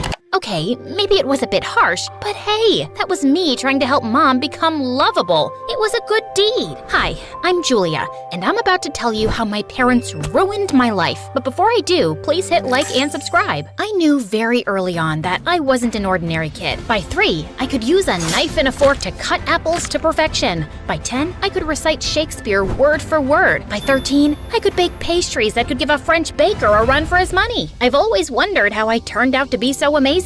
Maybe my great-great-grandma or grandpa was an extremely responsible, talented, sophisticated person, and I got my unique genes from there, because my parents were a total mess. Dad owned a vineyard, and every year he would struggle to create a new wine variety, and every year he'd fail. Mom was a self-involved ex-beauty queen who kept complaining about how she gave up everything for her marriage. Now, her only talent was blowing up money we didn't even have on makeup and skincare. Like this one time when I was 16, Mom bought some anti-aging cream off the internet that gave her a bad reaction, and Dad had to pay a lot for her skin treatment. My face looks like a swollen monkey's butt. This is all your fault. If only you were rich and I could afford plastic surgery. If only you were smart enough to read the label, darling. Did you just call me dumb? If you keep screeching like a banshee, Mom, we'll have to get you new vocal cords too. But before I could finish, she picked up a tray next to her bed and flung it at Dad. Dad ducked, the tray hit the TV screen on the wall, and he ended up paying more to the hospital. Even though Dad was pissed, he went home early and arranged a surprise welcome home party for Mom. But she decided to surprise him instead by packing her bags and leaving for good. And divorce papers soon followed. How could she leave me like that? I've done nothing but love her. Please compose yourself, Dad, and let's not cry over spilled milk. What? You'll get over it. I'm not some stone-hearted witch, trust me. I missed my mom too, but I wasn't gonna bawl my eyes out like a silly baby with no self-control. One of those in the house is enough. Dad threw himself into work after that, while I focused on school and picked up baking full-time. By 18, I got a job at a small cafe, and life went back to normal. Then one evening, Dad told me excitedly that he'd finally found an investor, Mr. Sharman, for his new wine batch, and he had invited us over for dinner to talk further. That evening, we were welcomed warmly by Mr. Sharman. He was showing us around his mansion, when suddenly, my world kind of stopped. This really gorgeous guy walked in, sadly with the prettiest girl on his arm. Apparently, he was Mr. Sharman's nephew and financial manager, Darren, and it was hard to keep my eyes off of him. At one point, he was feeding her grapes when one fell down. He bent to pick it up, and I saw the girl staring at me, staring at his butt. I got so flustered that I stepped back and knocked over a huge bowl of punch, getting plenty all over myself. So humiliating. As I cleaned myself up and walked out of the bathroom, I crashed into Darren in the hallway. Wow, are you always this clumsy? Or do I have this effect on you? I am not clumsy. I am the very picture of grace, and you have no effect on me. My date said you were staring at my butt when the accident happened. That's a false accusation, a blatant lie. Why would I be staring at your rear end? It's okay. I don't blame you. I work out a lot. Yes, it shows, and your behind is perfectly sculpted like a Georgia peach. But what does that have to do with me? Your girlfriend sounds like an insecure lady just making up nonsense. I doubt that you would make her insecure. She's a model and you, well, you look and talk like you're Mary Poppins' daughter. No offense. With that, he grinned and just walked off. I loved Mary Poppins, but it didn't feel like a compliment coming from him. I joined Dad and Mr. Sharman, but minutes later, someone tapped on my shoulder, and I nearly passed out when I saw Mom? Surprise! What is happening? Mom told us how she'd met Mr. Sharman on a cruise and they'd fallen in love. They'd been dating for a few months and she only recently moved back to the city. I went to the house and saw that your dad was still poor as a street rat, so I thought of investing in his business and helping him out. Am I not the best ex-wife ever? This is certainly unexpected, but calling yourself the best ex-wife is an exaggeration, Mother. My father and I have something called self-respect, and we'd like to keep it, so please excuse us. I grabbed Dad's hand and we left. We were still reeling from the shock of meeting Mom, but the next evening, she showed up at our door begging us to hear her out. I wanted to turn her away, but Dad gave her a chance. I know I left you too abruptly and hurt you, and I'm really sorry. But despite everything, you're still my family. I have a chance to make things right by getting your father the break he deserves, and I'd love to reconnect with my only daughter too. I wanted to be less cynical and believe this was an unselfish act, but I wasn't convinced. Dad, however, was staring at her with stars in his eyes, and he agreed to take Mr. Sharman's investment. After she left, I turned to Dad. I know you want to succeed, but is this really a good idea? Trust me, I know it is. Also, I think your mother's still in love with me, and I have another shot. What? Dad, no, she's happy with her rich boyfriend. We'll see. Good lord, was this gonna end up with Dad as a weeping disaster again, and I'd be picking up the pieces again? But I couldn't do anything to stop it. Soon, Dad and Mr. Sharman were meeting regularly and getting to know each other before making the deal, while Mom wanted me to hang out with her so we could bond, which meant I had to see a lot more of Darren every time I went over to their house, or when Mom took me to some fancy party. And to my dismay, he even started visiting the coffee shop I was working at every time with a new girl. Can't you find another cafe as your saliva-exchanging rendezvous spot? Your mom told me you're the baker here, and I thought I was doing you a favor by bringing you business. But I get it. Seeing me with all those girls makes you jealous. Do you wish you were one of them, Julia? You can be, you know. I've got 20 minutes before my date turns up. As if I'd ever want to date an insufferable Neanderthal who thinks he's God's gift to women. One kiss from me, and you think I'm God's gift to women too. I'm curious, have you ever kissed anyone? I mean a boy, not your cat or your grandma. Of course I have. I have a very steady boyfriend of 2 years, and I'm wildly in love with him. Wow, does he also talk like he has a stick up his butt? I'm dying to meet him now. Let's have a double date tomorrow. How about a movie and dinner? I'll text you the details. Just then, his date of the day turned up, and I walked off. I had to find myself a boyfriend by tomorrow. I asked one of the newest interns at the cafe to be my date and showed up at the movie theater the next evening. After I'd introduced my boyfriend happily, we took our seats and the movie started. But Darren and his date kept giggling and whispering like teenagers. Sorry to disturb you guys, but my boyfriend Billy, actually it's Bobby. Billy, Bobby, tomato, tomato. Anyway, Barry and I are trying to watch the movie and would appreciate it if you guys could keep it down. Darren simply smirked and looked away, but minutes later he started making out with his date. You're still noisy. You're still annoying. Cut it out. Bite me. I grabbed Darren's soda and spilled it on his head. He got angry and knocked down my tub of popcorn, and we got into a huge argument. Soon enough, we were thrown out by security. Wow, this was a terrible date. I'm so sorry. Let's part ways with these two and grab some burgers?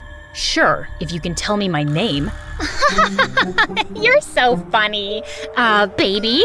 It's Bobby. My date stormed off angrily, and I caught one look at Darren's smug face and fled the scene. But the next morning, as I was walking to school, a car slowed down by me, and I saw it was Darren. Hop in, I'll drop you. No thank you. I do not need you to rub last night in my face. You're clearly troubled if you can't manage to have a real boyfriend. But I don't have time for that right now. I need to talk to you about your mom. That caught my attention, and reluctantly, I got in. I've been working with my uncle for years, but ever since he started dating your mom, things have been a mess. The business is running in losses, and the accounts are all over the place. I can't help thinking she's stealing from my uncle. How are you so sure? Call it a hunch. She has really expensive taste, and she's not really rich, so... So, just because she doesn't have your kind of money, you think she's a thief? Have you ever thought that maybe your accounts are a mess because you're too distracted with your girlfriends and you're bad at your job? Julia, This conversation is over. Stop the car. He did, and I got off. I was so annoyed at Darren for accusing Mom, but I couldn't shake off the nagging feeling that he might be right. Mom had always valued money more than relationships. Could it be true? I didn't have to wait too long for an answer, because late that night, I woke up from my sleep when I heard a car pull up in my driveway. I looked outside and spotted Mom and Dad talking in the garden. I went out the back door and crawled behind a bush close to them. Darling, I was a fool to let you go, but now everything will be perfect.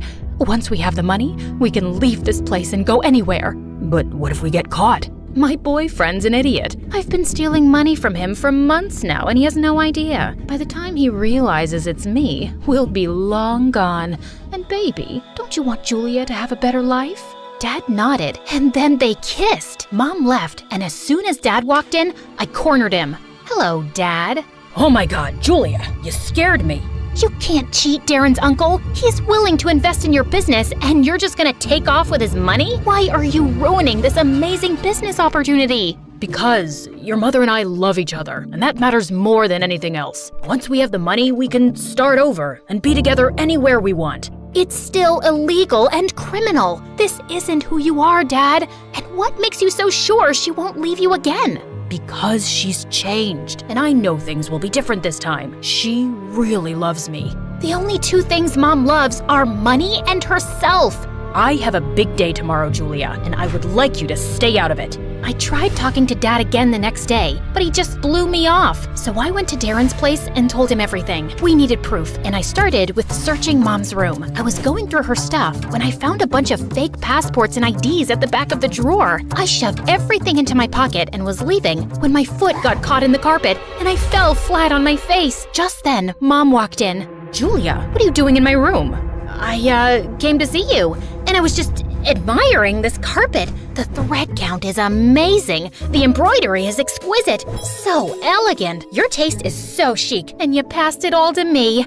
I am so thankful to you for making me the lady I am today. I kissed Mom's hands, hugged her tight, and ran out. Right outside the room, I caught Darren snickering and pulled him into an empty room.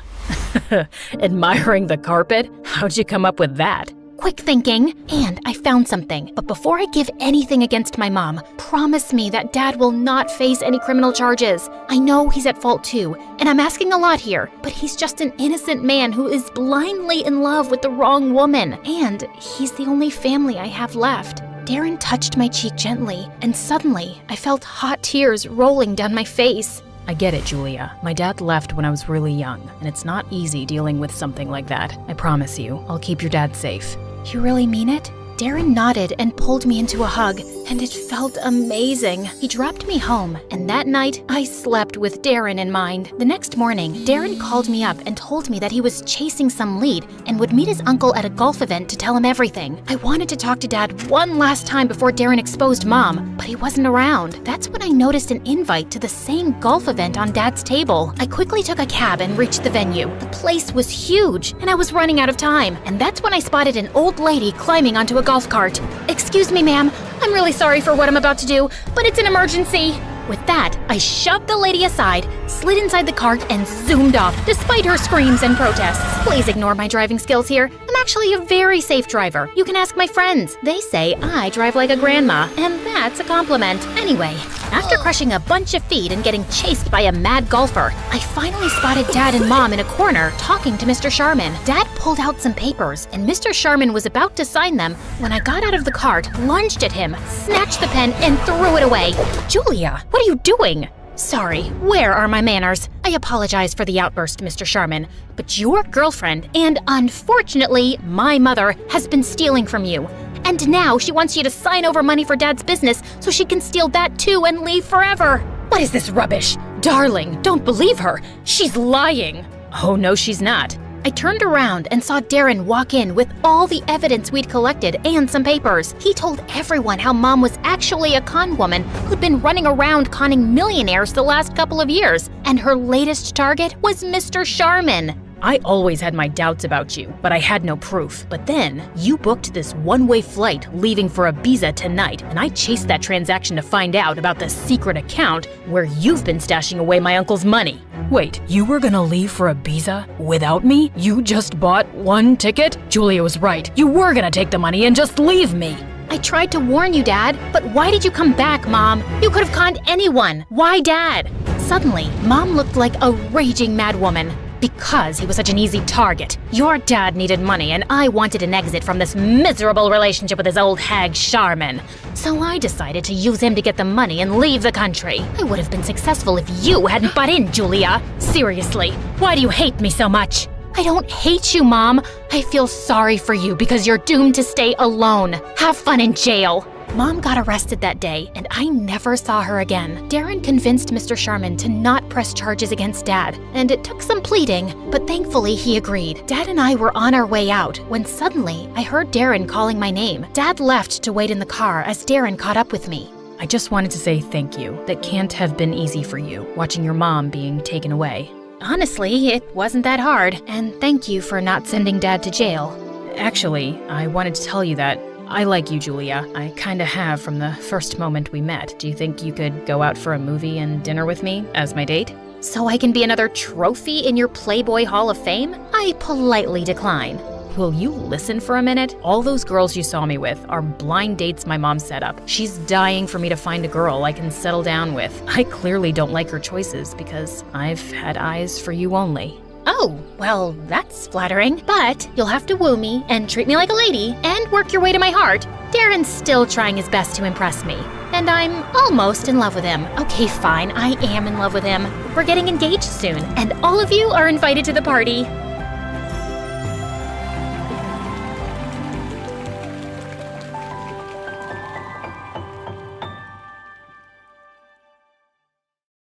Hey everyone, I'm Nia. Please like and subscribe. Most stories around here start off with unhappy families. Growing up, I always felt like I'd lucked out with mine. We weren't very rich, but we were always comfortable. Mom and Dad completely doted on me, and even after being together since high school, they were still crazy about each other, which they didn't hide. Even though I sometimes found them embarrassing, I secretly loved how in love they were. The only thing they ever disagreed on was me playing soccer. I'd always been sporty, and when Dad enrolled me in the local girls' football club at 10, the wires in my brain connected the second I kicked the ball. 2 extra hours of training every day till the big match, okay? You're pushing her too hard, honey. She needs to focus on school right now. She's born to be a football star. Once in 7th grade, I was walking back home from practice when I spotted 2 older boys roughing up a skinny boy my age. Well, hello, Mr. Lame. Looks like you're a poet. What's that around your neck? A woman's necklace? Please, give it back. It's my mom's. As they kept teasing him, I charged towards them, kicking one bully hard in the knees and headbutting the other. Don't you morons know there's some lines you just don't cross? Then I grabbed the skinny boy's things, took his hand, and made a run for it. The bullies came after us, but we hid behind a garbage dump as they ran past. Hey, you're okay now? Oh, yes, thank you. It's just that you remind me of my goat octopus who used to headbutt everyone and died from a concussion. I remind you of a dead goat named Octopus? Yeah, your eyes are just like hers, even your voice. How about you just say thank you and stop talking? That was the day Zeke and I became friends. In fact, he'd just moved with his single dad into the house next to ours. He couldn't kick a ball to save his life, but he was sweet and smart, and he seemed to really enjoy doing all my homework. And because we were super close, I started getting teased about him in high school. He, likes you. It's all in the signs, babe. His eyes sparkle when he looks at you. His voice gets deeper when he says your name, and he always notices small things about you. And have you seen how his feet are always pointing at you when he's talking to you? Where else would they be pointed? You're being ridiculous. But those comments got under my skin, because after that, I kept seeing the stupid signs. Was I imagining them now, or had I missed them all along? I had a really big match soon, and before it started, I was sitting on the side bench and fidgeting with my hands when Zeke sat down next to me. Nia, you've got nothing to be nervous about. You're gonna win. We'll go out to celebrate afterwards. And there's, also something I need to tell you. What is it? It can wait a few more hours. Just came to wish you luck. He gave me this strange look as he left, and my heart fluttered. Jeez, what was that? But all thoughts vanished as soon as the match started. It was an intense one, with our team having a slight lead. But as I was hovering near the goalie, an opponent kicked the ball hard and sent it flying at my face. I was knocked back, and my head hit the metal goalpost. Then everything went black. When I opened my eyes next, I found myself alone in a hospital room. I couldn't recall why I was there. Feeling panicked, I tried running out, but my legs felt like jelly, and I found myself falling face forward, straight into someone's strong arms. I looked up into the warm brown eyes of a tall, really cute guy who instantly pulled me into a tight hug. Nia, oh my god, I can't believe you're finally awake. Nia? How do you know my... Oh my god, Zeke? Is that you? Why do you look so different? I just upgraded my wardrobe a bit. A bit? You look like the lead singer of a boy band. Also, how are you suddenly taller? Nia, you might want to sit down for this. And what he told me next knocked the wind out of me. 3 years? I've been in a coma for 3 years? I didn't even know how to begin processing this. And when I asked him to call my parents, Zeke went pale. I don't know if I should tell you this, although it's kind of important. Okay, I should. Don't get upset, because you might. Spit it out. I don't want to send you back into a coma. I swear to God, I will twist your arm so hard. Okay, your parents got divorced and your dad has a girlfriend who seems to be a total witch. What? I'd lost 3 years. My parents were divorced. My dad had a witch girlfriend, and my geeky best friend had become hot. After the doctors had run all their tests, I was told I'd need physiotherapy, but I was ready to be discharged. Soon after, Mom and Dad both arrived at the the hospital, and we had a teary reunion. Mom said she'd take me home with her and answer all my questions about their divorce. As we went down to the hospital entrance, suddenly, 4 men in black suits surrounded us, but no one else looked surprised. I think I'll leave this first. I wouldn't want the crowd outside to overwhelm Nia. Did I miss something here? You know how you said earlier I look like a lead singer of a boy band? Well, actually, I am. I'll tell you all about it later, okay? And the minute the hospital door opened, the crowd broke out into frenzied screams. I looked on in complete shock at Zeke smiling and waving while his bodyguards escorted him to a car, and then he was gone. Holy mother of what? On the way home, Mom explained that a year ago, Zeke had joined some neighborhood kids to form a band. They'd won a talent competition with a song Zeke had written, which shot them to instant fame. His fans are usually camping outside the hospital because they know he visits often. His fans? Man, I was not getting over this anytime soon. It also turned out that he no longer lived in the house next door. And then, Mom finally explained everything that happened with Dad. After you went into a coma, I started getting really angry at your dad. I knew it wasn't his fault, but I kept blaming him because he'd always pushed you to play soccer. We were fighting all the time and growing distant. Then one day I received pictures in the mail of him and a woman from work looking like a couple, and that was the last straw. He denied having an affair, but I had proof, and soon after the divorce, he started dating that same woman. Maybe it wasn't fair to blame him for your accident, but he betrayed our marriage. My heart broke at how my perfect family had been torn apart, but somehow I was having trouble believing that Dad would cheat on Mom. Adjusting to my new life was quite tough over the next few days. I had to get used to Dad not being around, and he couldn't even visit immediately because his girlfriend Rachel had a family emergency out of town. I couldn't play soccer till I was done with physiotherapy, and I was 3 years behind everyone in high school, which also meant that Zeke and I were no longer in the same class, and it was almost impossible to even have a conversation with his bodyguards lurking in the background, or his fangirls all over him. Just a week later, Mom suddenly had to go overseas on a business trip and was worried about leaving me alone, and I suggested I could stay with Dad. I can't leave you with him and that woman. Mom, I haven't had any time with him since I woke up, and I miss him. Mom reluctantly agreed to arrange things with Dad, and the next day, she dropped me off at his mansion. Apparently, his company had skyrocketed to success while I was in a coma. Dad greeted me with a bear hug, and just then, I saw Rachel walk in. She was pretty, but like a witch. Oh, I finally get to meet Nina. It's Nia, sweetheart. Close enough, my. You look just like your mother, don't you? Definitely didn't sound like a compliment. I'll get Nora settled in, babe. Why don't you order something nice for dinner? Yeah, of course. Not so fast. You forgot to hug me when I came home earlier, honey buns. Oh, sorry about that, sugar booger. Ew, I was about to vomit. As soon as Dad left the room, Rachel turned back to me with a cold smile. Oh, darling, isn't it just divine how fate brings people together? Here I am, the new beacon of light in your dear father's life. And there you are, the previous light. But let's not dwell on the past. We must look to the future. And sweetheart, the future is Rachel. Previous light? I'm his only daughter. Yes, but till last week you were a vegetable. And people move on. One must keep up with the times, mustn't one? Oh, and speaking of time, I imagine you'll be wanting to spend a considerable amount of yours at boarding school, summer camps, perhaps even a nice long exchange program. Oh, the places you'll go.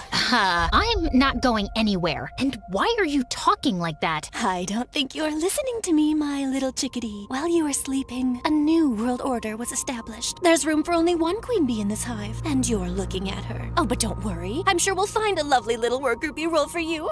Good job, Aunt Rachel. You've been practicing that speech all morning, and you nailed it. A boy my age walked in behind us, and he was drop-dead gorgeous. Rachel just made a face and introduced him as her nephew, Brian, who was staying with her for some modeling gigs in town. As the two of us talked, I felt rather relieved that Brian was around. He seemed cool and fun, and easy on the eyes, too. Later that evening, we decided to play Twister, and we couldn't stop laughing as we got tangled up. Left foot yellow. As Brian reached over awkwardly, his elbow bumped into a table, and the huge vase on it wobbled. We both jumped up to catch it, and and Brian ended up wrapping his arms around me instead of the vase before we collapsed on the floor. Just then, the door opened, and we found Zeke looking down at us. Am I interrupting something? Oh, no, nothing. What are you doing here? I dropped by at your place and your mom was just leaving for the airport. She told me you were here, and I thought you could use some company. Well, luckily for her, I'm staying with my aunt here for the next few weeks too. Wait a minute, you're that boy band singer, right? I'm shooting a shampoo commercial with you tomorrow. Ah, right. You're the model. Small world. As Brian excused himself, I told Zeke about how weird Rachel was. I just don't know what Dad sees in her. Also, I'm finding it hard to accept that Dad cheated on Mom. I want to find out more about how exactly Rachel ended up in Dad's life. Yeah, she's shady. Don't worry. If there's some dirt, we'll dig it up. We? I doubt a celebrity like you has the time. I'll always make time for you, Nia. I remembered what Mom had said about him visiting me in the hospital often, and my heart skipped a beat. I'd be careful of Rachel during your stay. And maybe you should stay away from that Brian dude, too. I mean, he is her nephew. He seems nothing like her, though. Wait, you're not jealous, are you? No, why? I mean, that would... Of course not.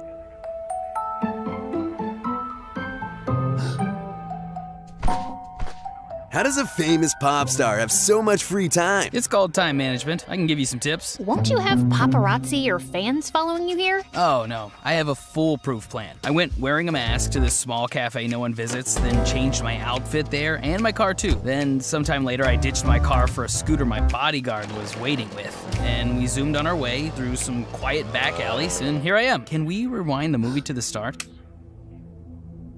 Hey, Nia, I thought you'd like to go watch a movie, so I booked the whole cinema for us. We'll go through the back entrance. No one will know I was there. That sounds amazing, dude. Can't wait. I meant me and Nia, us. There isn't space for you. It's a whole cinema. Of course there is. You look a bit cranky. Here, have a cookie.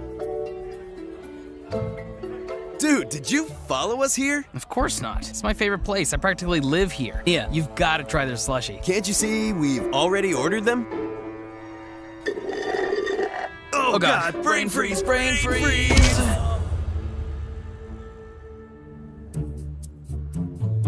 I've got thighs of steel. You can't beat me. Watch me, buddy. I can do this all day while singing. Do I need to be here for this?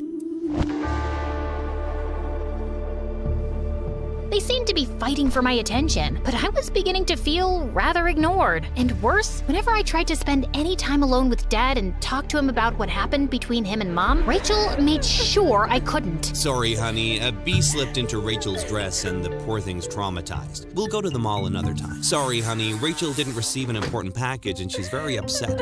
Rain check on the breakfast plan? Soon, I was cleared by the physiotherapist for some light soccer practice, and Dad was so happy that he wanted to accompany me to the club. Of course, Rachel had to tag along. Just as I was exiting the girls' locker room, I found Rachel outside pinching her nose. Ew, you'd think the girls' locker room would smell a little better. Ugh. Anyway, I just came by to say good luck. Break your arms and legs. I just rolled my eyes and kept walking. Oh, also, your dad and I are getting married soon. My heart dropped to my stomach. You're making that up. Dad wouldn't just ask you to marry him without telling me about it first. Yes, he would, Nancy. Just like he got divorced while you were sleeping. Now, don't you want your dad to be happy? He certainly wasn't with your mom. You don't know the first thing about my parents' relationship. Oh, trust me, I know more than you think. And if you're harboring any secret desire to go all parent trap on them, don't think for a second it'll work. It's so over between them. So over. She walked away smirking, and I was trembling with rage. I had to go join the game right after, but my focus was totally shot, and I was terrible on the field. I left the game midway and marched over angrily to Dad. Are you two getting married? What? She said you're gonna get married soon. Nia, sweetie, I said your dad and I are going to Maryland soon. I was only asking if you wanted to come along. What? Gosh, you're such a creep and a liar. But Rachel burst into tears, and Dad looked rather displeased with me as he consoled her. She was evil and manipulative, and I had no idea how to make Dad see that. But then one evening, Z called me up to give me some news. Apparently, he'd hired a private investigator to look into her, and he was still working on it, but he'd found out that Rachel had grown up in the same hometown as my parents. Their town was small, but neither of them ever said anything anything about knowing Rachel from before. They're even the same age, and there was one high school there. Maybe we need to look for a yearbook. The next evening, Dad and Brian were both working late, and Rachel had her Pilates class. So Zeke and I started snooping around her room, hoping to find something from her past. We'd looked all over and found nothing, when suddenly we heard the front door open. It's Rachel. She wasn't supposed to be back so soon. Suddenly, Zeke grabbed my hand and dragged me into the bathroom, then pulled me into the shower and drew the curtain. Don't you think she'll come straight to shower after an exercise class? Oh my god. We held our breath as we heard her walk into the room, mumbling something to herself, then straight into the bathroom. Ugh, who does that woman think she is? Telling me I can't attend class because I was late? Oh, she's crossed the wrong blonde. Maybe her gym will be infested by rats soon. Or maybe it'll catch fire. The fun is in the mystery. She cackled like a maniac, let out a loud, stinky fart, and left. We waited a few more minutes, and then thankfully, we heard her car pull out of the driveway. Just then, I noticed Zeke was still clutching my arm. That was super close. Why are you looking at me like that? Sometimes, I still can't get over how much you've changed. How come I never knew you had all this talent? Well, I never let you read any of the stuff I wrote, and I always liked singing, but not in front of anyone. I guess after your accident, when more time went by and you didn't wake up, I felt depressed and alone. Joining a band really helped me. Helped you get tons of fangirls. That cheerleader in school who's always clinging to your arm is very pretty. She really is. Yeah, here I am, hiding in a bathtub of a weird woman with you. Suddenly, he leaned closer, and I could feel my heart beating faster. But then, he just reached over and pulled the shower curtain open and stepped out. What was I thinking? Maybe we should check the attic. As we were rummaging boxes, we suddenly stopped short when we heard someone coming up the stairs. Oh god, she's back? What are we gonna say we're doing here? I have an idea. And just as the door burst open, Zeke pulled me in for a kiss. Am I interrupting something here? Oh, it's just you.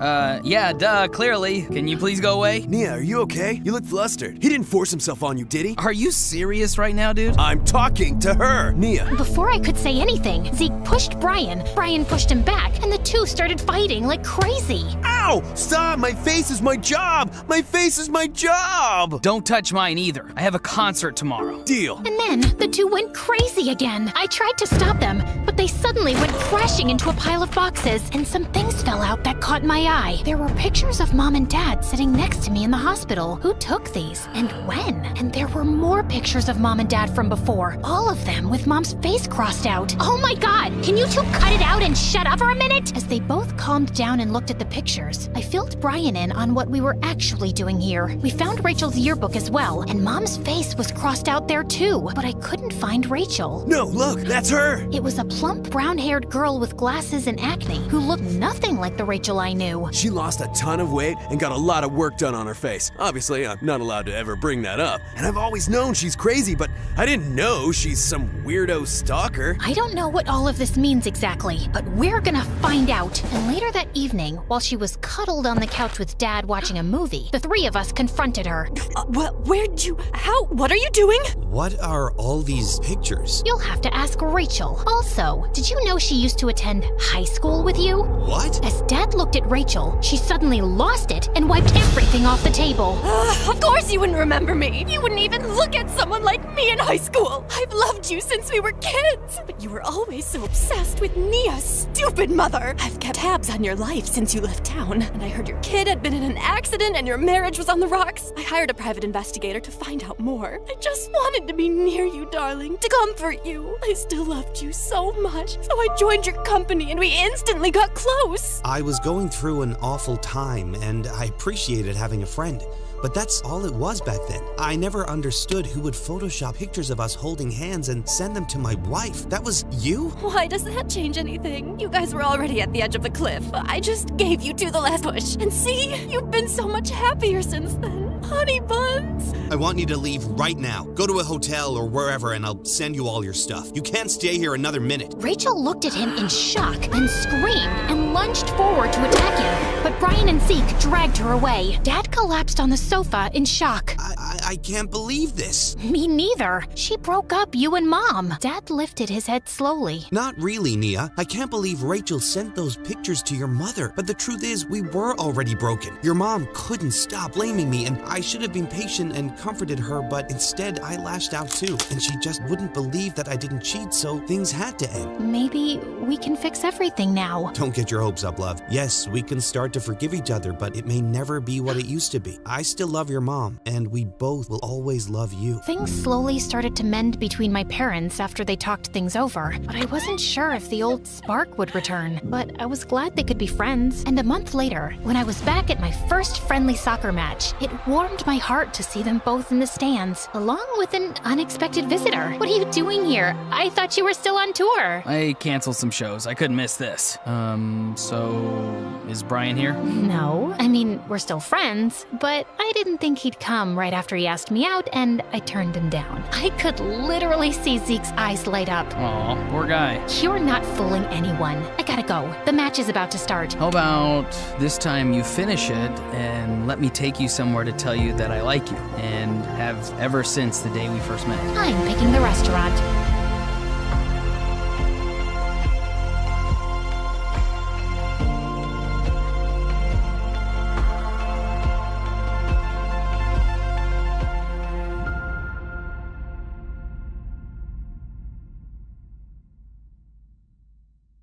Hi, I'm Clarissa, and this is my story. Please like and subscribe. My twin sister Bella and I look identical in every way, right down to the dimple on our left cheeks, and I hate it. Anyone who thinks it's cool to be identical twins is stupid. Mom and Dad thought it was super cute to dress us up in matching outfits all the time, but growing up, it started getting so annoying. No one could tell us apart, not even our parents, so they just called us the twins or the girls. It's like I had no identity of my own. I was just part of a pair. Yeah, we got a lot of buy one, get one free jokes too. Also, it was everyone's favorite game to try and spot any differences. I think this one's shorter. Her nose is bigger, right? Her ears stick out more. Also, if I pinch your cheek, will your twin feel it? If I punch your face, will your mother feel it? You're basically a part of her. We were in the same class in school, and we did all the same extracurricular activities, and there was always so much pressure not to be the worst twin, because everyone made that instant comparison. Clarissa got an A on her maths test. Why do you have a C, Bella? Bella beat you in that race by a mile, Clarissa. Aren't your legs just as long? Why was it so hard to understand that we didn't have matching abilities to go with our matching faces? But by 4th grade, our personalities started changing. I was academically stronger, but Bella was more athletic. We'd both been attending dance classes since we were kids, but I eventually dropped out because she was clearly better. I started slipping into the quiet nerd mold, while she was more outgoing and loud, so she always got more attention. Like on our 10th birthday, Bella got her way, and the whole party was Hannah Montana themed. All my Harry Potter requests were ignored.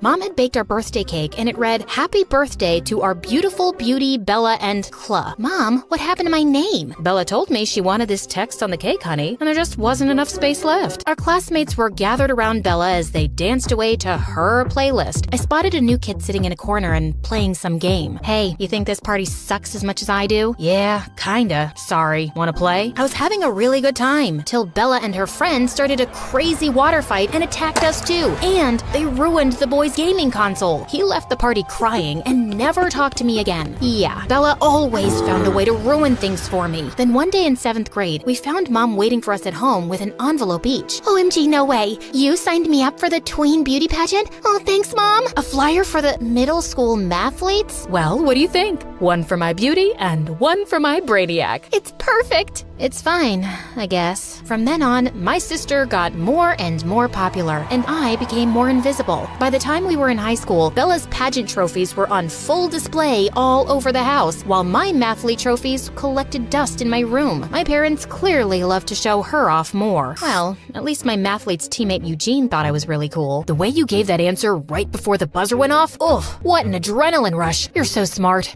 You're too nice, Eugene. And you're like a 45-degree angle. You know, 'cause 45 degrees is an acute angle. You're a cutie? Yeah. Good one. So I was thinking, maybe you'd like to have my phone number? I was only half listening because just then, the football team captain Mika walked into the cafeteria. Man, he was some descendant of Hercules. Just sheer perfection. I'd never have the guts to say hi to him, and he'd never notice me. Clarissa? Yes, sure, I'll take your phone number. So you'll call me then? If the need ever arises, then definitely yes. Thanks, buddy. I gotta go to class now. Then one day, things took a bit of a turn when Bella came down with the flu. Oh, my head hurts, and I have a fever. I can't perform at the mall pageant today. Oh, no, my poor baby. Go lie down, and Clarissa will bring you some tea. She can make her own tea, and I'm busy. She's unwell, and you're not doing anything important. Now go. I was so sick of being second to my sister, but when I got back with the tea, I found her snoring, and then I got a crazy idea. Next to her bed was her pageant bag, all packed and ready to go. I grabbed it and snuck out the front door. I was just as beautiful as Bella, and I was gonna prove it. When I got to the mall, everyone was smiling and waving at me. I felt like a movie star. Her dress fit perfectly, and the show went super smoothly. And the winner is Bella. Just as I was accepting the trophy, I heard the most annoying voice in the world. She isn't Bella, I am. Mom couldn't find you at home, and when I saw my bag gone, I knew exactly where you were. How dare you? So what? You're just mad that I could be as good as you any day. Shut up, loser. You mean winner? Bella leapt onto the stage and attacked me. The fight not only lost us the trophy, it also got us banned from all pageants in the area for life. Our parents were furious with me. I was grounded for 2 weeks, and Bella basically pretended I didn't exist after that. She even blocked me on all social media. But at school, it seemed like everyone had heard the pageant fight, and people were noticing me more. And I almost turned to jelly when Mika approached me. Hey, not Bella, right? Right. I'm, what's my name? I forgot. Clarissa. I'm Mika, the football captain. I loved that gutsy stunt you pulled at the mall yesterday. We're having cheer tryouts tomorrow. Why don't you come too? Cheer tryouts? Sure. I'll be there. Perfect. But, change your look or something. I want to be able to tell you apart from Bella, okay? Sure, Mika. I've wanted to change my look anyway. I was so excited for a fresh start. At home, I looked up some videos online on how to cut my hair. I decided bangs would be easiest. So I went to the bathroom, plugged in my dad's electric razor, and cut myself some bangs. And they turned out super cute. That was until they moved a bit, and I saw that I'd shaved off my eyebrows too. I was horrified. There was no way I could go to tryouts looking like that. I couldn't even leave the bathroom looking like this. I started rummaging through the cabinets to find something that could help fix my eyebrows. I found a bottle of spray-on hair that my dad sometimes used to cover his bald spot. I aimed it at my forehead and sprayed, but it made me look like a caveman with a bushy unibrow. I scrubbed it off just as there was a knock at the door. Clarissa, are you in there? You better not be stealing my makeup again. Just washing my face, Mom. I'll be right out. Oh, I could use my mom's makeup to hide the damage. I found an eyebrow pencil and quickly scrawled them on as best as I could. Then I brushed my bangs over my forehead and snuck quietly out of the bathroom. There you are. Wait, did you just cut your hair? Some people are just desperate for attention. So pathetic. Just trying something different. Mom, I have to go run to the store and get some things for a school project, so bye. At the store, I was lucky enough to find the perfect solution. Tattoo sticker eyebrows. I rushed home with them and went to my room to try them on. Just put them on, spray a little water, and voila! I set the timer on the phone and laid back with the washcloth over my forehead, awaiting my beautiful new eyebrows. But when I looked at the results, I almost fainted. They looked super crooked. I scrubbed and I scrubbed, but they just wouldn't come off. I laid in my bed, sobbing uncontrollably. Why are you making sounds like a dying whale? OMG! What happened to your face? I just wanted to change my look for the cheer tryouts, but it's all gone so horribly wrong. What am I gonna do? Well, maybe if you hadn't pretended to be me and ruined my pageant career. Wait, that's it. You can pretend to be me. Oh, please, Bella, I need this. Mika himself asked me. You know I've always had the biggest crush on him. Yeah, I've read your Dear Diary sob stories. What? Not important right now. And okay, since you're begging and you look so ugly, it's almost sad. I'll do it. But only if you do my homework for a whole year. Are you kidding? Ugh, fine. I'll do it. Just get me the cheerleading spot, okay? You got yourself a deal, Uggo. Mom let me stay at home for a few days when she saw what I'd done, and Bella left for school the next morning. But I didn't really trust her not to mess things up for me at the tryouts. I needed a spy. So I called Eugene. Hey, I know this is a lot to ask, but I'm really unwell. And I asked my twin Bella to do the cheer tryouts for me. Could you just go and see how she does? I don't know who else I can trust. Of course I'll do it. Want me to drop by later with some soup too? We could watch some MSA videos, or I could show you my cat's pictures. That sounds amazing, but what I have is really contagious. So you'll report to me soon, right? You betcha. You're the best, Eugene. Eugene's report tallied with what Bella told me. She'd performed a flawless audition, and I was in. I couldn't wait to go back and spend time with Mika. Thankfully, the tattoos wore off in a few days, and my eyebrows were coming back, so I could fill in the rest with pencil. I was ready to return to school, but that evening, Eugene told me that he'd seen Bella and Mika kissing, and when she got home that day, she was getting out of Mika's car. I ran down to the living room and opened the window to eavesdrop. Ugh, it's so hard to say goodbye to you, babe. It's only till tomorrow, coochie poochie poo. And that'll feel like an eternity, my Bella baby boo. Ew. And what the heck? The minute Bella walked in, I jumped in her way like an angry lioness. What in God's name did I just see? Oh, you mean me and Mika? Silly. Didn't you want to ask him out? I just did it for you. As you. No, don't lie to me, witch. I heard him say, Bella boo boo boo. He knows you're Bella and not me, Clarissa. And then her face turned totally evil. Yeah, okay, whatevs. I took a picture of you in your sleep and showed him your freaky eyebrows and told him you'd sent me in your place. We had a really good laugh and we just bonded. You took away my pageant life, I took away your guy. Trust me, he's way out of your league anyway. I let out a snarl and attacked her. My parents came running when we crashed into a table and pulled us apart, and I swore I'd never speak to her for the rest of my life. But watching her and Mika together in school and thinking of how they must have made fun of me made my heart burn. And then I found something in the mail one day that gave me the perfect opportunity for revenge. I knew I was successful when Bella screamed at me in the school hallway one day. Clarissa, what did you do? What are you talking about? Something boring, probably. Why do I have a rejection letter from the dance academy of my dreams, which says that my audition was way below their standards? I never went to any audition. Oh, yeah, that. See, I received the invitation for the audition and I decided to go as you. Now, I haven't danced in a really long time, so I was kinda rusty, but I thought I did an impressive chicken dance. I will kill you! Well, that was effectively the end of our relationship. Somehow, it didn't feel as good as I thought it would. No one at home was talking to me now, and even Eugene seemed distant. Hey, am I imagining it, or are you avoiding me? No, Clarissa, you're not. I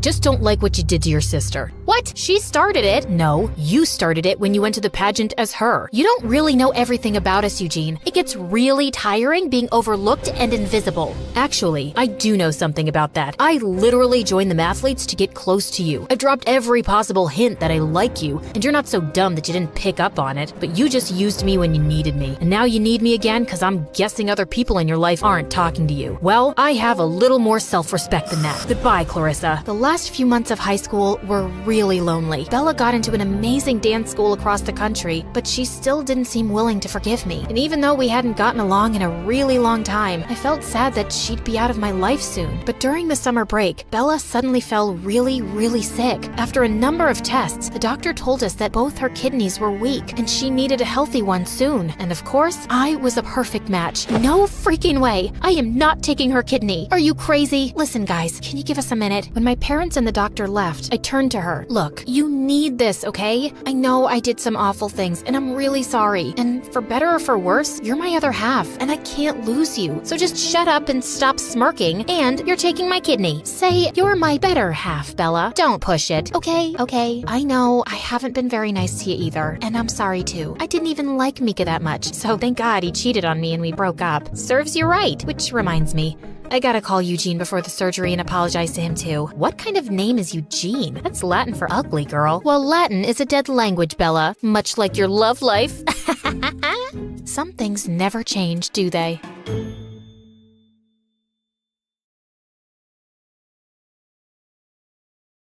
A large chair swiveled around to reveal a tiny, skinny guy. What? You think all mafia bosses are tall, fat, bald, and wear gold rings? Sorry to disappoint you with my looks, but trust me, I am every bit as ruthless. Something about his steely gray eyes sent a shiver down my spine. I believed him. His name was Pierre Soufflé, which was obviously a lie, and the job he had for us was to steal a priceless painting from a museum and replace it with a fake.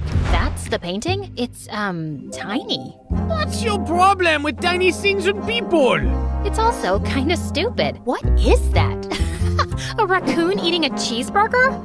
It's worth $10 million, so the joke's on you, dummy. Now, the owner of the painting has allowed the museum to borrow it for only 3 days, so we don't have a lot of time. Wouldn't it be easier to steal it from the owner's house? Everyone, look at Lady Einstein coming up with brilliant ideas. Why didn't we think of that ourselves? Happy to help. Of course we thought of that ourselves! Trust me, the museum is easier. Why choose us? It's a very stupid security measure, but the museum's floors are activated by pressure sensors at night. Anything above 55 kilograms and they go off. I haven't been able to find a boy who weighs less than that. Ellie, get the weighing scale. Meredith weighed 52 kgs, while I weighed 55.1. How is this possible? You eat so much more than I do. What can I say? I got all the good genes. Okay. You're out, fatty! Meredith, you're my leading lady. The plan was to enter the museum through its large air ducts, carrying the fake painting with us. We first had to make a stop in the security room and disable all the cameras and alarms. Then we'd crawl back through the ducts till we reached the exhibit area, and I'd lower Meredith down along with the painting so she could switch them out. As Meredith made it to the bottom, I dropped the painting to her, and she missed it, and we heard a loud crack. Oh my god, did you break the frame? Me? It's your fault. Who told you to throw it like that? I was expecting you to catch it, but what was I thinking? You made us lose the frisbee tournament in 8th grade because you're so bad at catching things, unless it's someone's boyfriend. Seriously? You were so distracted by that hot boy on the bleachers, your throwing skills were completely off. FYI, that boy was totally into me. Why are we even talking about frisbees and boys right now?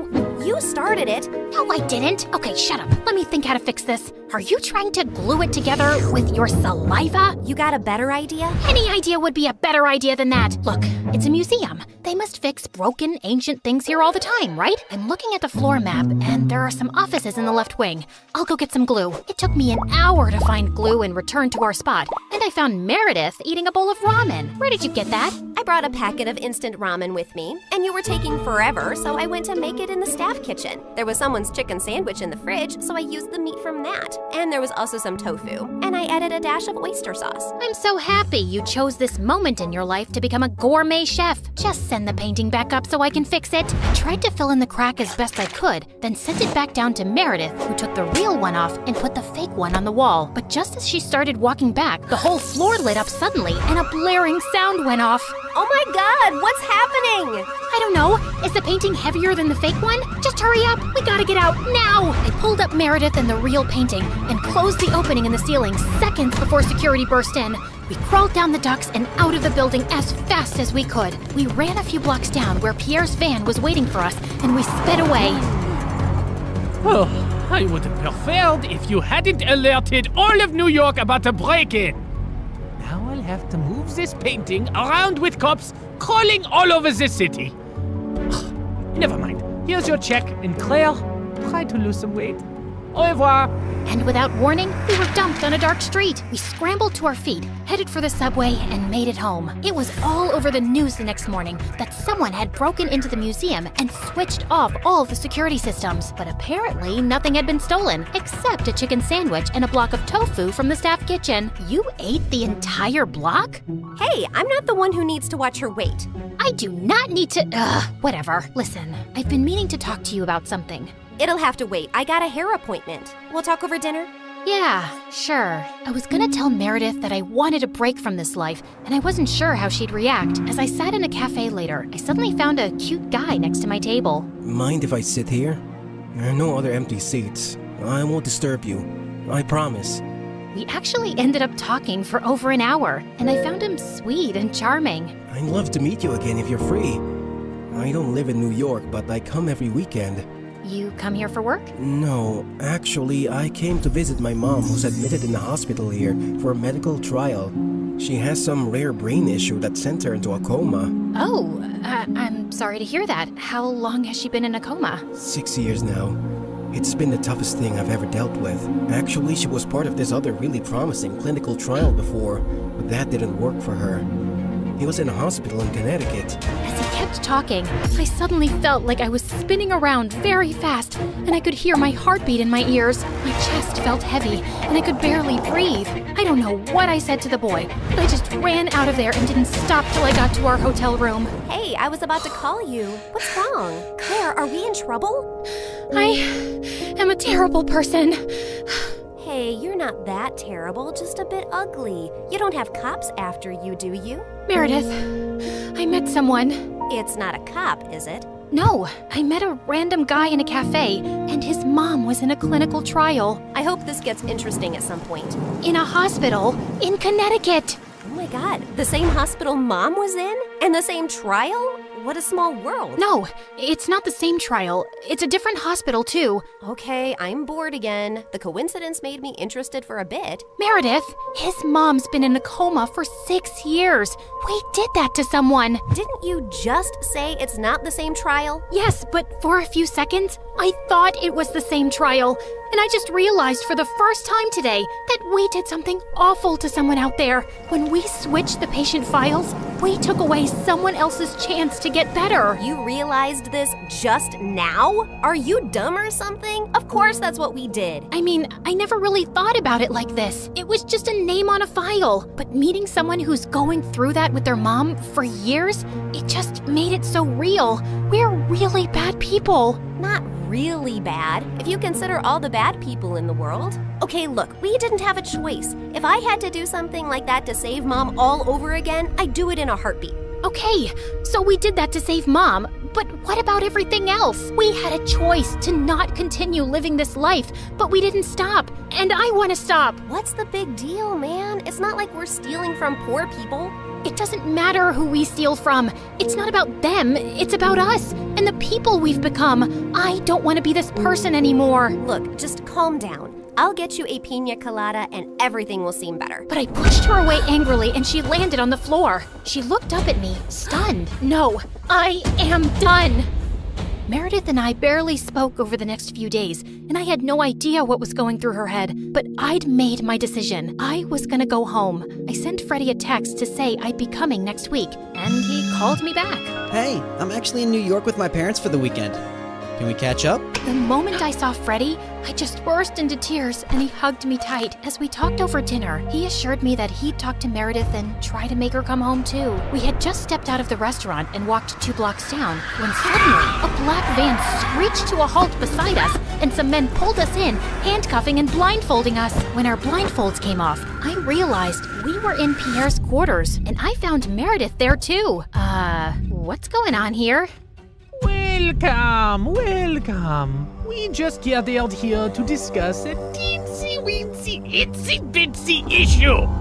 Now, Meredith, go ahead and tell them the moronic thing of titanic proportions that you just did. Apparently, Meredith had found her way to Pierre's headquarters and stolen the real painting from him. She had then tried to sell it to a buyer she'd arranged, and while the exchange was about to happen on the docks, the cops had showed up. Meredith had barely managed to escape, but the buyer and the painting were in police custody. The police didn't let it get out in the news, but they knew the real painting had been stolen and replaced with a fake. They were probably watching every dock, airport, and train station to see if someone would try and move it out. And your sister practically handed it to them. What were you thinking? It's your whole quitting the biz talk that made me do it. I did it for us, so we could sell the painting and retire to Bora Bora for good. And what the heck is Freddie doing here? Hi guys, I'm Freddie, old friend. Nice to meet you. Not terrified at all. You made me lose a fortune, and you double-crossed me. And Pierre does not take betrayal well. Harry! Sam! Yes, sir! You know what to do. Boss? I'm not really sure how I feel about punching a girl. Yeah, boss, I am not really comfortable with this. Maybe we can just punch the boy. I'm not really a boy. I used to be a girl. Ask Claire and Meredith, we practically grew up like sisters. Please don't hurt him. He has nothing to do with this. Silence! You buffoons! I didn't say hurt anyone yet.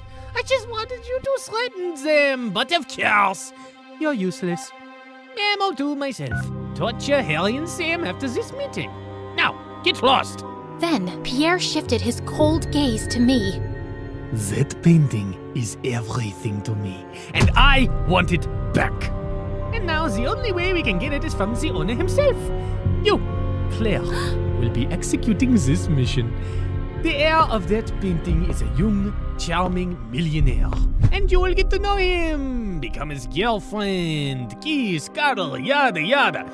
You need to earn his trust completely, so he lets you into his life and his home. Then, when the time is right, you will steal the painting from a high-security vault inside his house and bring it back to me. You will do this if you care about your moon sister and this girl/boy and his family and your mother and your stupid husband and your whole neighborhood. What if I fail?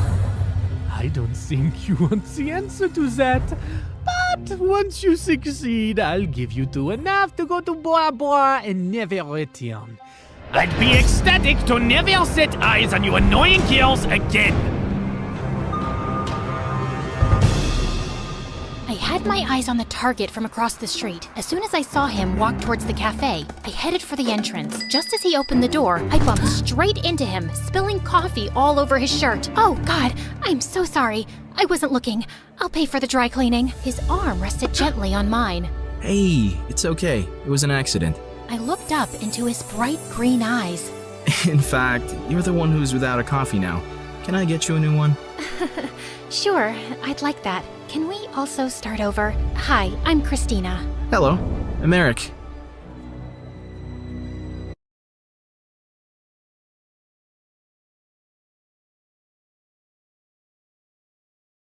Hi, I'm Blake, and this is my story. Don't forget to like and subscribe. My childhood was pretty weird. My mom could be a little dramatic. She was either very happy or very sad. She would do cartwheels on the lawn just because the sun was out, and cry like a baby waving the trash goodbye on garbage day. On the first day of school, she strung balloons in my hair.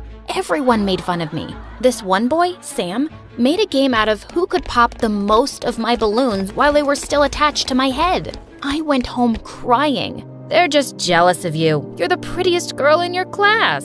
But I didn't like the way people looked at us and talked about my mom behind her back. I heard she serves candy for dinner. So irresponsible. That poor child, stuck with a crazy mother like that. I didn't want anyone talking about us like that. So I started dressing myself for school and packing my own lunch. I was super serious about my studies and tried to be as invisible as possible. But Sam made it his mission to make my life miserable. Where'd you get that dress, loser? Because it's screaming for some color. What did you do to your face, dingbat? Because it looks good enough to punch.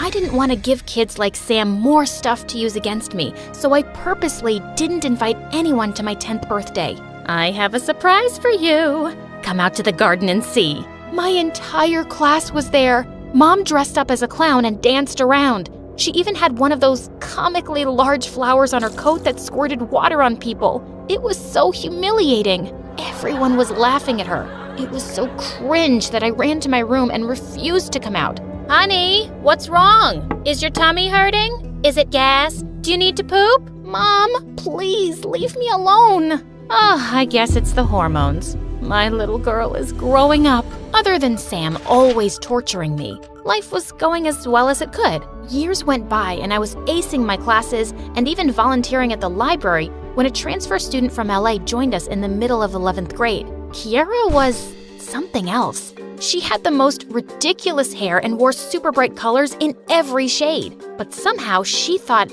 I was the fascinating one. Why is your hair tied up so tight? Aren't you afraid you'll pull the skin right off your skull? Whoa, what's the prescription for your glasses? Are you like legally blind? No, I'm not blind. Yeah, she is. She uses echolocation like a bat. See? That's why she has massive ears. Get lost, Sam. Oddly, it was our combined hate for Sam that brought us together as friends. We got closer over spring break, and Kiara told me about her parents, who both owned a tech company. They think I'm a weird hippie. We have nothing in common. I visited her house for dinner once. The place was so huge, I got lost twice looking for the bathroom. Despite what Kiara said, I thought her parents were awesome. They even had vegetables for dinner. What do you plan on doing after high school, Blake? I was hoping to study law at Harvard. That's amazing. If only Kiera had some ambition too. Her only talent right now seems to be inhaling food. Ugh, Dad. Honestly, I felt like someone had switched me and Kiera at birth and we ended up in the wrong families. Apparently, Kiera thought that too. I bet my parents wish they had you as a daughter and not dumb old me. See, that's the thing. I had succeeded in making everyone think I was this straight-A kid who didn't do anything ridiculous. But I had one dark secret. I was obsessed with mermaids, and I secretly drew comics about a mermaid archaeologist who discovered shipwrecks, and I never wanted anyone to find out. I felt bad for Kiera, so I invited her over to my place because I knew she and Mom would get along really well. Kiera, you're like the daughter I never had. Hello? I don't get it. How could a cool mom like you have a boring daughter like Blake? It's a mystery. Marshmallow stuffed cookies and pixie dust sandwiches for dinner? I was cleaning the dishes after dinner when I heard a squeal from my room, and I found Kiera going through my drafts. OMG, these are so cute. Who made them? Why are you going through my private stuff? Why are you getting so mad? It's not like you made these. Wait, you made these? Stop shouting, the neighbors will hear you. They should. These are awesome. Why don't you have these published? Do you really think they're that good? I'd pay serious money to follow the adventures of Memphis the Mermaid. Mom's always on the lookout for unique content like this. You could save up for Harvard with that kind of money. I don't know, Kiera. Just think about it, okay? I tossed and turned all night thinking about it. I'd built up a spotless reputation over the years, and no one could call me a freak anymore. Was I willing to risk all of that now? But what if it paid for my dream education? And suddenly, I had a great idea. The next day, I met Kiera in the library. I'm in, but I have a condition. You have to give the draft to your mom and say you made it. Are you nuts? No, think about it. Your parents want you to succeed, and I need the money, but not the fame or publicity. This could be a win-win for both of us. Well, if you're sure. The plan was a huge success. Kiera's parents were over the moon at her hidden talent, and the comic books were an instant hit. Kiera was called on all the morning shows and did a countrywide tour promoting the book. Back in school, she was suddenly this huge celebrity. Can you sign my copy, Kiera? Do you like my Memphis hairstyle, Kiera?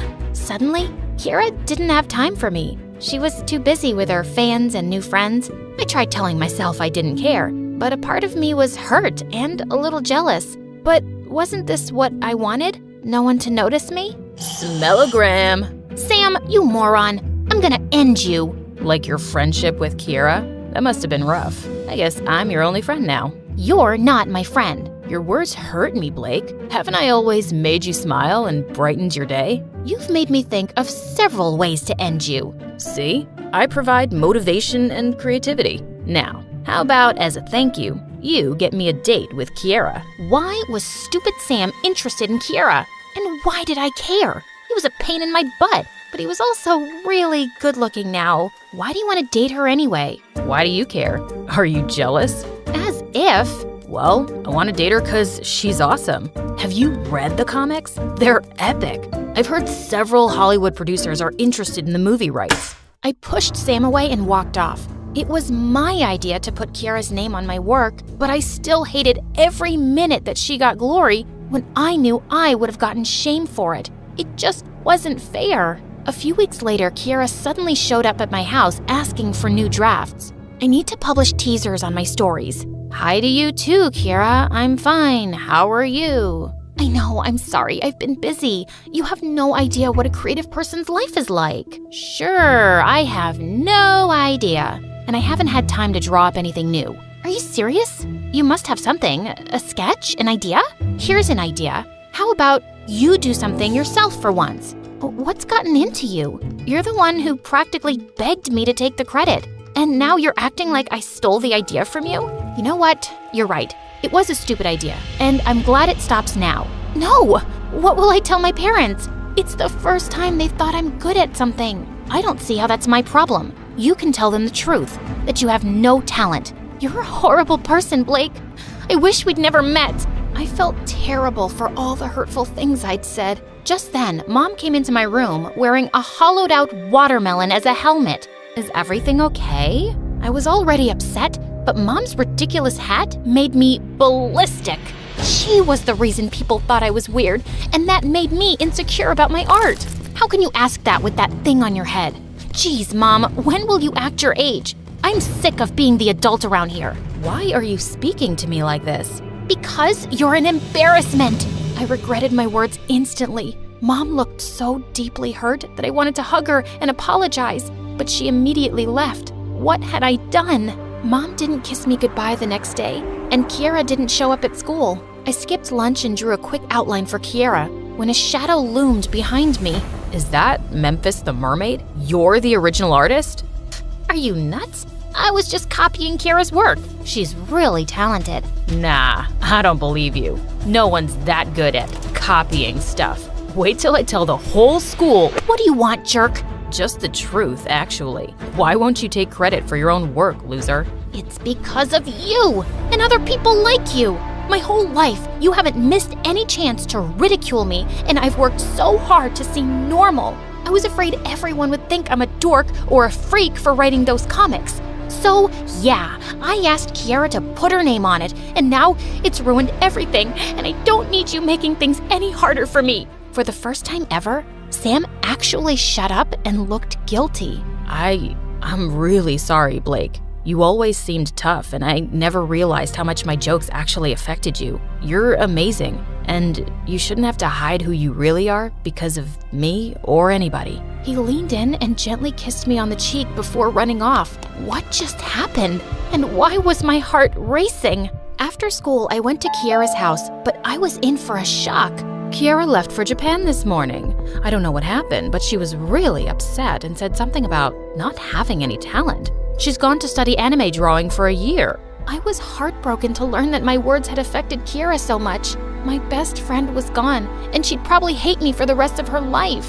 When I got home, I was in store for an even bigger surprise. Mom was in a boring dress making a roast dinner with vegetables. Welcome home, Blake. I'm sorry for making your life tougher than it is. You're such a good, hard-working daughter, and I'll try my best to be like other moms. No, I'm sorry. I shouldn't have said those things to you. I was so obsessed with being normal that I pushed away the two people I love the most. And you're awesome, just as you are. I told Mom everything that had happened with Kiera. People make mistakes, honey. Write to Kiera and explain everything. I'm sure she'll forgive you. Want to have chocolate cake for dinner? That sounds perfect, Mom. That night, I wrote an apology email to Kiera, but I never heard back from her. I still visited her parents once a week, and they'd tell me about her life in Japan, but I really missed having her around. Soon after, Sam asked me out and we started to date. He was still annoying, but he also knew how to make me laugh. A year flew by, and I started working on a new comic about a unicorn girl with rainbow hair and the habit of wearing every color at once. I was nervous about handing it to Kiera's mom for publishing, but Sam encouraged me, and she loved it. She said it reminded her of Kiera. My life turned upside down after the comics became a success. I sent Kiera a signed copy with a note saying it was inspired by her, but I never got a reply. One day, I was drawing in my room when there was a knock on my door. It was Kiera. Kiera, I'm so sorry. I was such an awful witch to you. I'm sorry too. I took credit for your talent without even thanking you. It was never going to last, and I'm glad it ended when it did. But I'm sad that our friendship got caught up in the mix. I needed to get away to figure myself out. I've missed you so much. I know, and I guess I missed you too. It was a novel about a prim librarian that looked a lot like me, cataloging in the mornings and hunting vampires by night. I guess I am very inspiring. Don't push your luck.